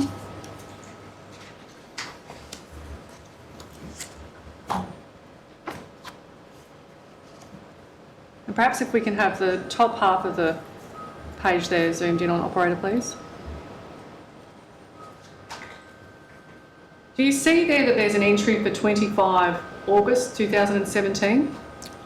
Yes, And then it jumps to 28 August 2017.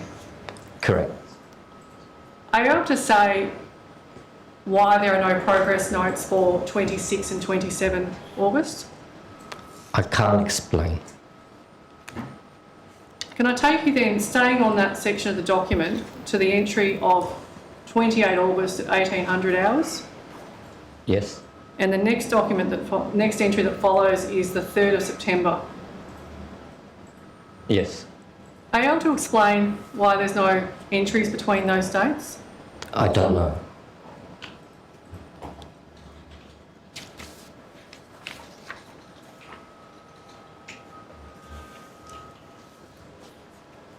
Alkira Gardens received a sanction, didn't they, around this time? And those sanctions concerned a review of what was happening at Alkira Gardens from 16 to 23 October by the department? Correct. Correct. These sanctions reflect very poorly on Alkira Gardens, don't they?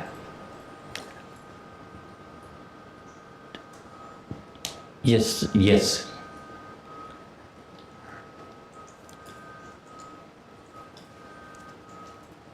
I suggest to you that there wasn't enough staff working at Alkira Gardens when Mr. Parenthorn was a resident there.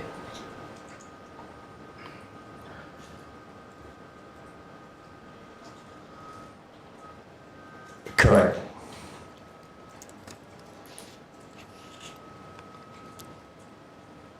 Operator, could I ask you to please display tab 38?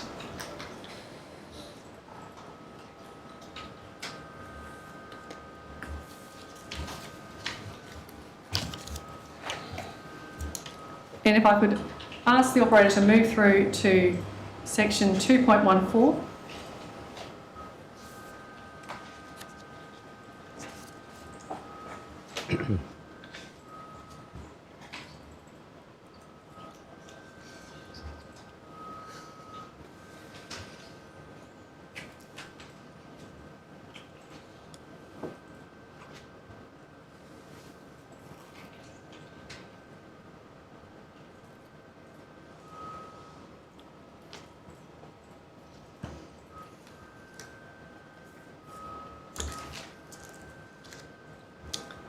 Point 3.3296.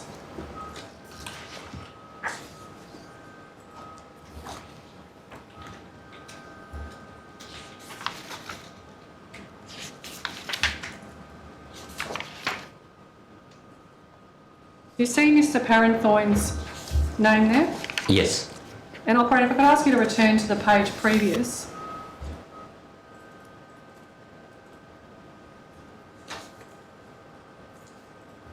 In fact, I'll ask you to go back to that page you were just on. 0.3296. That's in respect of a finding in the audit assessment information, isn't it, that the expected outcome had not been met for mobility, dexterity and rehabilitation. That's correct. And Mr. Parenthorn is used as an example of that on that section which is displayed in front of you. Correct.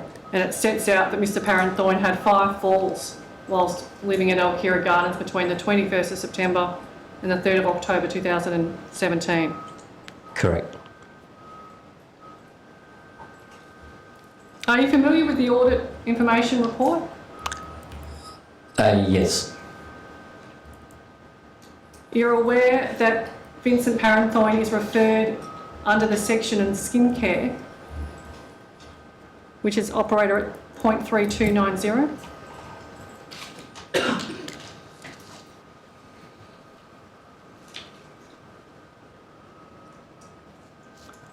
And that what's displayed in front of you there is Mr. Parenthoin's description and the fact that in respect of skincare, that outcome that requires that care recipients' skin integrity with their general health has not been met. Do you agree with that? Correct. And you'd be aware that the Department of Health corresponded with the families and residents of Alkira Gardens about these sanctions? Yes, correct. And you've heard Ms. Ruddock give evidence this morning of that friends and family meeting at Alkira Gardens on the 8th of November 2017. Yes, Were you at that meeting? I was. What do you recall of that meeting, Mr. Leon?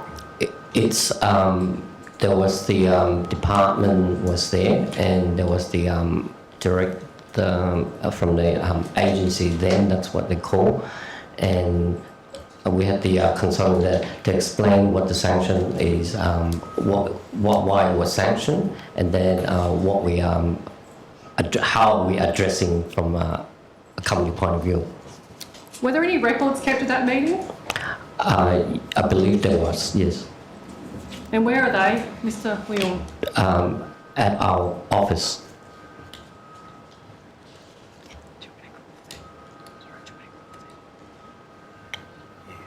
I call for those records, Commissioner. Yes, I'll ask that your instructors speak with instructors for the company with a view to having those records produced. In Sydney at our head office, not at Alkira Gardens. Thank you, Mr. Leon.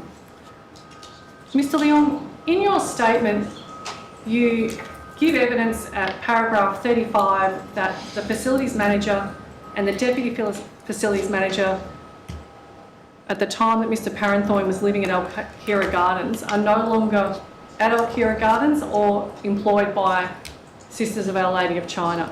They neither employed by Alkira or the company. They no longer, both of them no longer with us. Was their departure related to the sanctions imposed by Alkira, by the department at that time? Okay, the facility manager then, he was on leave when the full review audit was done, and when he came back, we told him about the sanction, and he mentioned us the pace. He was only recently employed 2 months there, and when he went on holiday, he came back, he knew there was a sanction, and he made a point that it would be too hard for him to continue to work, so he resigned. And as if with the deputy facility manager, she resigned around about January 2018. That's right. In your statement at paragraph 40, you give evidence of and describe the staff turnover at Alkira Gardens in this time that we've been talking about. Yes, I went through the progress and I identified there were 13 RNs involved in the care. One of them was from the agency, 12 of them were employed by Alkira Gardens, and out of those 12, 10 have resigned, only 2 remaining working there. What does that say to you, in your view, about the culture at Alkira Gardens at that time?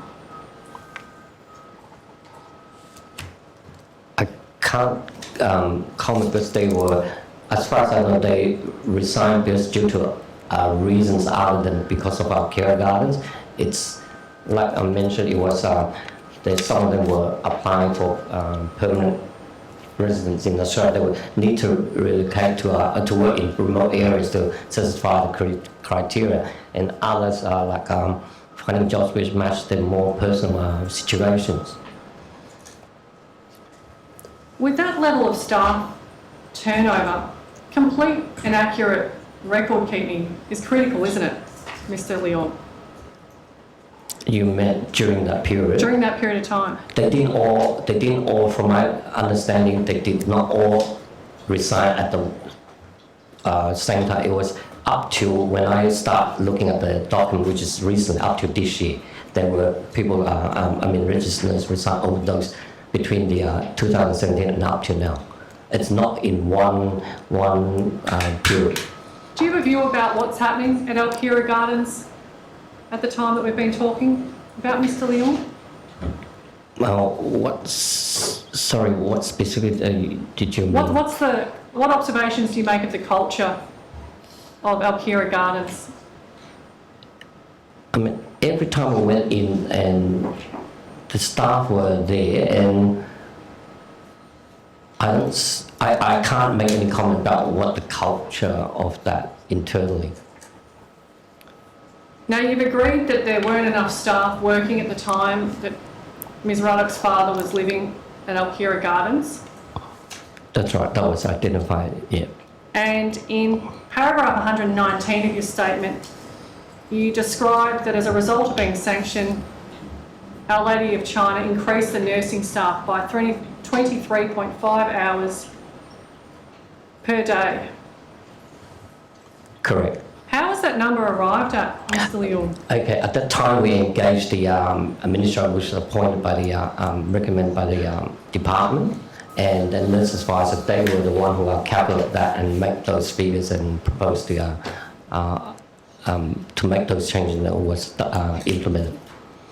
I was not involved with this calculation. Did you have any involvement in the calculation or the description of the skill mix? At that time during the sanction, no. It was the administrator, the appointed administrator, and the nurse advisor did all that. Do you have any involvement in determining the number of staff and the nature of staff at Alkira Gardens presently?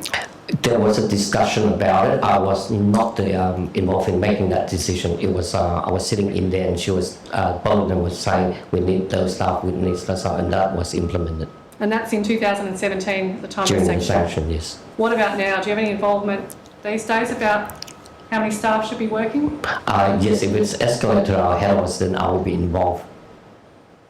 Are you involved in the recruitment of staff at all, Mr. Leon? Not currently. Do you provide any direction to your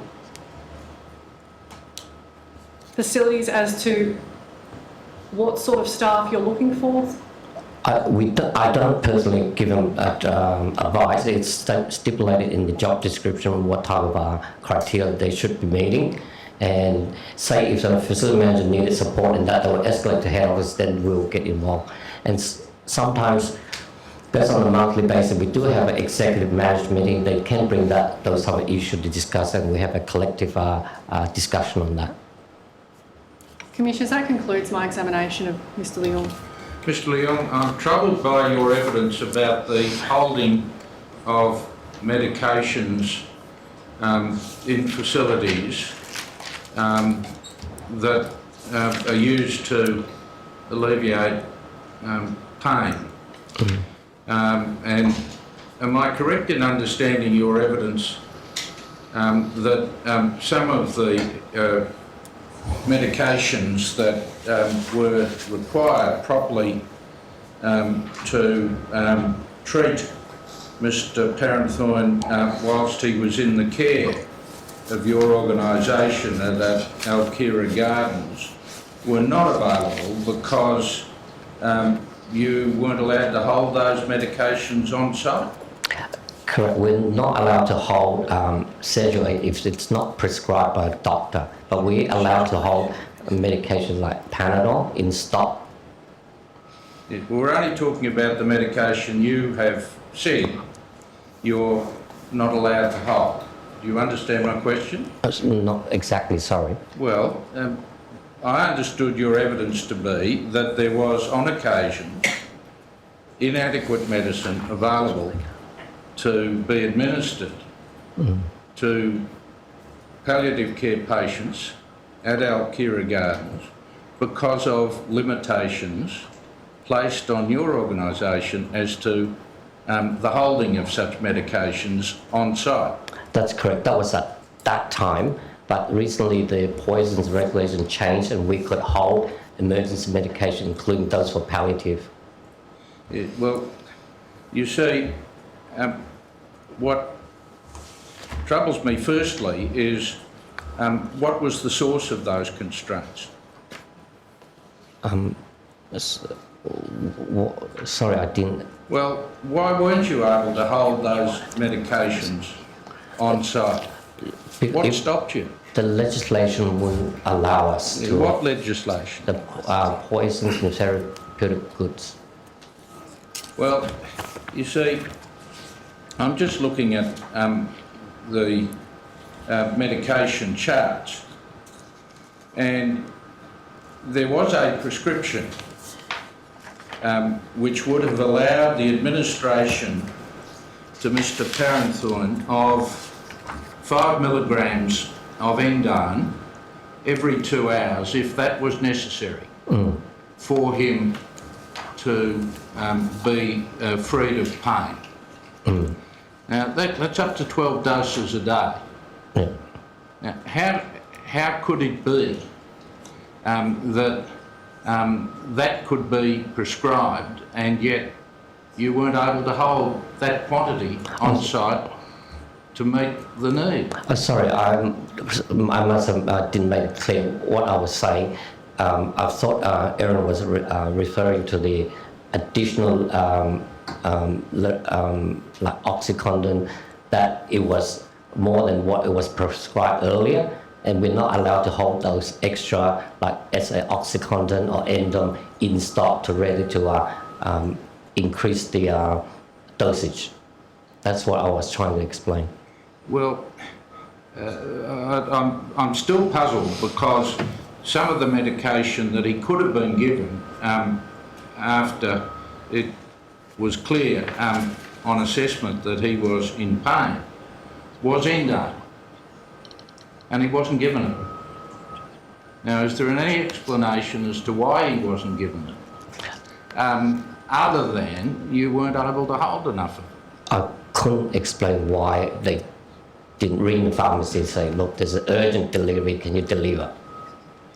Because they missed out on the 10 o'clock round from what I could gather in the progress note. All right, now you've said that whilst that was the position back in 2017, that has since changed. That's correct. So can we be reassured that the necessary amounts of these important drugs are held on site so that they can be administered when needed? Yes, it will be, the changes, yes. Thank you, Mr. Leon. Thank you. Anything arising? No, Commissioner. Yes, thank you, Mr. Leon, for your evidence. You're excused from further thank you. attendance. We will adjourn shortly so that the room can be reconfigured for the panel. Stand. The Royal Commission is briefly adjourned.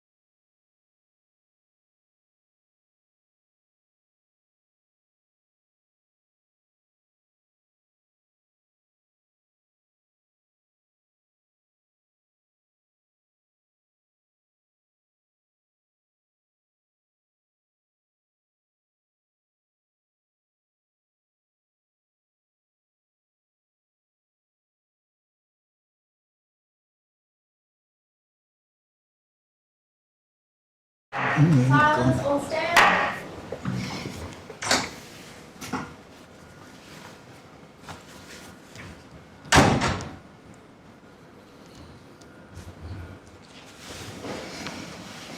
Please be seated. Yes, Mr. Rosen. Commissioners, I call Dr. Jane Fisher, Professor Jennifer Tiemann and Dr. Elizabeth Raymond.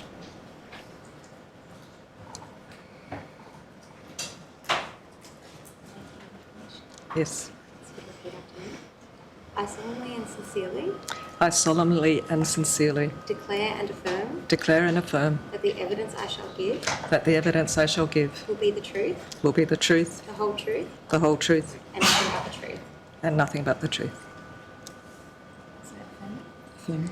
I solemnly and sincerely I solemnly and sincerely declare and affirm declare and affirm that the evidence I shall give that the evidence I shall give will be the truth, will be the truth, the whole truth, the whole truth, and nothing but the truth. and nothing but the truth.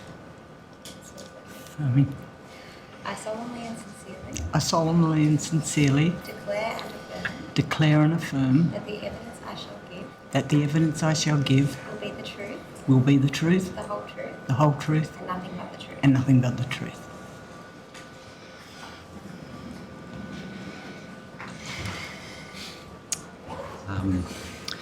In no particular order, I assure you. Could I start with you, please, Professor Tiemann? Could you confirm for the transcript your full name, please? Jennifer Joy Tiemann. Thank you. And Professor Tiemann, you are a professor in the College of Nursing and Health Sciences at Flinders University, I am. and you're also the director of the Research Centre into Palliative Care, Death and Dying at Flinders University here in Adelaide. I am. Flinders University is known for its palliative care postgraduate education and research program, It is. and we have one of your alumni as a witness earlier Yes. today. You're an experienced academic, Yes. and prior to commencing employment at Flinders University in 2004, you relevantly worked as a project officer in palliative care at the Repatriation General Hospital. I did. And is that also here in Adelaide? Sorry, in Adelaide, yes. It's been a long week. Yes, it is in Yes. Adelaide. And how long did you work there? I worked there for about 3 years. All right. And for the purpose of the Royal Commission, you made a witness statement dated the 22nd of May 2019. I did. And the code for that, for our purposes, is WIT.0173.0001.0001. And hopefully that'll appear on the screen there to your left, Yep. at least the first page of it. Is that the witness statement or a copy of it that you made for us? It is. I note that the statement is made in your personal capacity and not on behalf of your employer. Is that right? That is correct. All right. Is there anything you wish to change in your statement? No. No? And are the contents true and correct? Yes. I tendered the statement of Professor Tiemann. Yes, the witness statement of Jennifer Joy Tiemann dated the 22nd of May 2019 will be Exhibit 5-37. Dr. Fisher, can you please state your full name for the transcript? Yes, Jane Fisher. You're a medical practitioner, Dr. Fisher, and a palliative medical specialist. Yes, I am. And you are the medical director and CEO of Calvary Healthcare in Melbourne. Yes, That's a position you've held since 2007. correct. You've worked for many years as a clinician in rural, remote and metropolitan settings, both in Victoria and Western Australia. Yes, And you've been the board chair of Palliative Care Australia since 2017 correct. and a member of the board since 2012. Yes. Palliative Care Australia is the national peak body for palliative care in Australia. And you've made a statement dated the 29th of May 19, which is on behalf of Palliative Care Australia. Yes, correct. Is there anything in your statement that you would seek to change? No. For our purposes, it's WIT.0159.0001.0001. That should be on the screen in front of you. Can you confirm for us that that is your statement? Yes, that I can confirm, Council. And are the contents of the statement true and correct? They are true and correct. I tender the statement of Dr. Fisher, Commissioners. Yes, the witness statement of Dr. Jane Fisher dated the 29th of May 2019 will be Exhibit 538. Commission pleases.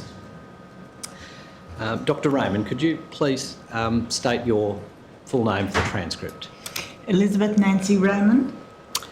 And Dr. Raymond, you're an experienced palliative care physician. Yes.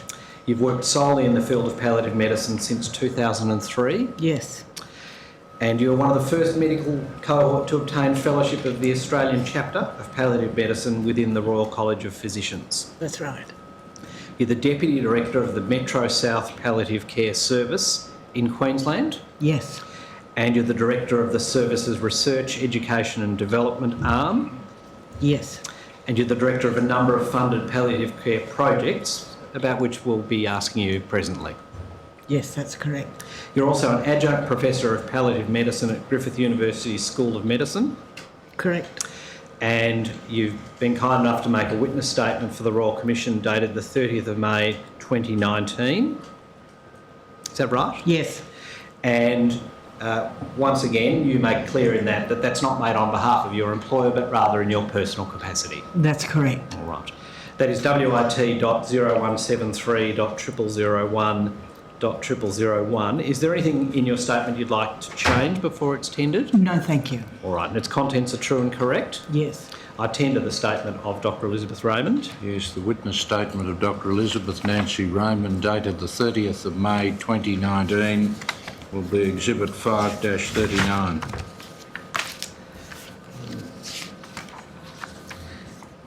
In addition to those very comprehensive statements for which the Royal Commission is very grateful, you've also been prepared together with your own staff and the staff of the Royal Commission to engage in a process of trying to reduce the great deal of material in your statements into a series of agreed propositions.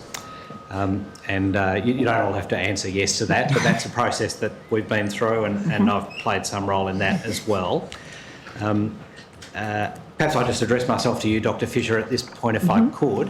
That process has been successful in that a document setting out 22 agreed propositions covering the area in your witness statements has emerged from that process. Yes, and I think that all three of us certainly agreed to that. There was common agreement to those. Yes. What I propose to do, Commissioners, is now tender that document as a separate exhibit. It is actually already in the tender bundle, so I probably don't need separately to tender it. I think a hard copy should have found its way to you. Okay, it might give some assistance. For the record, it's tab 65 in the general tender bundle. What I propose to do, ladies, is read out a couple of those, or a number of those propositions, and identify one of you to address a question about them, and then it'll be open for the others to add anything that they wish to. I might not always identify you by name, but I don't think any of you are particularly shy, so please feel free to chip in and add anything that you want to, which will be of great value to the Commission. The first point that a number of you, that each of you have made, in fact, in your statements, goes to a basal proposition which seems an important one in the context of palliative care, and that is death is a natural part of life, and that most people are die an expected death at an older age due to complexities of frailty and other comorbidities. That's proposition one. And then a related proposition seems to be that Australians pay little attention to death. And Dr. Raymond, in your statement, you make the observation that perhaps understandably we tend to focus on living rather than on dying. Where we do discuss death, many of us express a preference to be cared for and die at home, just as most of us want to receive aged care services at home, and that's something that's come through in a lot of the evidence in the Commission. Perhaps starting with you, Dr. Fisher, what's the significance of those observations about death for the Commission's consideration of palliative care?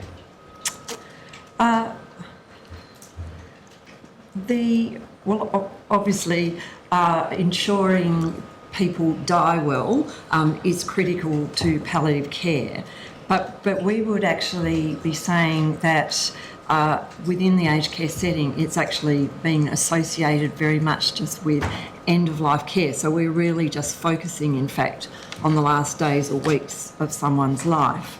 And yet what palliative care is about is ensuring that people are actually, we know that they have a life-limiting or life-threatening disease, we know that they're going to die from their certain condition, but what we're wanting to ensure is that we are making sure that they live well, knowing that they are going to be dying at some point in their disease trajectory.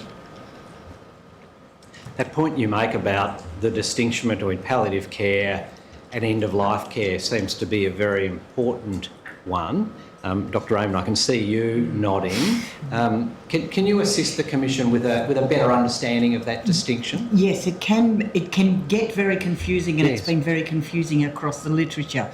Could I just please add another thing to what Jane was saying? I think the important thing about dying an expected death is that death can be planned for in a proactive way, so that as needs emerge from people, we can, after you see so many deaths, you can actually proactively plan for them, and that can increase both the quality of life and the quality of death. So sorry, then to go back to your next one about the difference between palliative care and end-of-life care, I think the Commission for National Safety and Quality now regards end-of-life care as about the last year of life. So that puts a time frame on it, whereas for palliative care, it tends to be more needs-based rather than time-constrained. And I know that later on we get into the problem with ACFI, the way ACFI talks about end-of-life care and palliative care. And for ACFI, end-of-life care is about the last 7 days of life. Can I just pick you up on that point, because it seems an important one, that time frame of the last year of life for end-of-life care. I see you're all nodding. Is that an agreed parameter for end-of-life care in the palliative care, in relation to palliative care? I think it is less that it is actually 12 months or 6 months, and there's a lot of variability, but what it is saying is that we need to move to recognise that not just active dying, but actually recognise that there is a period between being, say, wellish with chronic disease and actually moving to seeing that death will inevitably occur. And it is that recognition that enables, as Liz was saying, the possibility of actually planning and putting in place supports the ability to have appropriate place of care, families to be involved and aware across those elements. And if I could add one more element to that, I think it is the question we were talking about, death is a natural part of life. So I think for me the question about building awareness that death is actually part of life and will inevitably come to all of us, can normalise it to the point where we can have discussions and actually enable that planning to occur, because without a continuum that goes from death is normal, we should think about death as a possibility, we should talk about it with people, we should look at planning, advanced care planning, we should recognise that something is changing, moving through to what is the care that is provided is part of a continuum that needs to be discussed. Can I? Yes, please, Dr. Fisher. I think we need to be very careful about not prescribing timeframes for people. Yes. Because palliative care is actually about, as we've said, it's person-centred, it's needs-based, and there's actually evidence that shows that access to palliative care services, which may be in conjunction with acute services, actually produces better outcomes for patients. It actually can reduce hospitalisations, it can actually reduce inappropriate treatments, particularly as people are approaching more the end of life. So it is about the needs-based, and the problem that we have in Australia is that we have a whole range of different definitions in relation to what is end-of-life care. So from a aged care context, it's days and weeks. If we go to the National Quality Safety, the Commission, it's considered within an acute hospital setting, and they're using it as a trigger for people who may be in the last 12 months. So they're used as triggers for us to try and pick up that people should be receiving palliative care. And what we need to be doing is really adopting the WHO definition of palliative care across our health and aged care system. And I agree, and I think the first part of that is actually recognising the need for palliative care and recognising that the need for palliative care is actually real and needed. I need to ask you, particularly Professor Tiemann, to keep your voice up if you're able to. It's just that we're fighting with a noisy gadget which is just sitting in front of you, and you just need to project your voice if you could a bit. I want to move on to the question of quality palliative care and what that means. We deal with that, or you deal with that rather, in propositions 6 and 7 of the agreed propositions. Proposition 6 is that a tenet of quality palliative care is that it is always adapted to the individual needs and identity of the person receiving care, that is, that it's person-centred.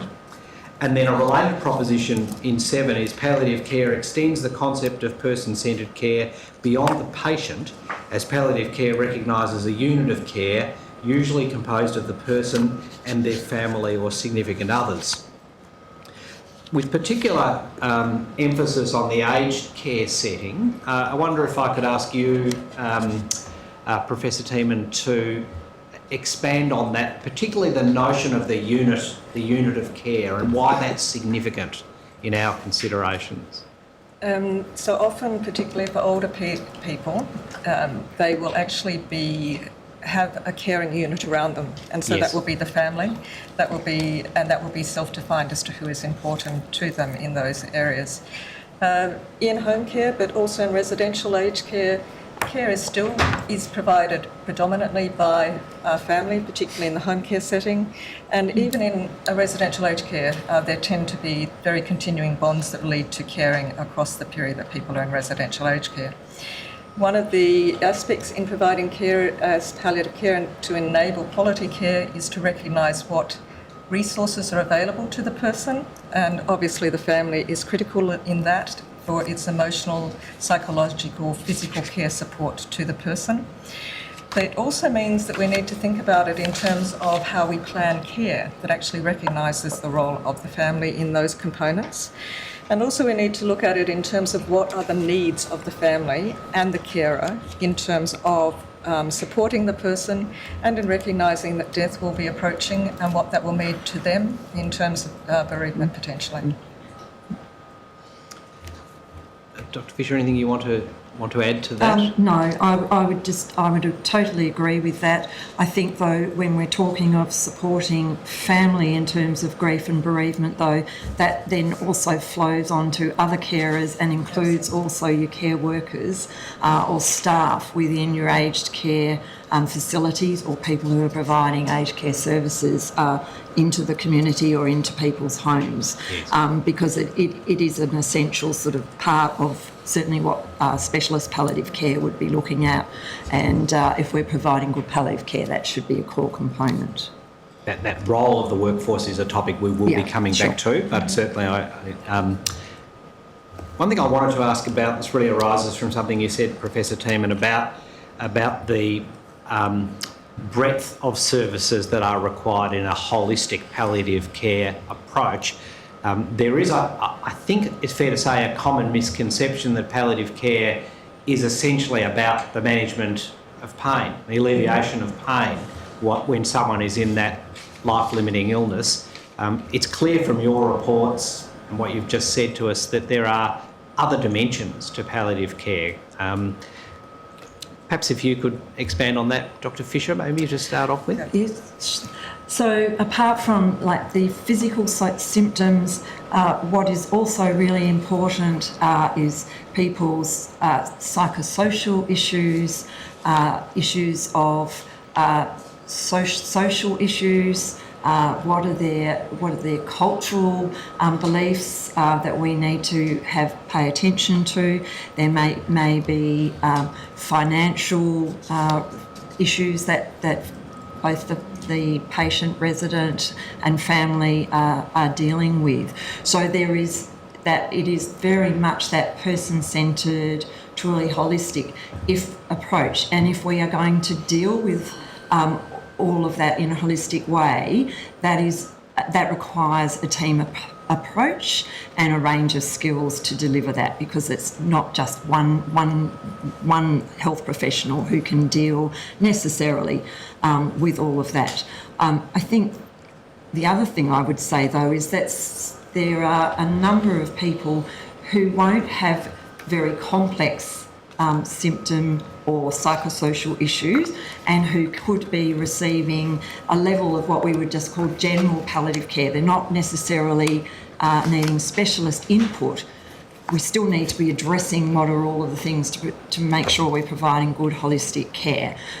It's that the specialist palliative care services are there for those who have particularly complex issues that are beyond the scope of your other healthcare providers. I might just ask you perhaps to expand on that. I was going to come back to that, but now that you've raised it, this interrelationship between specialist palliative care and what do we call it, non-specialist or basic general palliative care. I think particularly you were all present when we heard the evidence of Josh Cohen earlier today, who is very much involved in that specialist palliative care provision. I think the Commission's very interested to understand better the relationship between that form of external palliative care provision and what might be expected at the general level. Maybe Dr. Raymond, given your day-to-day involvement in doing this, if I could ask you, firstly, to tell us a little bit about the services provided by the organisation for which you work, and then if you're perhaps able to identify if there are any differences between that and the service that Josh Cohen's facility provides. Just for a bit of context, you do deal with this at paragraph 22 of your statement, and maybe if that could be brought up at this point, Dr. Raymond's statement, WIT.0187.0001.001, and this is at page 5. So to answer your question about the relationship, yes, I think our service provides services probably equally to into hospitals and also palliative care units, but also into private homes, where people are living with their families, and also into residential aged care facilities. Just as Jane said, we're a specialist palliative care service, so we tend to only look after ourselves on our own. We only look after very complex people with complex needs and complex family needs. In the community setting, in people in their own homes, particularly in aged care, we work as a team. What we call share care, generally with the person's GP, and also with the domiciliary services or other aged care services that may be moving into the person's home and helping them. So in that way, we tend to be more consultative.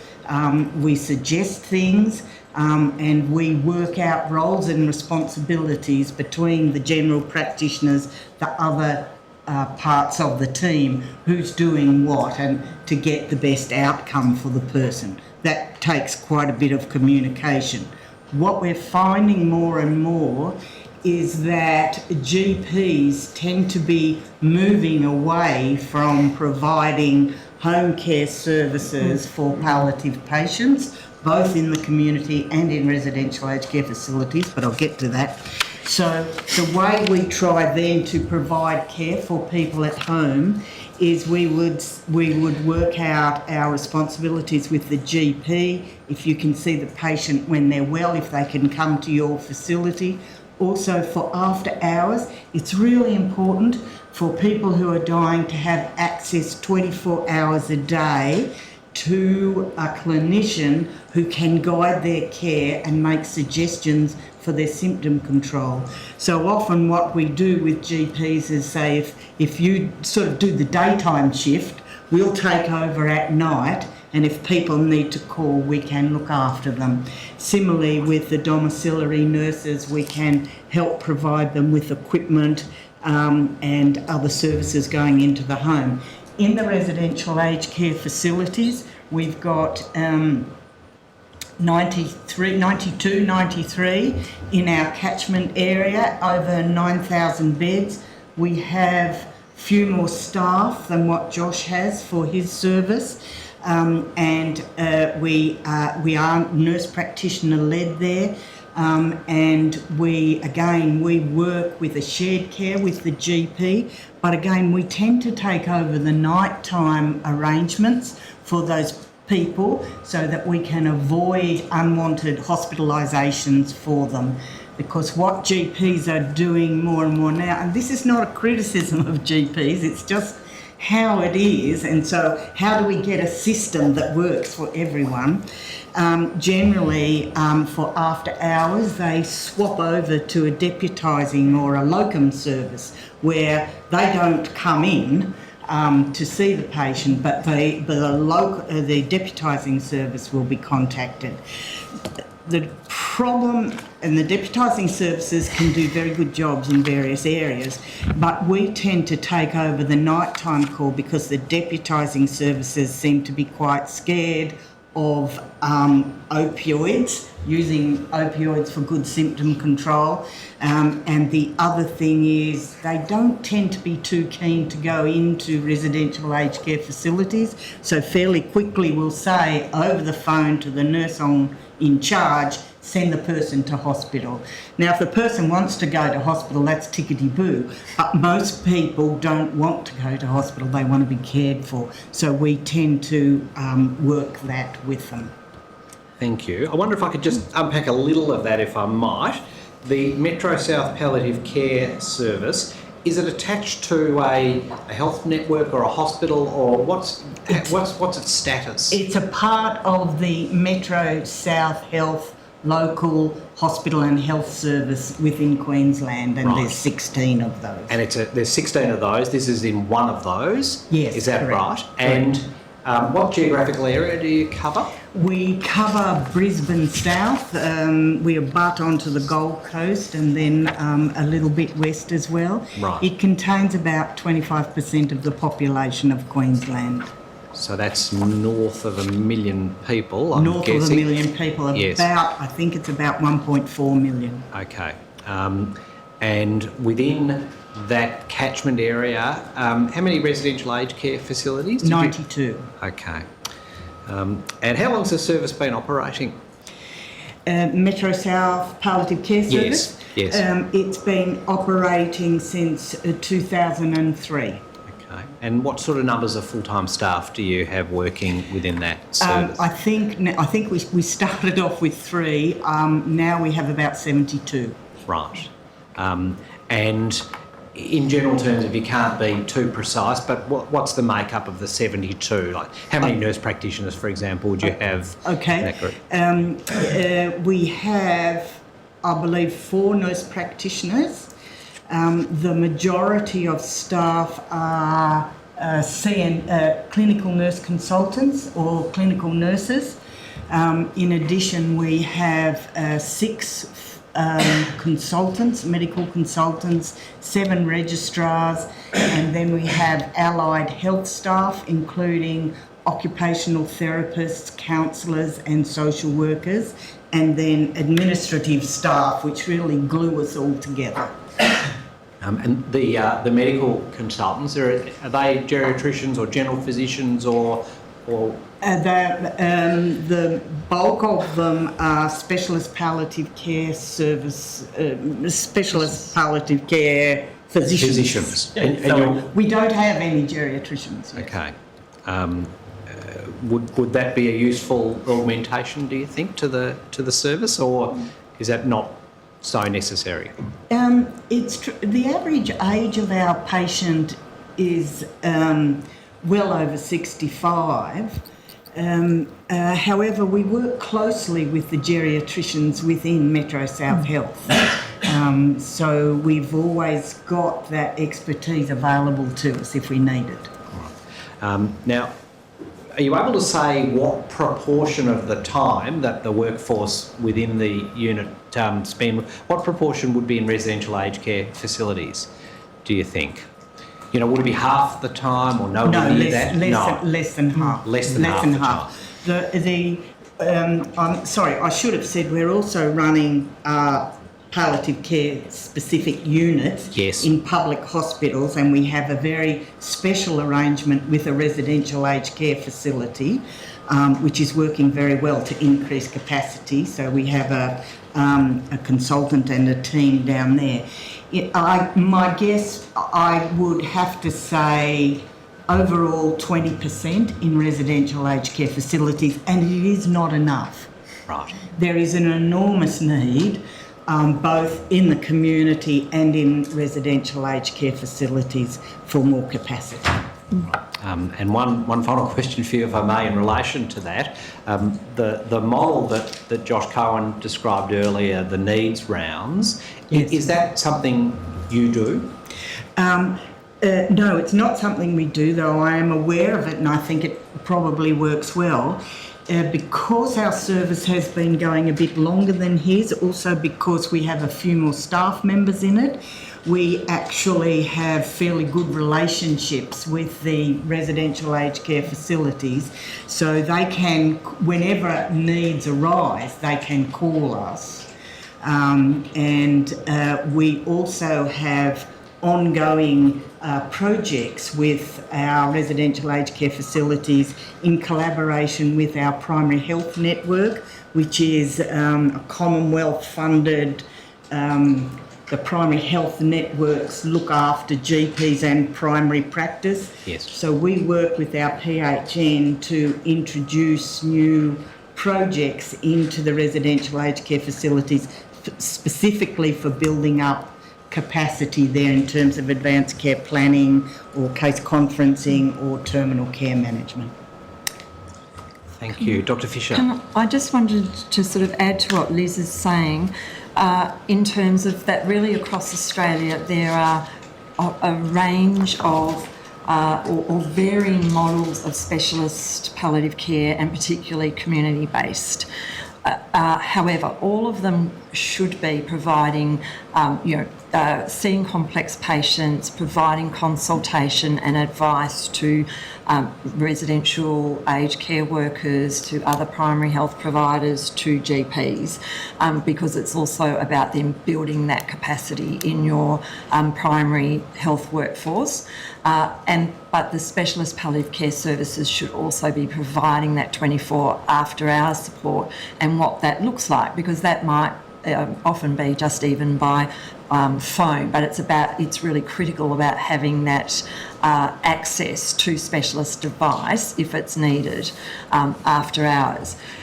There are then other issues that arise though across Australia because there is not equitable access, as I'm sure you're aware of, and in fact even within across jurisdictions or within jurisdictions even, there will be differences in terms of specialist palliative care services interacting with aged care services, and so that is a significant issue.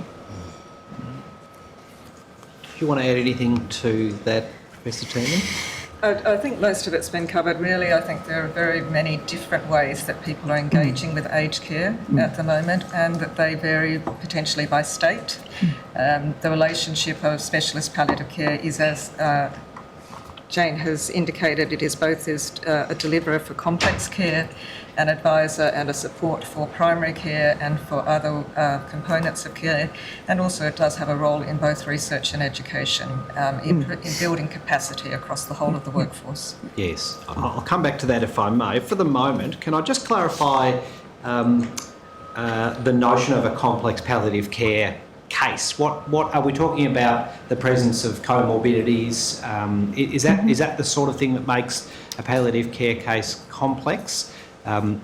Was the case study we've looked at today, some of you may have heard Josh Cohen talking about it.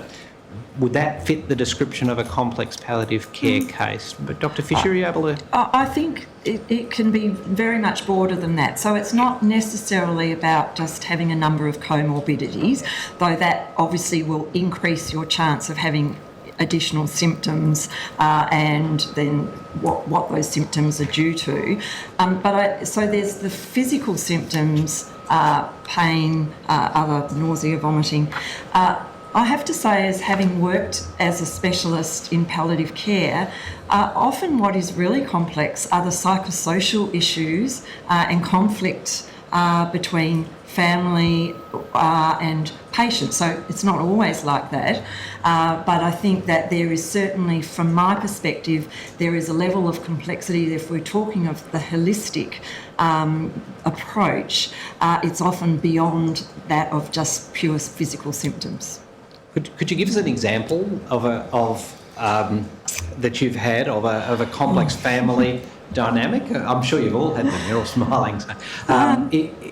Is it family members having different views about Yes. So from a cultural perspective, we might have, you might have a patient who we know what their disease trajectory is, and normally we would be having discussion with that patient about what might be happening and what sort of treatments or would they like or not like, and what are the things we need to take into account to provide the care that's going to meet their needs.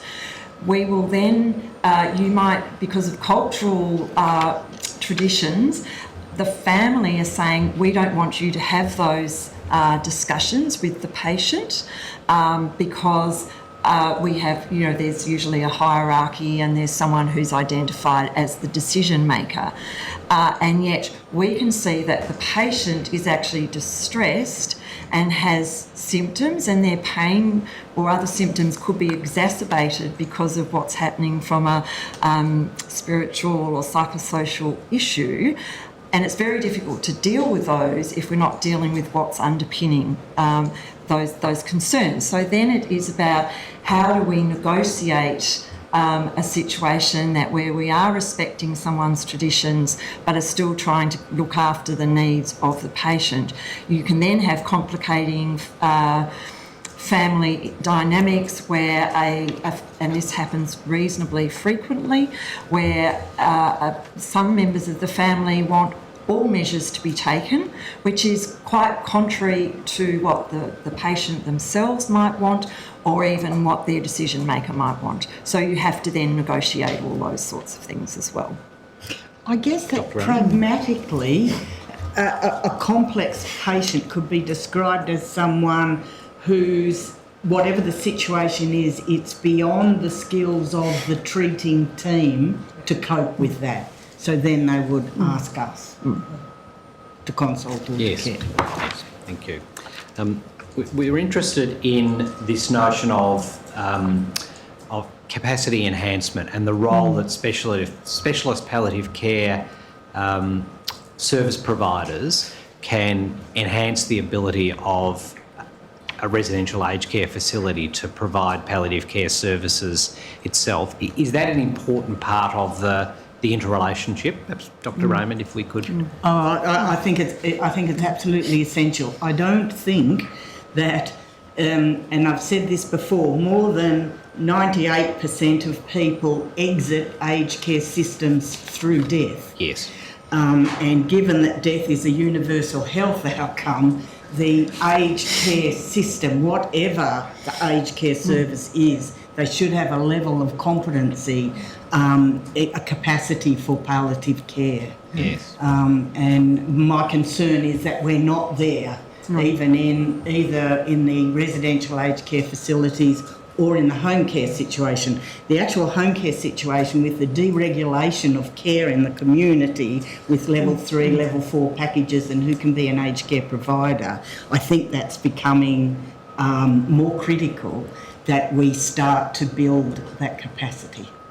Could I just ask you to expand on that? I'm not sure that I understand exactly what you mean about the impact of the deregulation there. What's the significance of that for the provision of palliative care in the home setting? Okay. There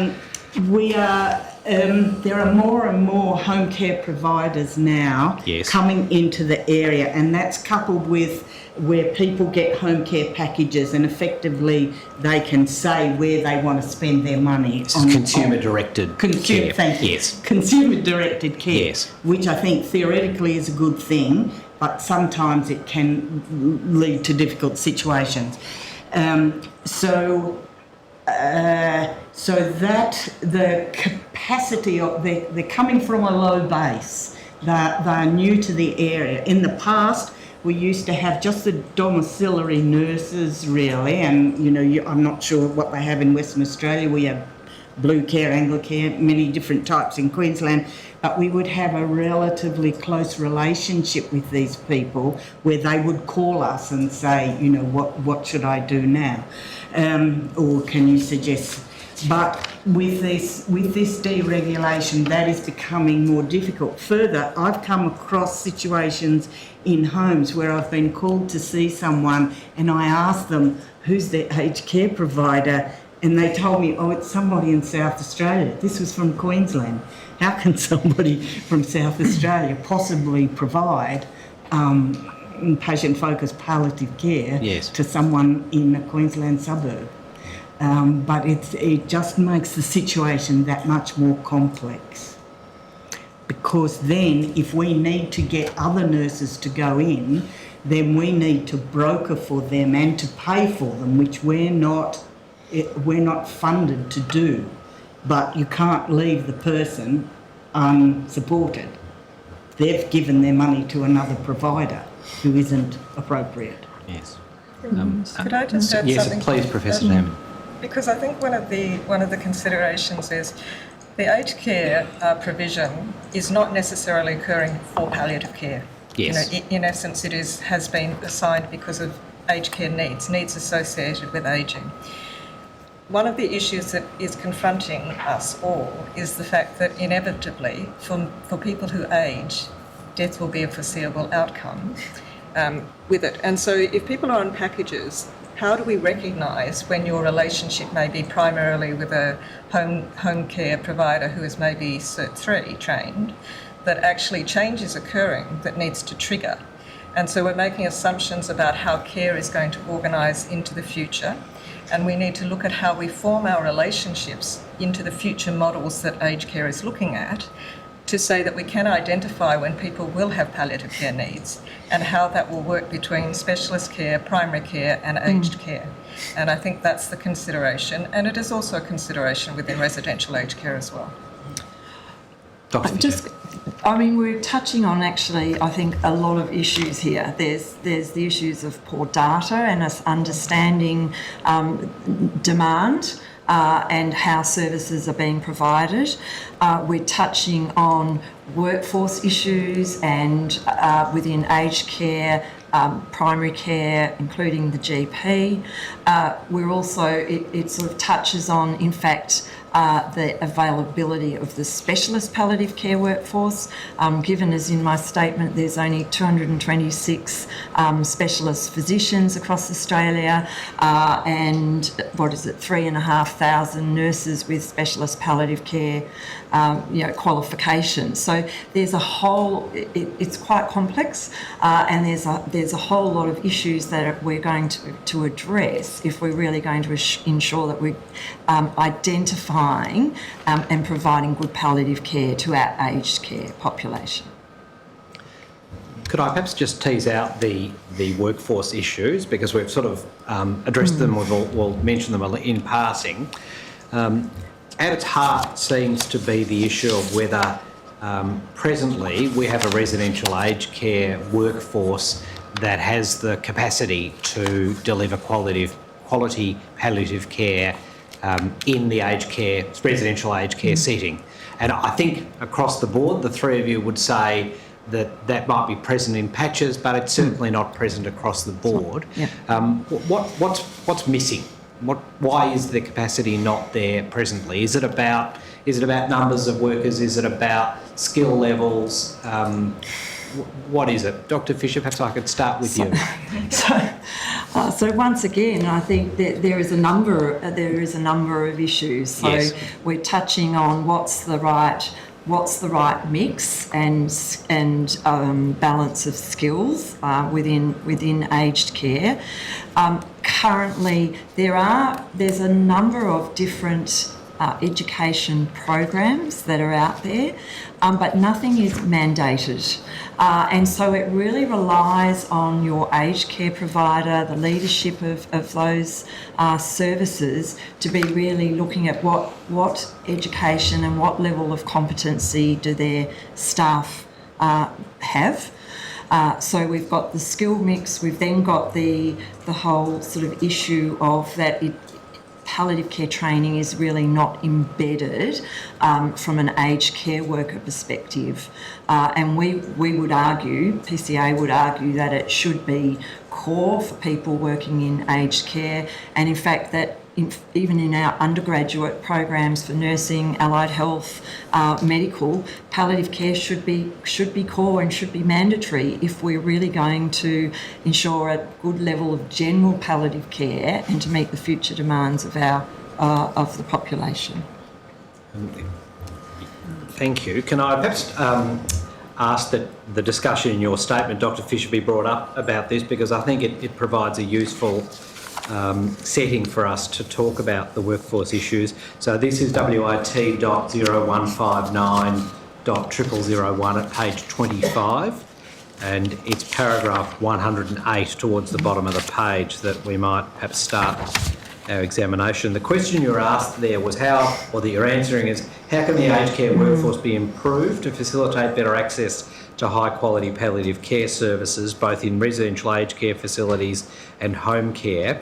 And just to clarify, we're talking about the ability to provide that general level of palliative care. Yes. You all say that that provision of that level of care ought to be core business, I think is the expression that is used. And then the obvious question is, if the capacity is not there presently, then what's needed in the future? And you've partly addressed that about the training that's provided to care workers, nurses, allied health professionals. Why is palliative care not part of the core curriculum for the training of those people? Why isn't it there now, would you say? Well, yes, good question. It seems so obvious, I guess, is what I'm saying, and yet... Well, I think palliative care has not always had perhaps the priority that it should across our health and aged care system. And I think that there's been, a number of different inquiries, reports that are all, in fact, identifying similar issues to what we're actually talking about today. And so, and as I've sort of stated, there are some really good pockets and there's some really great examples of programs, but it's not systematic and it's not right across the system. I don't know if Jen's in a... Yeah. I'm happy to have a go at elaborating a little more. I think it is around a number of issues. One, that we're actually not terribly good at talking about death and dying. Yes, comes back to that first point we talked about, isn't it? I think the other is that we've actually been very, very good at keeping people healthy and living longer, and actually with wonderful public health interventions and medical interventions. And so in a way, we've actually been pushing out the dying. And I think actually as a population, we're now facing the idea everything's catching catching up with us. We're actually getting more people who are older and more people who are dying older. So the problem is becoming more manifest, I believe, and that's actually part of the issue that also concerns us. And I think there's also this question that, to some extent, there's been a lot of discussion, is palliative care normal health care? It's something every health professional can provide, and therefore to some extent they do it anyway, so we don't need to think about it. And I think what's happening is that we're starting to recognise that it is not always leading to the outcomes that we want, and we're actually also dealing with it in a process where there is greater complexity, comorbidity, multimorbidity, progressive diseases, longevity, issues that we haven't really seen are coming through. And so there's a whole complex of things that are coming together that are making palliative care a fairly significant discussion, and which perhaps may explain why it was there, but it was there for a relatively small proportion of the population and maybe didn't have a profile. Dr. Fisher, you mentioned in your statement, this is at paragraph 110, that the Aged Care Workforce Strategy Task Force has, as we all know, has been doing work in this area. And one of the things that's been identified through the task force's work is the gap in relation generally to skill levels and training, and specifically in relation to palliative care. So my question is, there doesn't really seem to be the sense of urgency one might expect from that process. Yes. Would you agree with that? We would definitely, yes. Agree with that. So that urgent implementation is definitely needed. However, the other thing I would make is that the implementation of looking at the aged care workforce cannot be just taken in isolation. We need to also look at it in terms of our the health workforce, and particularly that of GPs, because I think they are absolutely critical for us to provide good care to our aged population. There's also a national health workforce strategy that's being developed, so we need to really make sure that there's really good linkages between both of those strategies, and there is some urgency around it as well. Professor Teeman, is there anything you wanted to add, particularly from the slightly different area of the skilling up of the specialist palliative care workforce? Are we doing enough in that area? Skilling up of the specialists. In terms of working in aged care specifically? Well, yes. So I think obviously the specialist palliative care workforce has got specialist skills that actually enable them to deliver complex palliative care to people with complex needs. I suspect there's also a need to look at how this workforce is going to engage with both the primary care workforce and the aged care workforce, and provide leadership so that it's not always that they have to be delivering care. It is about them actually developing the skills that will enable the care to be delivered in different settings. I think it is also about contributing to the research that is going to actually inform models that are going to work across the whole of the systems that are going to be involved with it. And I think that in itself for specialist palliative care means it's going to have to expand its brief to take on those areas and to develop skills. So we have seen increasing interest in postgraduate studies in relation to specialist palliative care, which is very promising. And I think we've also seen it in regard to academic and research activity in the field, so that they can actually contribute to the actual issues that need to be examined, that need to be researched, and that will need to be implemented. Sorry, if I could just ask a question, follow that up, and then I'll come to you, Professor Raymond.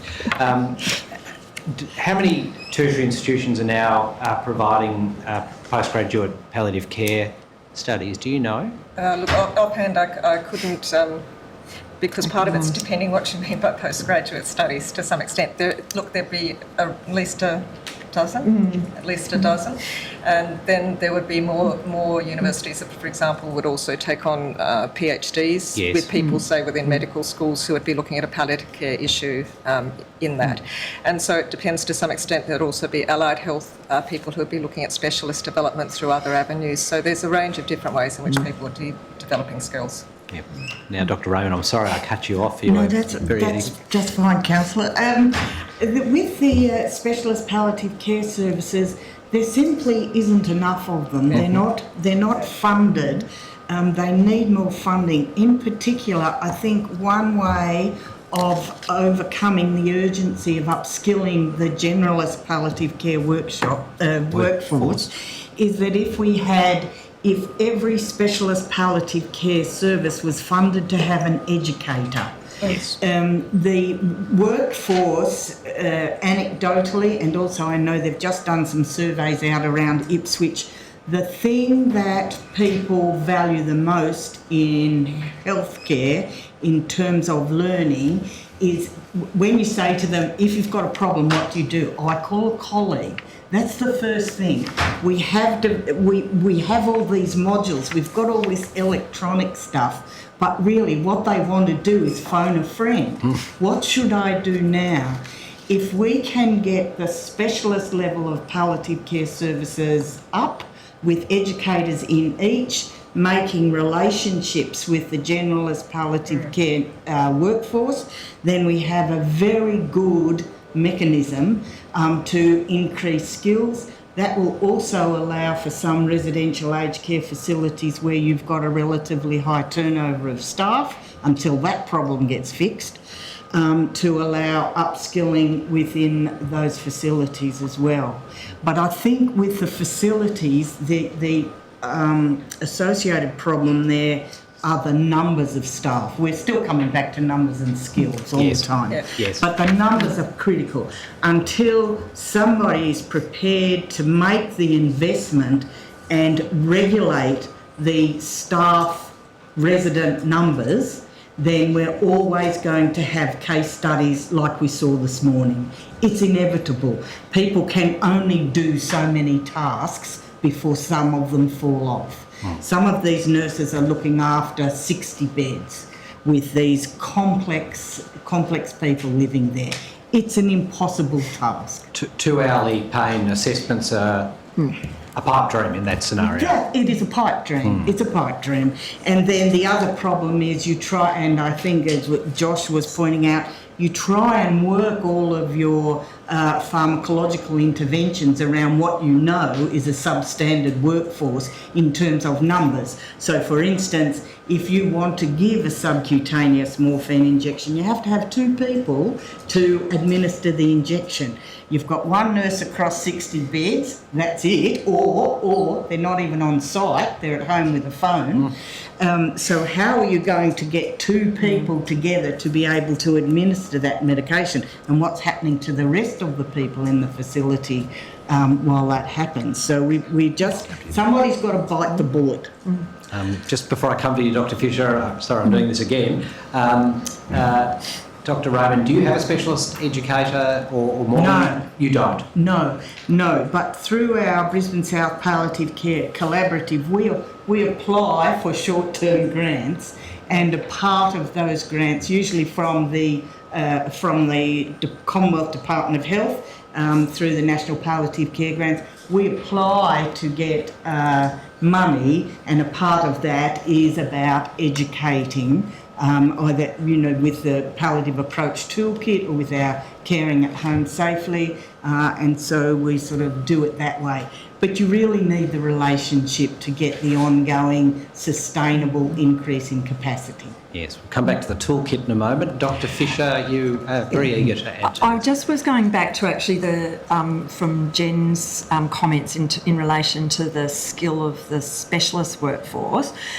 In terms of that, palliative care originally arose out of looking after people with cancer, and it's really now extending to those with chronic non-malignant diseases. And there are different issues, understanding some of those, the disease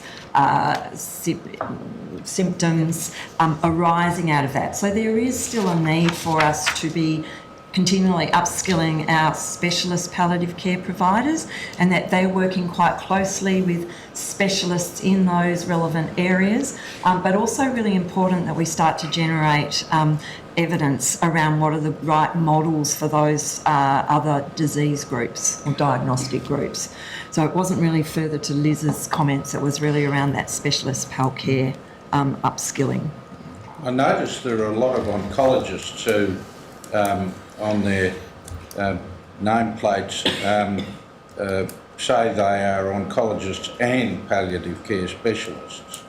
That's, I take it, a phenomenon that has grown out of the history that you've just referred to. Yes, and I think when palliative care originally became a medical, like a specialty, there was sort of a grandfathering clause where people who'd been practicing for a certain amount of time could actually gain the qualification of a fellow of the chapter of palliative medicine. What we are seeing now, though, is that people are starting to do dual training, so that you actually might see that they have a palliative medical specialty, and we're seeing people with pain, geriatrics, rehab, oncology. Which is a positive thing, actually. Yeah. Could I please make one small comment about education, because so far the talk, and I specifically asked if it was about specialist palliative care education that your question was addressed to. I think we also need to acknowledge that specialist palliative care is actually contributing to quite a lot of both national and state education for the generalist workforce in a variety of ways. Obviously in direct input into clinical training and into the actual service provision and the type of things that Josh Cohen was talking about. But also they're contributing to the development of programs that are actually looking at education and providing opportunity. There are opportunities for people from both primary care and aged care to engage with palliative care services. So the PEPA Palliative Care Experience Program in Australia actually provides an opportunity for clinical experience in the palliative care setting, which I think is a very valuable resource that can be looked at. And then they have been engaged in many other different programs and give very generously of their time in developing resources to support these workforces. Can I raise a different but related matter, I think, and it's in Green Proposition number 20, if that could please be brought up from tab 68. The Green Proposition 20, which I'll read out, is early completion of advanced care planning documents by a patient strongly contributes to delivery of patient-centred palliative care.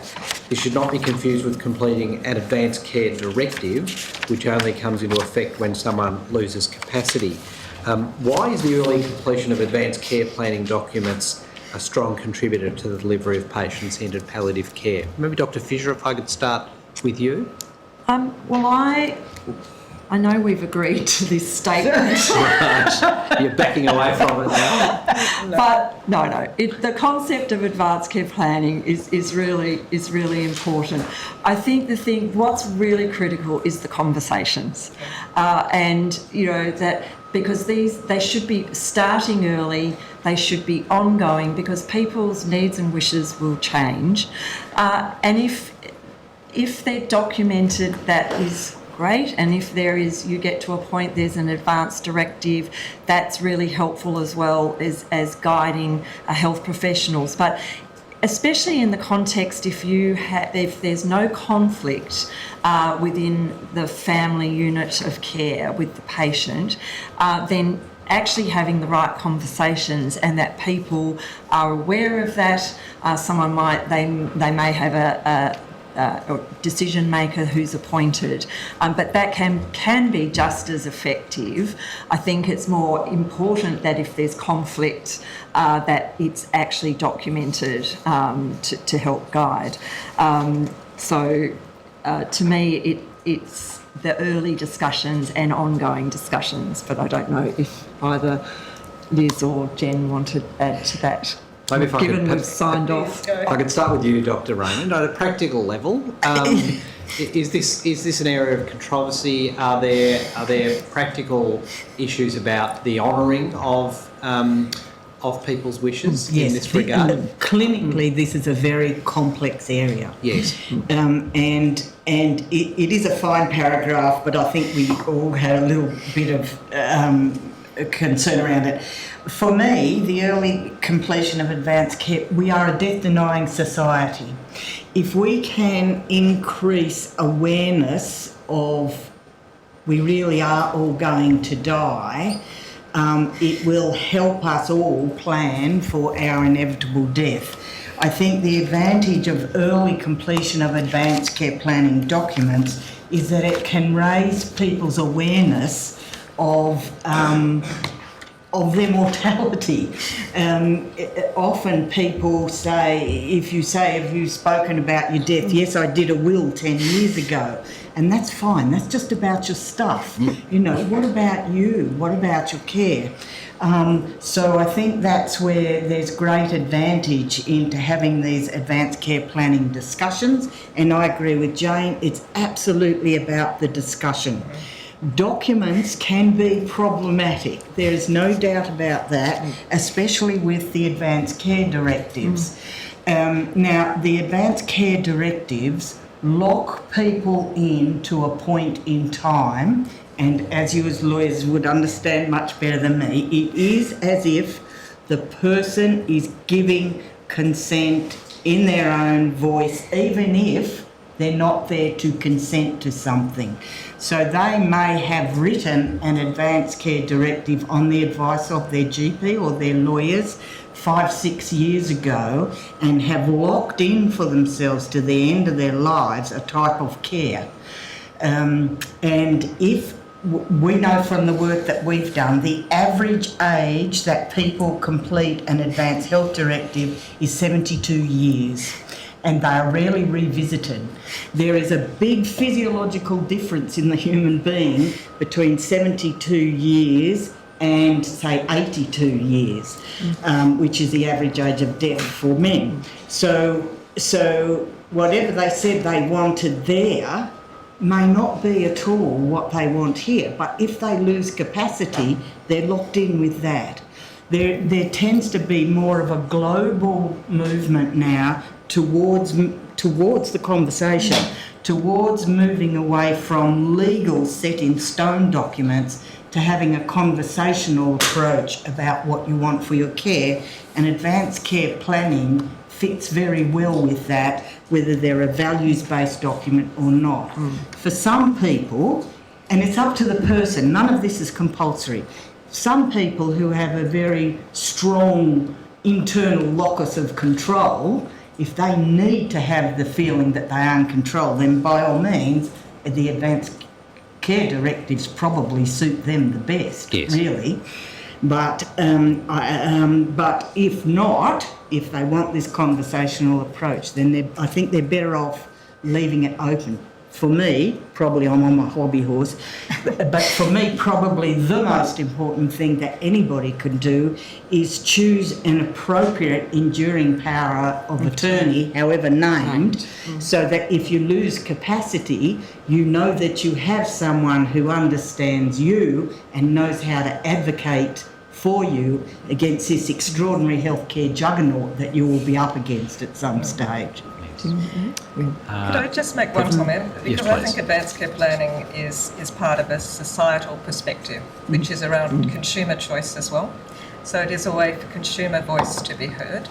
I totally agree with the idea that advanced care planning is a conversation and is an ongoing conversation with health professionals about your care needs. And in fact, your advanced care directive shouldn't come into play while you're actually talking, and hopefully for many, many people, their advanced care directive never has to be enacted because they're actually involved in those discussions about their healthcare at the end. I think it is important, though, when we look particularly at ageing and we look at cognitive decline, that we do actually start those conversations in a timely way. And I think advanced care planning has been an approach that we have developed to try and remind people that we do need to plan for our future. And part of our future is about dying. And so conversations, documents, all important Do I think one is better than another? Not necessarily. Do I think we need to have better ways of capturing people's wishes so that when they are needed, they're there? Yes, I think we might need much better systems as well. So slightly different perspective. Dr. Fisher, yes. Just building on all of that, we have to have health professionals who have the skills to have those conversations, even at a primary healthcare level. And we also need a much greater focus around the community education and awareness so that we normalise death and dying. They understand what is advanced care planning, they start talking about it, but they also understand what is palliative care. Now, I'm very conscious of the time, and it's been a long day, but Professor Tiemann, if I could just go to you and ask about LDAC, which is something that you discuss in some detail and is of considerable interest to the Commission. To give us a bit of context, this is paragraph 89 of your statement, which is WIT.0173 at page 22. You refer to it as a project that seeks to improve the care of older Australians through palliative care connections and advanced care planning activities. Can you just explain to us briefly, if you could, the nature of the project and its current status and what you see as its principal achievements, I guess? So the end-of-life directions for aged care has been funded by the Department of Health. So it's a national program that's and it's a program of work. So it's trying to look at a number of initiatives that would actually take more of a system and a sector approach than just a project that might look at a single, for example, service. Yes. It actually has four streams of work that are going on. So the first is really built about online capability building, so making information and evidence and toolkits available online so that they can be there when they are needed and used by people in the residential aged care and the home care setting. There are 5 toolkits that have been developed, so one for residential aged care, one for home care, a legal toolkit, a working together toolkit, and a primary care toolkit. And so what they're all doing is trying to look at different aspects of what would be a comprehensive aged care setting.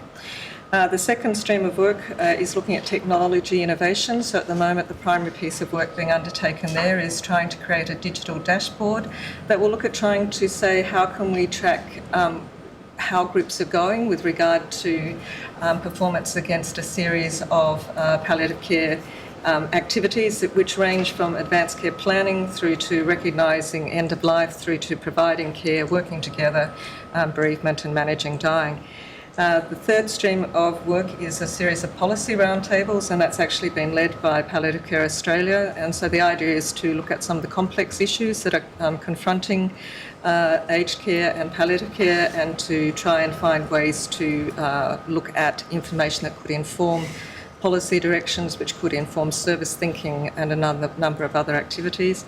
And the fourth stream of work is about trying to look at the relationship between specialist palliative care services and primary care and aged care through a program of service partnerships, so where facilitation occurs to actually help link services, residential aged care and home care services with palliative care services, and also to look at the primary care involvement between those. Where we're up to, we've actually developed obviously what we believe is a model that will inform and be comprehensive enough and simple enough to be understood, that goes from advanced care planning through to bereavement in that activity. We have established the website, and that is probably at the moment attracting around 3,000 visits a month in those areas. We've actually built up a group of people who are either engaging through various newsletters, social media activities as well. The digital dashboard, we are having a meeting with the reference group before we start an industry discussion around that activity. The policy roundtables, 3 have been completed and 3 are in the process of being planned. And the services is well underway with sign-ups in every state and territory.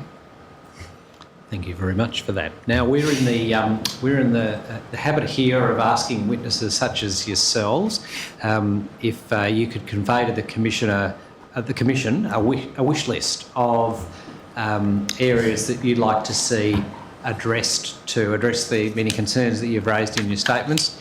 now's your chance. It doesn't come along too often, I suppose. So maybe Dr. Fisher, I could start with you. Thank you. So if I can be so bold, I've actually got an 8-point plan. Aged care policy should align with the WHO definition of palliative care, and it should not be restricted to end of life being days and weeks. So we have touched on that.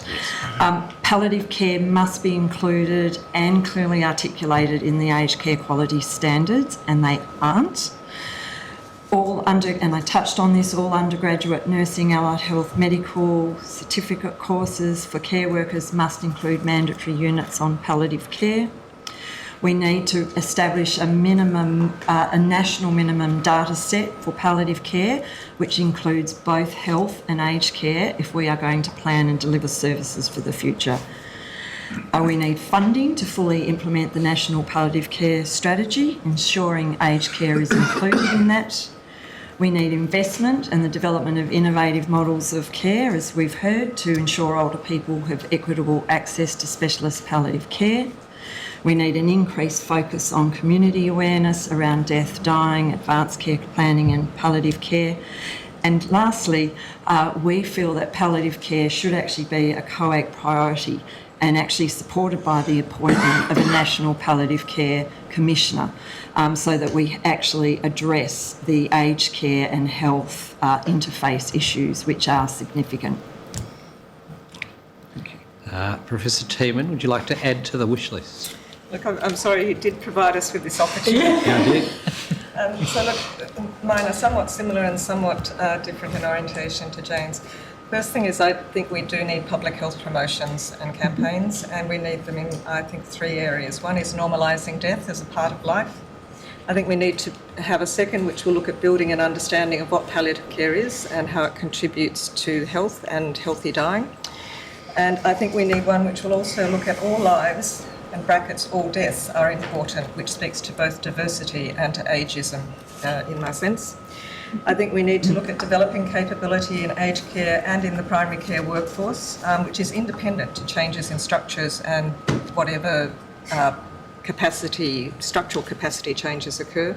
And I think we need to look at it around several issues. One is recognising end of life, so that we actually can actually think about palliative care needs, because we've actually recognised death will be occurring. We need to look at the skills associated in providing care, and this will include both referral and shared care arrangements, as well as the more classic symptom issues. We need to look at communication skills, because if we're not able to talk about death and dying with dignity and with compassion, we will not be able to provide appropriate care. And we do need to look at advanced care planning, but also terminal care planning and delivery, and I think these are knowledges that we need across the sector. I would agree that workforce redesign is needed, and in this we need to think of palliative care as core business for the activity. I would like to suggest that research is needed on pathways to death for older Australians across the various care and community systems, so that we can actually look at effective supports at points of need along those trajectories. I think we need to ensure that bereavement is considered, and we also need to enable self-care for direct care providers who will be engaging with increasing rates of dying. And this will help support a healthy workforce in both primary care, aged care, and also, of course, in healthcare. And I think we need to recognise that multi-system change is needed, so that the person themselves doesn't experience fragmented dying. We must anticipate the impact of population changes, societal changes, and policy reform, so that we can future-proof whatever decisions we are making about palliative care provision. And we need to ensure that person-centredness permeates all planning at all levels: policy, service design, consumer engagement, and planning and evaluation. And that will be the test of us actually being person-centred. And finally, we haven't discussed it very much in, I think, either my submission or across today, is really the need to explore technology and digital opportunities. I think these could look at issues such as prompts for clinical care, community monitoring, self-care, advanced care planning processes, support transitions, and enable consumer feedback. End of my wish list. I did ask, so there you are. Sorry. Dr. Roman, the last word. 3 points. I think that I think we are in a palliative care crisis at the moment, especially with all the baby boomers coming through. In the short to medium term, what I think we really need are systematised models of care that are led by specialist palliative care services and that can coordinate care across all of the care environment interfaces. We saw in our case study this afternoon the problems with the communication between the RACFs and the hospital.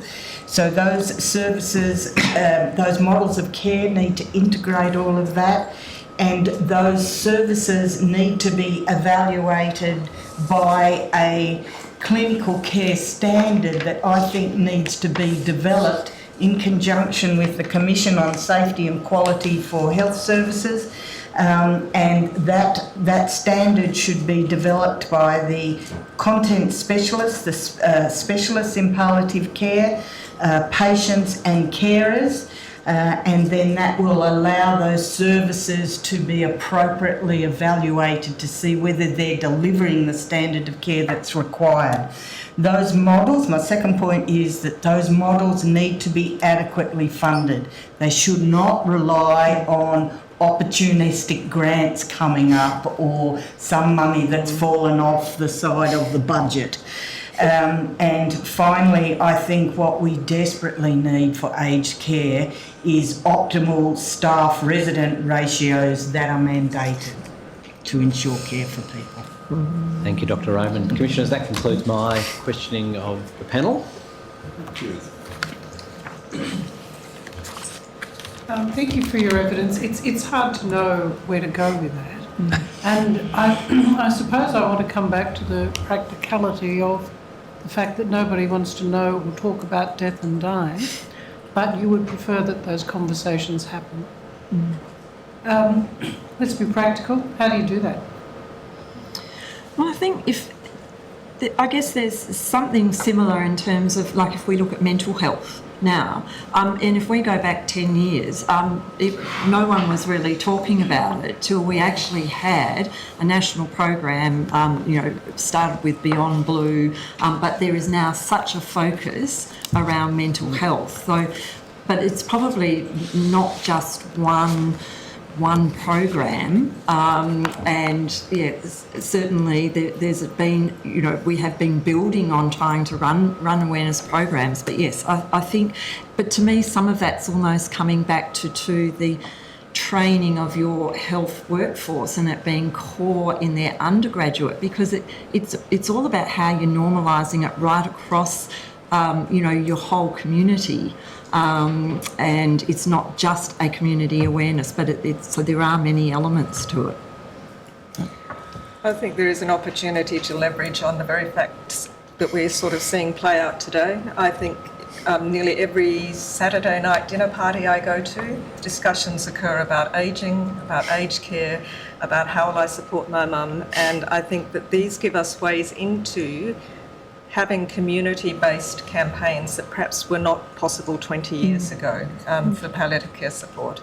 So I think there's a recognition in the community that ageing is real, and that would be one way into the discussion, I think, with that. I think perhaps sometimes the community is ready to talk in certain ways about certain aspects of death and dying, and perhaps we're not ready to talk about it. I think if we put a focus on our GPs, if we had a Medicare item for advanced care planning, I think that would do an enormous amount to help educate the public. At the moment that GPs are moving or don't want to embrace advanced care planning discussions because they can take quite a while and there's no Medicare item for them.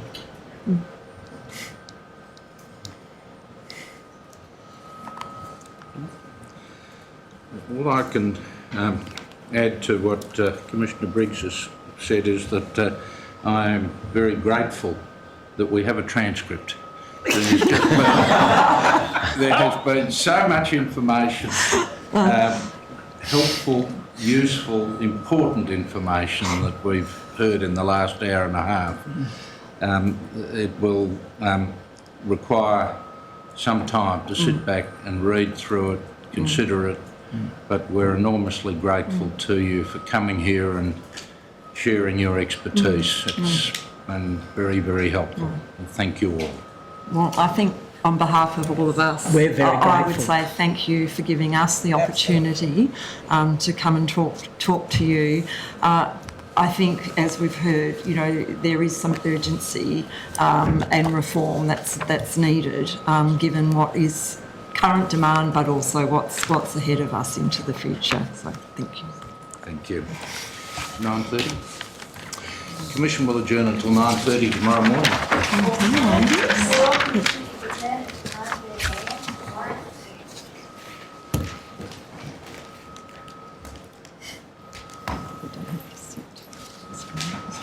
I'm not sitting until I'm told.